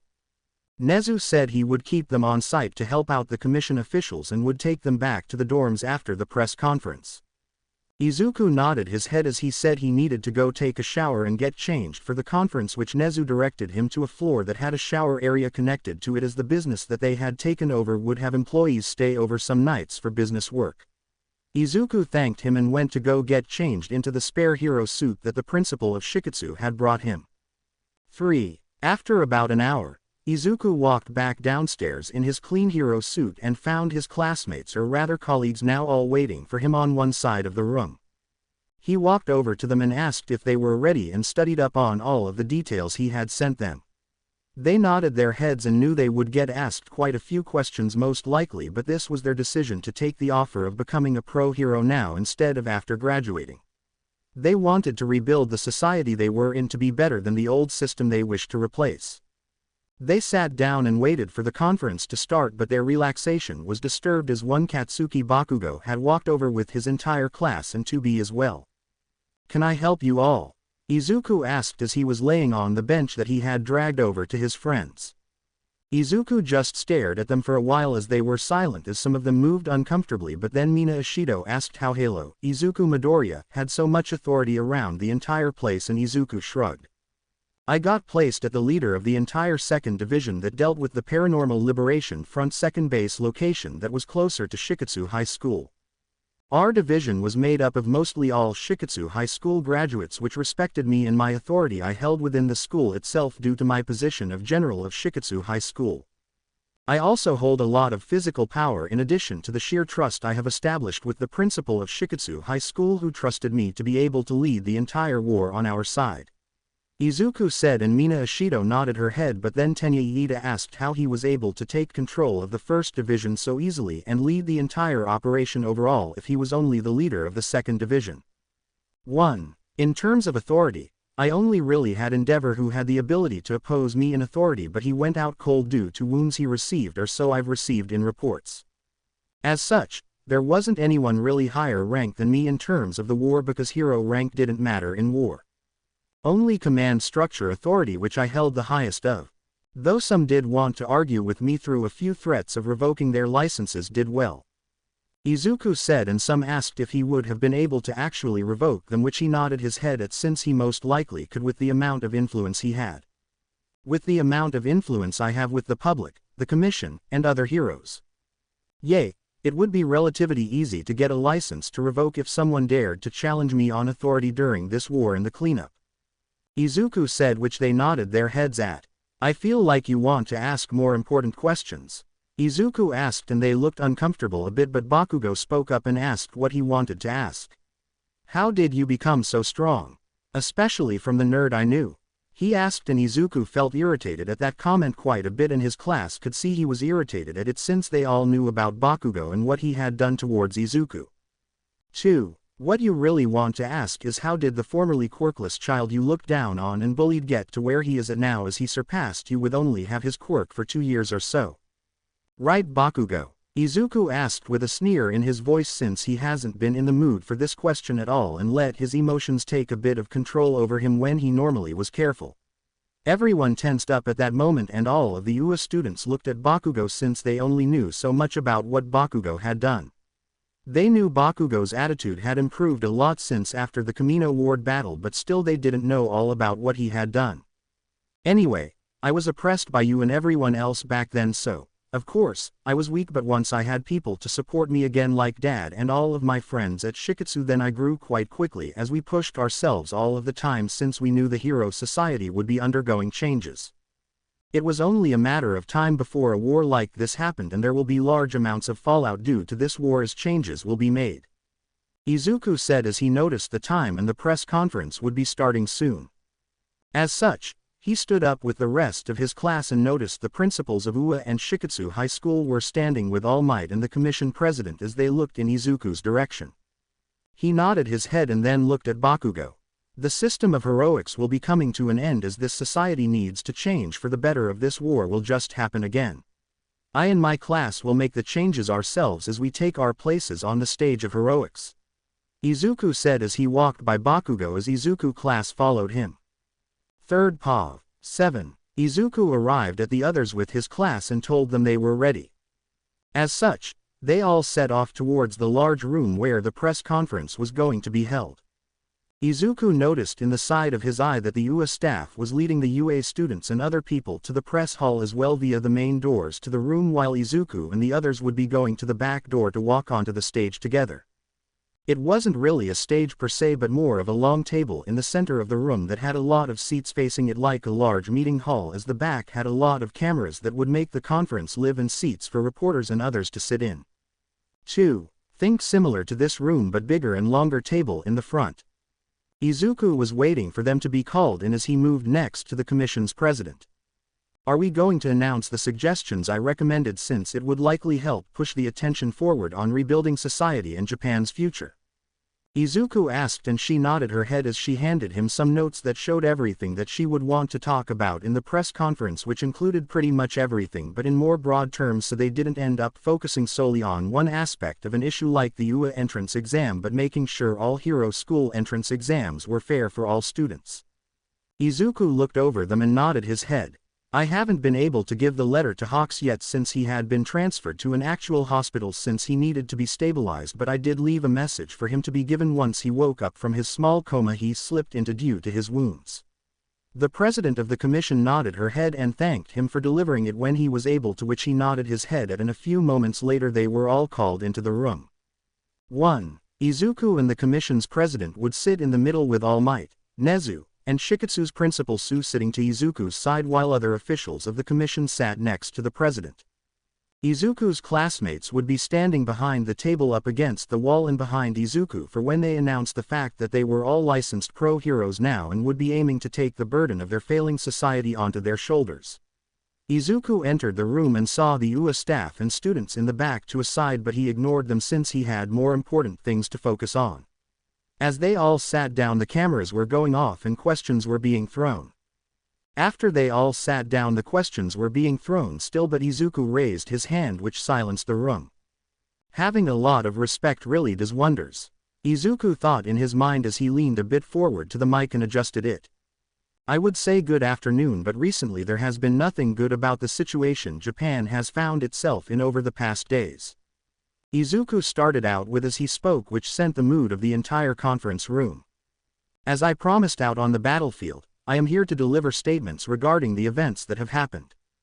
Joining me is the president of the Hero Commission and her staff, in addition to All Might, Principal Nezu of UA, and Principal Su of Shiketsu High School. I ask you all to attempt to be civil in taking turns as you ask your questions. Do I make myself clear? Izuku said, and he was met with a choir of yeses and head nods. Izuku nodded his head and then pointed at one of the reporters sitting in the front. The lady stood up and asked her question. Hello, can you please explain what this entire event was about, as many rumors and unconfirmed theories have been spreading? She asked, and Izuku straightened up and spoke. Many months ago the Hero Commission was alerted to the disturbing fact that a faction that called themselves the Meta Liberation Army had made an appearance in our country once again. This was discovered due to pro-hero Hawks going undercover as a traitor agent to the Hero Society, which allowed him to join the League of Villains, which lead him to make contact with the Meta Liberation Army. A battle broke out between both factions, which resulted in the destruction of Deku City due to the conflict between both factions. I do know that other reports say that random villains attacked and that civilians defend themselves, but in truth what we discovered was that Deku City was completely controlled by Meta Liberation Army (MLA). The said civilians were in fact members of the MLA who were fighting the League of Villains due to the fact that a known associate of the League was taken by the MLA as a hostage. This was the trigger for the conflict as reported by Hawks to the Commission. Due to the events of the battle, the MLA surrendered to the League of Villains, which gave birth to a new organization called the Paranormal Liberation Front (PLF). This new organization is the reason the combat had broken out, as you all saw on your TVs or experience in person. We learned several months ago that the PLF was attempting to upgrade the quirk power of Shigaraki, who was the new leader of the PLF, which is why he had such destructive powers, though incomplete.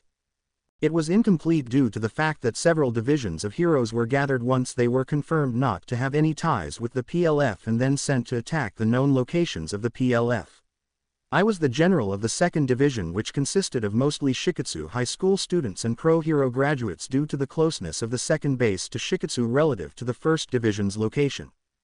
2. The 1st Division was led by pro-hero Endeavor, who took charge in leading the assault in the hospital, which was a lavatory for a doctor who worked for the villain responsible for the Kamino Ward incident. This doctor was the one making the Nomu creations as well and had turned Shigaraki into a semi-Nomu, if you will, as they added new quirks into Shigaraki's body, but the process was not completed due to the pro-hero Mirko being able to destroy the experiment equipment that was working on Shigaraki. As such, he did not obtain the full power he was aiming for, but sadly the 1st Division failed in not allowing Shigaraki to awaken, which led to the devastation of the Jaku City. While this was going on, there was also a raid being done on the other main base of the PLF by the other portion of the 1st Division, which raided the mountain villa that contained the other half of the PLF army inside, which consisted of roughly 40,000 members in each main base location. Sadly, due to the awakening of Shigaraki, he was able to summon his strongest follower called Gigantomachia, who had devastating power, which resulted in higher casualties and injuries at the raid on the villa. Roughly at this time, my classmates and I had already engaged the vast majority of the PLF forces at our attack site and had defeated the vast majority of them when we were notified of Shigaraki's awakening. At that moment I knew my class and I would need to leave our location as pre-planned, since we knew I stood a significant chance at combating Shigaraki due to the power I hold. The rest of the pro heroes from my 2nd Division arrived in the underground section where we were and helped us defeat the remaining half of the villains, which consisted of around 10,000 to 20,000 villains left undefeated. After 5 minutes we were done and used one of my classmates' portal quirks that caused us to relive our worst memories, which we trained highly in to withstand, and started to make our journey to the battle at the hospital. 10. While we left, command was given to Principal Su as planned so he could lead the cleanup in that location before sending reinforcements to the 1st Division, since we knew Shigaraki had awakened and we needed to plan for a drawn-out fight. During my classmates and I's journey, we discovered the fact that Gigantomachia was laying waste to the 1st Division forces. As such, we stopped on our path to handle him due to the fact that there were many cities that laid in his path with no real defense possible for said cities, which would have led to hundreds of thousands of deaths if he kept moving forward. 3. Gigantomachia was a strong opponent I had actually faced one day while Pro Hero Gran Torino, I, and police were tracking down Kurogiri to capture. We ended up running into him when I was a bit weaker with my strength, and I had pulled the battle at the time into a drawn and destroyed one of Gigantomachia's eyes, which forced him to retreat at that time. As such, when I arrived with my class, one was able to bait the giant into battle off of his path due to his anger he held towards me, taking his eye, which allowed me to stop him from reaching the cities. I was able to defeat Gigantomachia, and my class defeated the other members of the former League of Villains group before they became the PLF. After the battle was over, we handed their custody over to pro heroes on site, which includes Fatgum and others that handled them after that point, as we continued our journey to the battle at Jaku City. It took us a bit to arrive, but we arrived luckily in time, as Tamura Shigaraki, the leader of the PLF, had successfully stopped Eraserhead's quirk from working for a brief time, which meant he could then launch another destructive way with his decay quirk. Though my arrival stopped him, since he had been wanting to fight me for some time, but our previous meetings always tended to get disturbed, which forced us to delay our battles. As I communicated with Tamura Shigaraki, since he had a sense of respect and acknowledgement of me, I was able to buy time for my classmates to move the injured pro heroes and provisional students away from us before we entered the battle. I will skip talking about the battle itself, since I am sure the media was broadcasting the entire thing before my arrival, so you all saw what happened at that point, but thankful through combined efforts of my classmates, and I was able to deal enough damage to overcome the incomplete power that Shigaraki had installed into him and defeated him with my final attack called Thor's Hammer. This led to the successful arrest of Tamura Shigaraki, where I kept him near me until he was transferred into the custody of police, where I ordered a range of pro heroes to guard his transport to Tartarus until his trial. In regards to any questions about the details of the battles at the Mountain Villa or at Jaku City before my arrivals will need to be addressed to the Commission, as I do not know enough to speak about those sections before my arrival.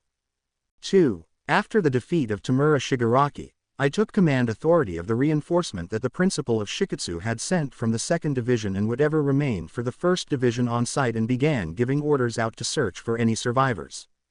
Once that was done, we set up a command station where I, with the help of other pro heroes, lead the operations for all pro heroes and the functions of the Commission due to the attack they received and loss of command there.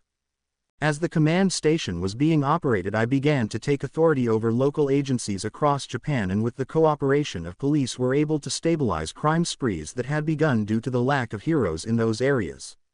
We were able to shift pro heroes around into areas lacking and send some of our forces back to their normal prefectures to stabilize them and tamper down the crime sprees.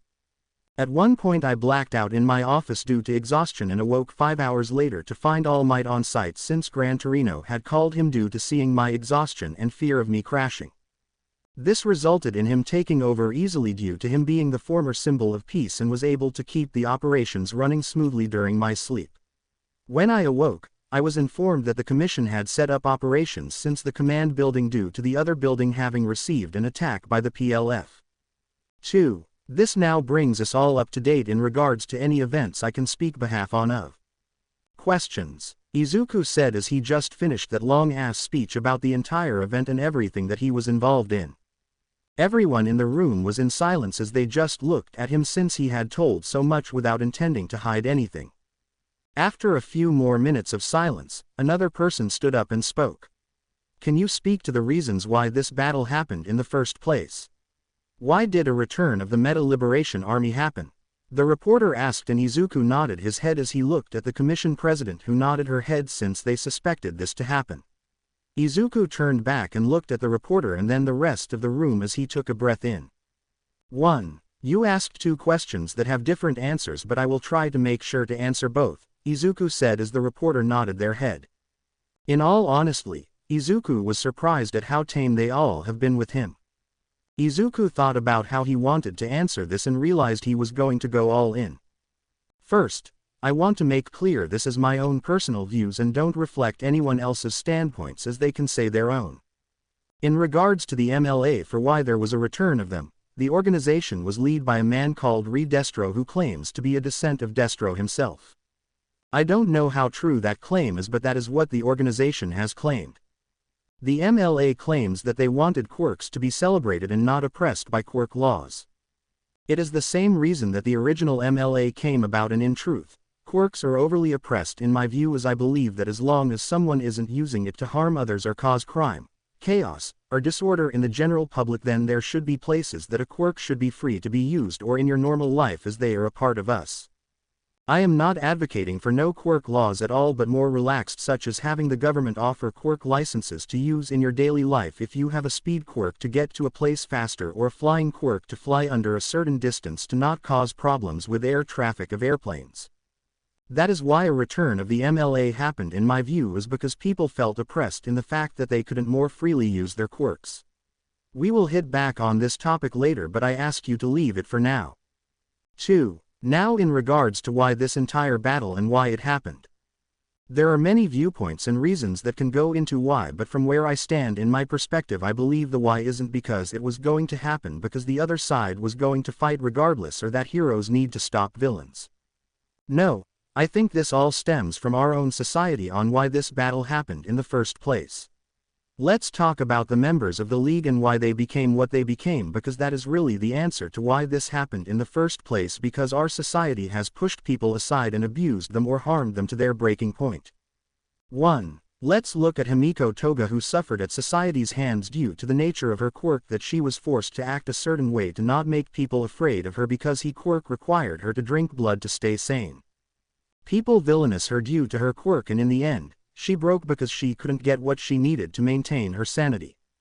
Then looking at Tamura Shigaraki himself, who sadly activated his quirk while petting his dog, which resulted in the death of the dog and soon the death of the family as he wasn't able to control it. From what I discovered, he sought help from others but no one helped him, even though he walked down the street in a complete mess until one man came and helped him.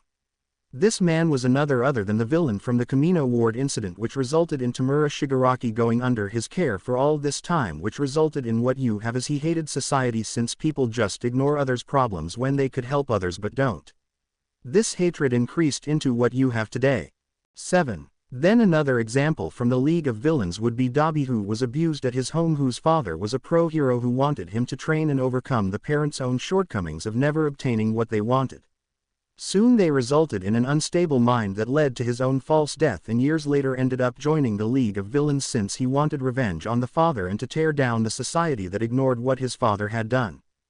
1. Now, I am not saying all villains are like this, since there are without villains that just do it because they could or wanted to.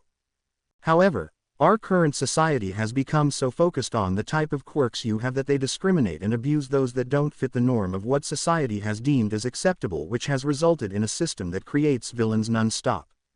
Then you add into the fact that the system has become filled with a lot of heroes that aren't in it to actually save people but to just abuse their power, to get rich, to get famous. Then you have even more of a mess, since pro heroes just stand by and watch as wrong is done to others and don't do anything to stop the wrongs. These wrongs can include many things such as quirk discrimination, abuse, bullying in schools, and other things that could turn people away from crime if they just got help. 2. The reason I stand by this is that I suffered just like a lot of these villains had, as I was an extremely late bloomer in my life, as my quirk only activated roughly 2 years or so ago. As such, I lived my life getting beaten day in and day out at my schools, having my grades changed to be lower than a quirked child, dehumanized, used as a quirk test dummy, and many other things, as my body are littered with scars that didn't come from training or pro-hero work. It's why Tamura Shigaraki respected and acknowledged me, since we both could see in the eyes of each other the amount of pain was suffered at this society's hand. Though he walked the path of destruction while I choose the path to help change society, since I was lucky to meet those that supported me in my darkest times. 5. So you asked me why this battle happened, and my answer in simple terms is because society made it happen with its own actions. This will continue to happen unless we as a society change, because the next time is there going to be a hero like me that can withstand the force of the next Tamura Shigaraki and win. Are you really wanting to continue to watch as large-scale battles like this become the norm because society refuses to change and better itself and stop the next Tamura Shigaraki from being created by society's own actions? Izuku asked as he looked into the cameras without wavering. Izuku then turned to the reporter that had asked him the questions. Does this answer your questions? He asked, and they could only nod their head as the room was silent. 3. Izuku looked around the room to see if someone else wanted to ask a question, and then one reporter Izuku recognized from the Battle of Kamino Ward stood up and raised her hand. Izuku pointed to her and she nodded her head as she asked the question. You say society needs to change, but do you know any ideas that we could start focusing on to make these said changes? She asked, and Izuku nodded his head. I am glad you asked, as the commission president and I have actually talked about this, as we are going to be announcing several focuses that we want to start working on. One of the focuses is something I mentioned during the talk about the MLA. It was about quirk licenses being issued to citizens who apply for them so that they may use their quirks more freely in our country. Through this does come with revised regulations from the old ones, since you still can't harm someone with it, but it's time we look at relaxing quirk laws to better. Another example is the increase of anti-discrimination pushes to tamper down on discrimination in our society based on quirks or the lack of a quirk, since everyone can contribute to this society. Look at me, for example. Even when I was quirkless, I did an analysis on quirks and could rival Principal Nezu in the breakdown of quirks. I could have gone into that field if there weren't anti-quirkless rules in all of these jobs. It's honestly foolish that society creates its own problems. There will be an aim to make sure all hero schools have as fair as possible entrance exams for all quirk types to ensure that we are receiving the best eligible people to become heroes. For example, a mental quirk that could temporarily control someone's mind would be amazing in the field of heroics, because the person could stop crimes that are going on, save hostages by making the criminal surrender, calm panicking civilians down, interrogate criminals for more information about operations, and many other uses such as talking suicide jumpers down. The applications are plentiful for a quirk like that, but in some school entrance exams, it would be near impossible to get into the hero course. There is also an idea of creating an underground pro-hero track in the top hero schools and maybe others to help get more underground pro-heroes. For those that don't know, an underground pro-hero tends to do hero work at night and typically stops far more crime than your average hero during the day. Though, these pro-heroes tend to have more mental-based quirks or less flashy quirks that you are all used to seeing during the day on the news, yet they are as helpful to our society as heroes during the day, if not more. Another change we can focus on is ensuring that we actually have better pro-heroes that do their job like they are meant to. For example, there was an incident before I went to hero school where pro-heroes were just standing around doing nothing while a villain had a hostage, since they didn't have the right quirks for it in their view. Sadly for them, it doesn't matter if you have the right quirk. As a pro-hero, you are meant to overcome the odds and find a way to save the civilian, even if it means risking yourself in receiving an injury or possibly getting killed if you have any way to be useful.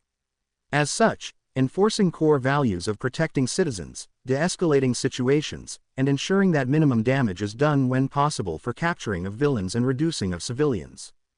3. The goal of the hero is meant to be to save above all else and not defeating the villain. That comes second if you have the chance at saving the civilian life before defeating the villain, not the other way around, as it is time the field of heroics gets cleaned out of heroes that are just in it for money, fame, or just because they want to use their quirks to harm others. That isn't the type of heroes we need, but it's fine if you want fame or money and comes into the field, as long as the prime and top focus is saving first above all else. If saving isn't the prime focus, then you really shouldn't be in this field. Izuku said as he gave many different topics and things for them to focus on. Once again the room was stunned into silence by the words that Izuku Midoriya aka Halo had said. 2. As Izuku wanted to see if anyone had another question, the commission president decided to step in and speak. At that being said, the commission is wishing to announce our first step in making some of the changes, she said as she caught everyone's attention and even Izuku's, since he didn't know she already did something. As of today, the students of Shiketsu High School you see on this stage, including Halo and Gale Force, will be official pro heroes, as they have demonstrated the true values of the standard of heroes we need moving forward, as the old standards for heroics have contributed to the issues we have had today. They are not just heroes but true heroes that inspire, just like All Might did as the symbol of peace, said the president of the commission as she stood up with the commission officials and bowed to Izuku and his classmates. Please help guide our society on a better path, Halo, said the president of the commission, which shocked Izuku since he didn't see her doing something like this. Izuku looked at his classmates and they nodded as Izu stood up and stood next to them, and they bowed back and accepted her request to help guide the society.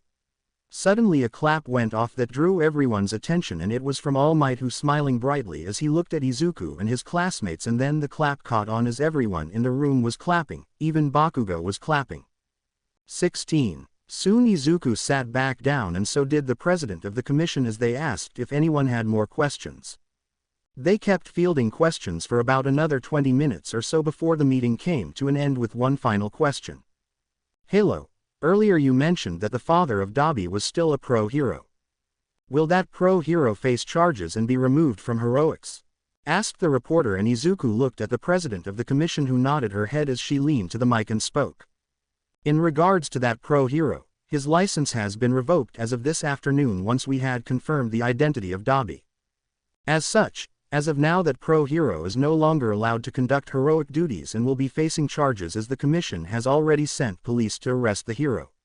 It's another reason that the commission has asked Halo and his class to guide our society, as the pro hero that was arrested was none other than the now former #1 pro hero Endeavor, said the president of the commission, which caused an uproar as many questions were being thrown. Izuku raised his hand and the room quiets down in a few seconds.